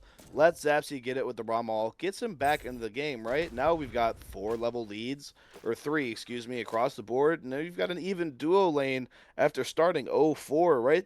Like, you're in a spot to win the game. They just have to play it smart. Yeah. Dashing smart, into though. a level It's Matt 11 Duck. Medusa with ult is not the way to do that. Oh! But it ends up being hey. 1-for-1. So, like, Yeah. hey, man, Zapsy on the board. That's We're loving exactly the game huge. right now. I mean, Zapsy now has 2 kills in his pocket. Huzblocker is here, but he's not going to be able to kill Zapsy, who's backing in that bush. Now, Unstrick, thankfully, has the good enough camera turn to make sure we're not knocked up and pulled by this Awilix, and slowly but surely, Nat20 are building this lead back in their favor. Hey, you know what? We may have screwed up the early game a little bit, but slowly, they've somehow ended up with a 3k gold lead while being 3 kills behind Lahungla. I'm not going to lie. I think even if Awilix did pull the Aladdin there, I don't know how much the Awilix would like that fight at this point. 43 stacks on our Transcendence. Yes, Thoth is only at 17, but at the end of the day, he does have that tier 2 axe as well, along with a little cooldown item. Like, he's got a little bit of oomph behind some of those abilities at this point, and that 2-level lead as well, or at the time it was 2 levels, doesn't necessarily hurt things either. I think Aladdin is kind of scaling to the point where maybe we don't have to be necessarily as afraid as, you know, on paper you should be from an Awilix, right? Like, there's a chance here, and it continues to be more than a chance, but Unstrick going into the lamp with Odin, but Yorm in his ult, not able to follow up. Huzblocker does get in, trying to help out the Odin. Unstrick trading with both of them, goes on the wall, trying to finish off a Willix, but it ends right as he goes to leap in. The tick from Sylvanas going to finish it and get Rim Cleaner. That's a brutal mid-rotation that is just not honored. That sucks. That's a kick in the shorts right there. Unfortunately, it is a 1-for-2 trade. Thankfully, though, it's not a 1-for-3 trade over here as Dab Llama uses that petrifying gaze onto Zapsy. Zapsy has the beads forced out, and we are still living. And look at this tree. That is a golden tree you're looking at, who is honestly kind of scary. Now, we are building into some defense, which is I mean, you kind of got to, right? And this immobile Guardian pick. You can I mean, see he did it on Nut. Did you expect him to not do it on the Sylvanas? Like, you know what I mean? We are 3 games back-to-back of him building defense, and he's won the last 2, right? So, like, you may as well just keep running it. I also really like it here because look at the team comp for Nat20, right? There's 4 magical gods on that side. That Genji's is going to get a lot of value, and it's pretty strong here. Now, though, tentatively, that Zeus, right? He also built defense, but he built defense that has a little bit of damage attached to it. So he's going to be smacking, as you like to say. Also, as I like to say, though, is look, Unstrick is here for Husblocker. There's 4 people over here in this There duo it is. lane. There's the Oh, the jump though doesn't matter though because it's gonna get pulled back in. Unstrict is taken down by Dab Llama, but here is the lightning storm. Unfortunately, it's a little bit short, and it's just here to spread out the fight. Now Unstrict caught out of the air by a Wheelix. A great play by Husblocker. Just means that Lahungla have the jump in. Dab clinking in is Husblocker, but taking him down is Kaneki. Into the skies goes this Rama. The snipes are true, but unfortunately Ducksworthy has the damage on the return. Now it is a tree and a bug sitting with each other. And I don't believe either team wants to start this Gold Fury just quite yet. Well, one team has the Sylvanas with protections as his second item, and the other one is and third fight. So yeah, oh, and third. Okay, yeah. So yeah. He's just straight up going Sylv solo, but with a little bit more farm in the mid lane and a red buff. And it's worked out so far, 4, 2, and 3 on an immobile god that started Blink as his relic. So you can only say so much about it. Unstrict is here on the wraparound, and the Athena does draw the Sylvanas out of the pit, so there's a chance. He gets it! Unstrict is able to get the second Gold Fury of the game. I think he's going to, and that is huge. An unfortunately bad play from Lahungla, but a great play from Unstrict there to steal away the Gold Fury and keep this game even more even. That lead ain't going nowhere, baby. We still have it. And taken into the lamp is Ducksworthy, and guess what? Zapsy's here as well. This tree is going to fall down fast. That's a shutdown onto the tree, and, well, not much you can do about it. Nat20 decided, hey, let's make this game 5 of a final nice and competitive. As, look at Rim Cleaner, go ahead and starting up this Queen Naga. Yeah, Nat20 got respectfully dumped on at that purple invade, chased all the way to their tier 2, or tier 1 tower, excuse me, lost the pick, lost the tower, then somehow steal the gold, don't die for it, then get the shutdown on the Sylvanas that was on a little bit of a spree there. 2 protection items at that. Now looks like he's going Wish Granting Pearl. So just adding on to just more weird items that you don't see on mids that he's pulling out as this fight for this ritual takes place. Yeah, the ritual fight is taking place. Nat20 once again favoring it. I like if they done it every game, but all the while, look at Dab Llama using that tech to go ahead and get the Queen Naga in their favor. Lahungla showing that they too can play around objectives and not just get them stolen around. Nat20 though are still looking at this beacon. That's 64 rocks in their pocket, and Meisner is here with a cage, but hey, you're locked in the cage. This Dab Llama is going to go ahead and get the kill onto Matt Duck, and yeah, now it's Rim Cleaner up into the World Serpent. This fight ain't over yet as Rim Cleaner has decided to go back in there. Unstrix is riding the wall to get on out of there, but I don't feel like there's too much more they can do. Lahungla have won this fight pretty handedly, and there is a tree running at my Aladdin. I think this mid ritual is going to go handedly in Lahungla's favor. Yeah, don't even bother walking back up to contest this. Just kind of let it go. They're already at the point where, yeah, it's just gone. I mean, just huge value from Dab Llama there. Walks over with the Transcendence, the Sunbeam, and just solos Naga, right? And then has the health to come through to mid with the Odin, completely swing that dance or that fight, whatever you want to call it, was before that gank. And big pick on the Matza, forcing that 20 on the back foot. And once again, another little fight going back and forth here. Nat20 winning the previous one, Lahungla winning this, and getting both the objectives off of it, so a little bit more worthwhile for them. Though they are dashing in on this Sylvanas right now, and then over the wall gets Bill Cosby, gets Dab Llama, and back in the lamp, but I don't think he wants to be here with Ducksworthy. Maybe with Mad Duck's help. I don't know. This one might be rough. It's rough because he has defense, but it doesn't matter because he's going to get a triple kill. Unstrict with the thanks of Matt Duck is going to get another kill there. Matt Duck also going to take down Husblocker, and Unstrict isn't dying yet. That's a quadra kill for Unstrict. Although meanwhile, Zaxi is split pushing this duo lane. That is a huge fight in favor of Nat20. 4v5 triple from Unstrict. And did they steal that too? I don't know. The bomb got used by some of the team. Oh my god. Rim Cleaner stole it with a Yorm spit. this game, I'm getting whiplash. That's actually insane. How does Lahungla go from getting the Queen Naga, from getting the Midlight Ritual, to getting quadra killed by Unstrick? And I mean, there's the lead now. It was back and forth up to 6K for Nat20. And after a dominating fight too, there wasn't much that could be said. Unstrick gets a double, goes into lamp with like what, 300 health. Ducksworthy still could not find the kill. Matt Duck maybe just that dude doing his best Aurora impression. I don't know, but he dies, right? Like, the downside of building some of these protections is, dude, you just don't do enough damage, especially at this point from behind, level 15. Now he's going to just crunch Dab Llama before I can even stop my sentence. He's dead. And they live in mid too. Holy. Yeah, when Nat20 aren't, behind, when Nat20 gets a kill, they might be able to win the game. This game state is now completely even. It's 17-17, 20 minutes in, but you know what isn't even? Yeah, that's right, it's the gold lead. And speaking of gold, Nat20 are positioning around it and going ahead to starting to pull it. Unstrick, now that this Transcendence and Book of Thoth is stacked, he's feeling pretty swangy. He's that dude right now. He feels good. Exactly! I mean, he goes up to Dab Llama, who is 8-4 by the way, and just like annihilates him, right? This Aladdin is a huge pick, and I'm so happy we get to see it in game number 5 because Unstrict is going absolutely insane. Yeah, I think Medusa started that fight with ult and didn't get to finish it before they were done. That is ridiculous.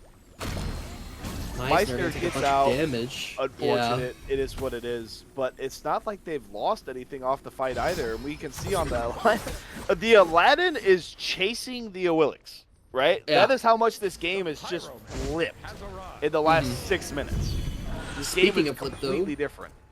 Ducksworthy is stepping up a little bit too far, and Dab Llama is able to kill Rim Cleaner, but the Scarecrow's Blessing is going to go off. Matt Duck gets the kill onto Ducksworthy, but so far it's a 1-for-2 trade. Scratch that. Unstrick says, I'm not done yet. 10th kill of the game on 2. Look at the way they just run away from Unstrick. They just drove that tower for the fight. And the moment that the man with the funny lamp pulls up, they're just gone. And he's still chasing. 1v2. You see the other two in mid. And Dab Llama is dashing away. And he's going to die in this lamp. Yeah. Great into the lamp is going to go ahead and kill Dab Llama. That's your other strong player on Lahungla. And guess what? He is going down. Unstrick had that Magi's Cloak, and he is going to rip some damage out. Zapsy, though, going to go ahead and find Meissner on the outside of this lamp of the fight in the mid lane. But I'm not sure how much it matters too much anymore because Unstrick is going to be divine at this game after killing Bill Cosby. For those of you who don't know, I'm pretty sure Divine is 9 kills without dying. So this guy died 6 times in a row and then decided, hey, you know what? Let me go ahead and get 9 in my pocket. Put the fries in the bag, dude. An entire duo lane versus the Lamp Boy, and he comes out with a double. Going stupid right now. I don't know what Bill did. Maybe, he was CC immune, but there's a lot of innate CC in the Bugman. And I don't know how the Aladdin wasn't healed a little bit, because you see those beads, they're still up. That means he didn't use them. The Magi's Cloak did get popped. I don't know. Yeah. I think it was like the Magi's. Okay. Yeah. So like, I'm a little dumb. He plucked into the Magi's, but then the pluck is just down for like another 12 years. So like, what can he do but just watch as his Medusa is getting ran at? Now, also getting ran at is this Fire Giant over here. Now pulled down to about 10k HP, and the only one stepping up is Meissner. Rim Cleaner doing his best impression to keep everyone out, but looks like Lahungla have said, you know what? This Aladdin, too scary. You can have it. You can have the Fire Giant. Here, you got it. Congrats. 9k and Fire on 5. This is flashbacks of Game 2, man. Like, Lahungla was a lot more competitive in this game than Game 2, don't get me wrong. But this is starting to feel like a little bit. And Meissner is not on an Achilles and 4-1 right now. So, we'll have to see if someone else can get them in the game. But right now, Unstrick is dad, grandpa, uncle. He's Yeah. the boss, and the Yeah. little kids running around, and it's not looking good. It's not looking good, man. I don't think he's taken a fight since minute 8, where he's just lost. I don't think it's happened. Yeah. Playing absolutely phenomenally, and he's terrifying, right? I mean, it's always true. Aladdin, 20 minutes into, or like 25 minutes into the game, is terrifying. Look, he just walks up to Huzlocker, and Huzlocker jumps on Suki and says, "I'm out of here." Right? The counter pick, by the way. Counter pick. Yeah. Game 5 counter pick to Aladdin. A Wheelix not looking too great, unfortunately. A Wheelix just too weak of a character as Nat20 go ahead and decide to get that tier 2 tower, and now they're going to go look at this ancient period. I mean, the game's still going. Win or loss, though, talk about a rebound of a game. Yeah. This is insane. 28-0 to a 12K lead, fire on 5 the next game. Yeah. Holy. I think Untrick's cousin really did play the last game, honestly. Well, Because when Duxworthy said it, he also went nuclear, so like, yeah. maybe. And Yeah, like maybe Deciding Art just said in the chat, I don't know what wishes this Aladdin has used. I think he still has a few of them up. I'm not gonna lie. I think he still has immortality up. I think he did use his power wish.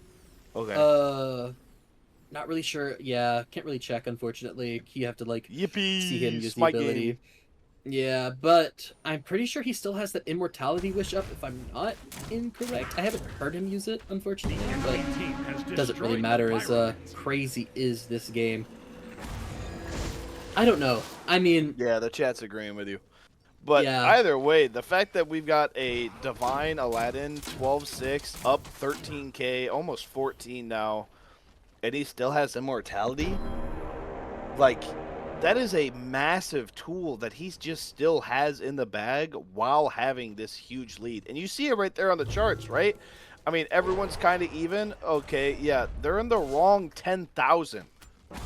You are in the wrong bracket. yeah. Like, you're just...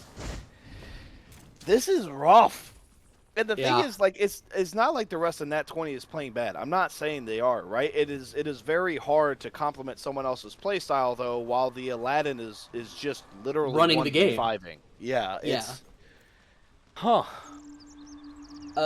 But what you gotta do is this Aladdin is 31k damage on the player charts. A whole, like you said, a whole 10k above Medusa, right? And we have 30 seconds left on this fire giant, and oh, Nat20, they want to push it down. They're stepping up here. That's Yorm doing what it can to put some damage out on this lane. He's third on the charts, by the way, with that Bluestone Brooch, so he's going to be slamming it down. Duxworthy over the Sylvanas stuck out in mid lane, and here is the Lightning Storm to go ahead and split up this fight. Bard member step up, and a good cage is going to go ahead and get one locked in. Zapsy, though, is going to be the first one to fall in this fight. Meisner makes sure of that one, but he's going to be taken down. Rim Cleaner gets to Phoenix, but Rim Cleaner has the ultimate, and he's going to be A-OK. Kaneki is going to go ahead and get a kill on the other side, and Unstrict is going to take down the jungler. It's a 2-for-1 trade so far, but it might just be a 2-for-3 as Bill Cosby is being focused out. Unstrict with a 1 HP to Dream is doing what he can to survive, and a nice dodge is doing what he can. Meister shuts him down. I thought he was going to live. Wish. There it is. He's running all the way down. They want to be able to do what they can to run it down. Unstrict dies and says, you know what? No, I didn't. And they're going to go ahead and get a 3 Phoenix sweep here, it seems like, as Meisner jumps back in and takes half his health. Respawn timers getting kind of close for this long of a team. Still, though, I mean, like you said, starts off with an amazing Odin cage. They do get the pick on Zapsy, but it just, that still somehow translates to 2 Phoenixes. Does the Odin get a massive shutdown? Absolutely. He is going to be able to probably buy a full item off of that, and we see it. He finishes the right close and the dwarf in play, right? But we're talking about it, that immortality is still in his pocket. There's no respawn timer on this Aladdin. Oh, what's being pulled right now is they're trying to get minions out of their Titan room. Oh yeah, Fire Giant. Like, hey, you just got the Aladdin, struggling for 20 minutes to find him and kill him. Now do it again. Right? This is just one of those picks, man. Like, you've got to be ready to play into it when you allow it. They wanted the Airwoods to be the counter pick, and for 8 minutes it was. For the other 20, it hasn't. right? Yeah. He's had a really, really good game. I think that Phoenix fight started with Sylvanas like at their speed buff and one other just trying to find and kill him. And before he died, they got 2 Phoenixes for it. That's Yeah. brutal. Mm-hmm. And not only did they get 2 Phoenixes for it, they got a Fire Giant, and now 5 members of Nat20 are knocking on the base of Lahunga. This is a game 5 set, and what can you take to win? Well, Kanaki's going to take down Meisner, so that's one avenue in there. That's 4 people on the side of Lahunga. 4 people versus the entirety of Nat20 with Fire Giant. And guess what? Matt Duck is the only one whose ultimate is down, and we're running towards the Titan. The Titan is now been looking at. Is this too much, though? Good. We're stowing up a little bit too far. Dablom is dashing in. He's going to find a kill, and he's going to get revived back into there. Unstrict, though, all the while is going to find a kill. Oh, and the Titan, my God. Nat20 are your Gilgamesh champions. 28-0. ChatGPT copy pastas in the Twitch chat, in the casters chat, in the captain's chat, in the dang stream chat. We had Hurdle the Turtle joining after every game, like, haha, told you it's going to 5. Look at this, 28-0. Dogged on by the Lamp Boy. Nat20. 28-0 bounce back. There's not 5 other guys, or 1 other guy that I've even remotely heard of doing that. 28-0. You didn't get an assist on your whole team. Mm-hmm. The And only you person come that died back and that win the game like that? The only person that died that game died to a Phoenix, and there wasn't even an assist. And Like that? hey, talk about a high. Talk about a game high. Low lows and high highs. You don't drop a single kill in a game, and then you turn it back around that strongly. I mean, give it up for Lahungla, because they definitely tried in all games. It felt like every game of Lahungla's they were trying. It didn't feel like they obviously had some poor points here and there, but they made each game competitive, especially game number 4 where they looked insane. But unfortunately, Nat20 just did it better. Unstrake had a phenomenal game, and as you can hear, And we have inviting himself Unstrict into the Discord chat for the post game. We have him pulling up here. Unstrict, we talked to you pre-game, and now we're talking to you post-game. You said we were going 3-0. What happened? Yeah, okay. So we definitely draft diffed ourselves game 3.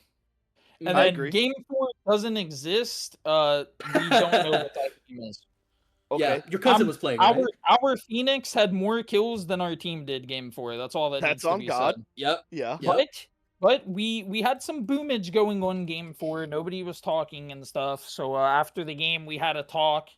Everybody had the mental reset, get their shit back together. And then Aladdin was still up game 5, so we play Aladdin, Yeah. And you play it convincingly, dog. I mean, you got clowned on a little bit in the early game because, well, Yeah. Wheelix is just good in the early game. That's what that character does. But hey, that's all that character does. You got your Transcendent stacked, you got your Book of Thoth stacked, and then you went, okay, it's Daddy's turn, and you started to run the game. It absolutely insane and great plays from you.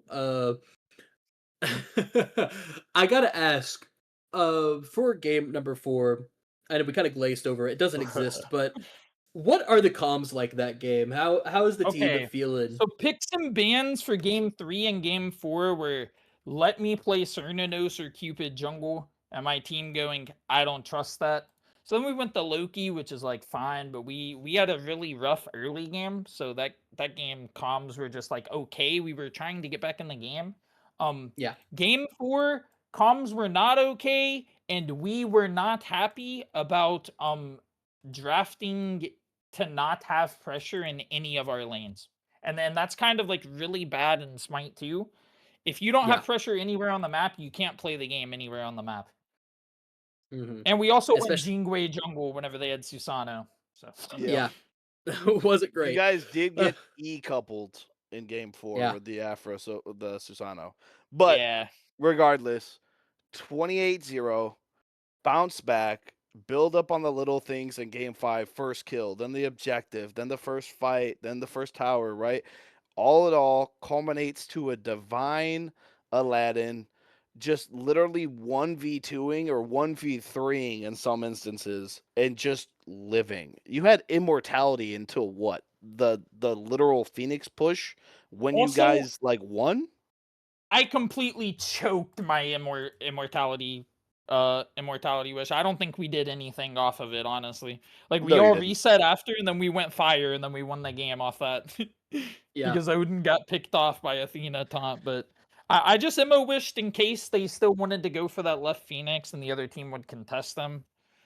But like it worked out. It's a one game. I don't really play the Aladdin character, but like with how many gods were off the table, like you guys see, they brought out Sylvanas mid. Like at Yeah. that point, I just have to play the Aladdin character that's up. We wanted to play it game 4, but I didn't really like how it looked. But we saw how that game went, so Yeah. Good thing you didn't, because The you're ring able to fit pull it off this regardless. game. Yeah. The ring fits It, regardless. 3-0, 3-2. It's the same little gift that people put in their Discord bio, man. dude, But I couldn't GG's, ask. man. Congrats. The bounce back is crazy. Dude, I couldn't ask for anything better than going 5 games with my own org, you know. But I gotta show them who org they're playing for, you know. That's Yeah. crazy. Well, But I was yeah, gonna say, I don't really have any more questions unless well, I'll let you finish what you're gonna say. yeah. Sorry, go ahead. Just a heads up.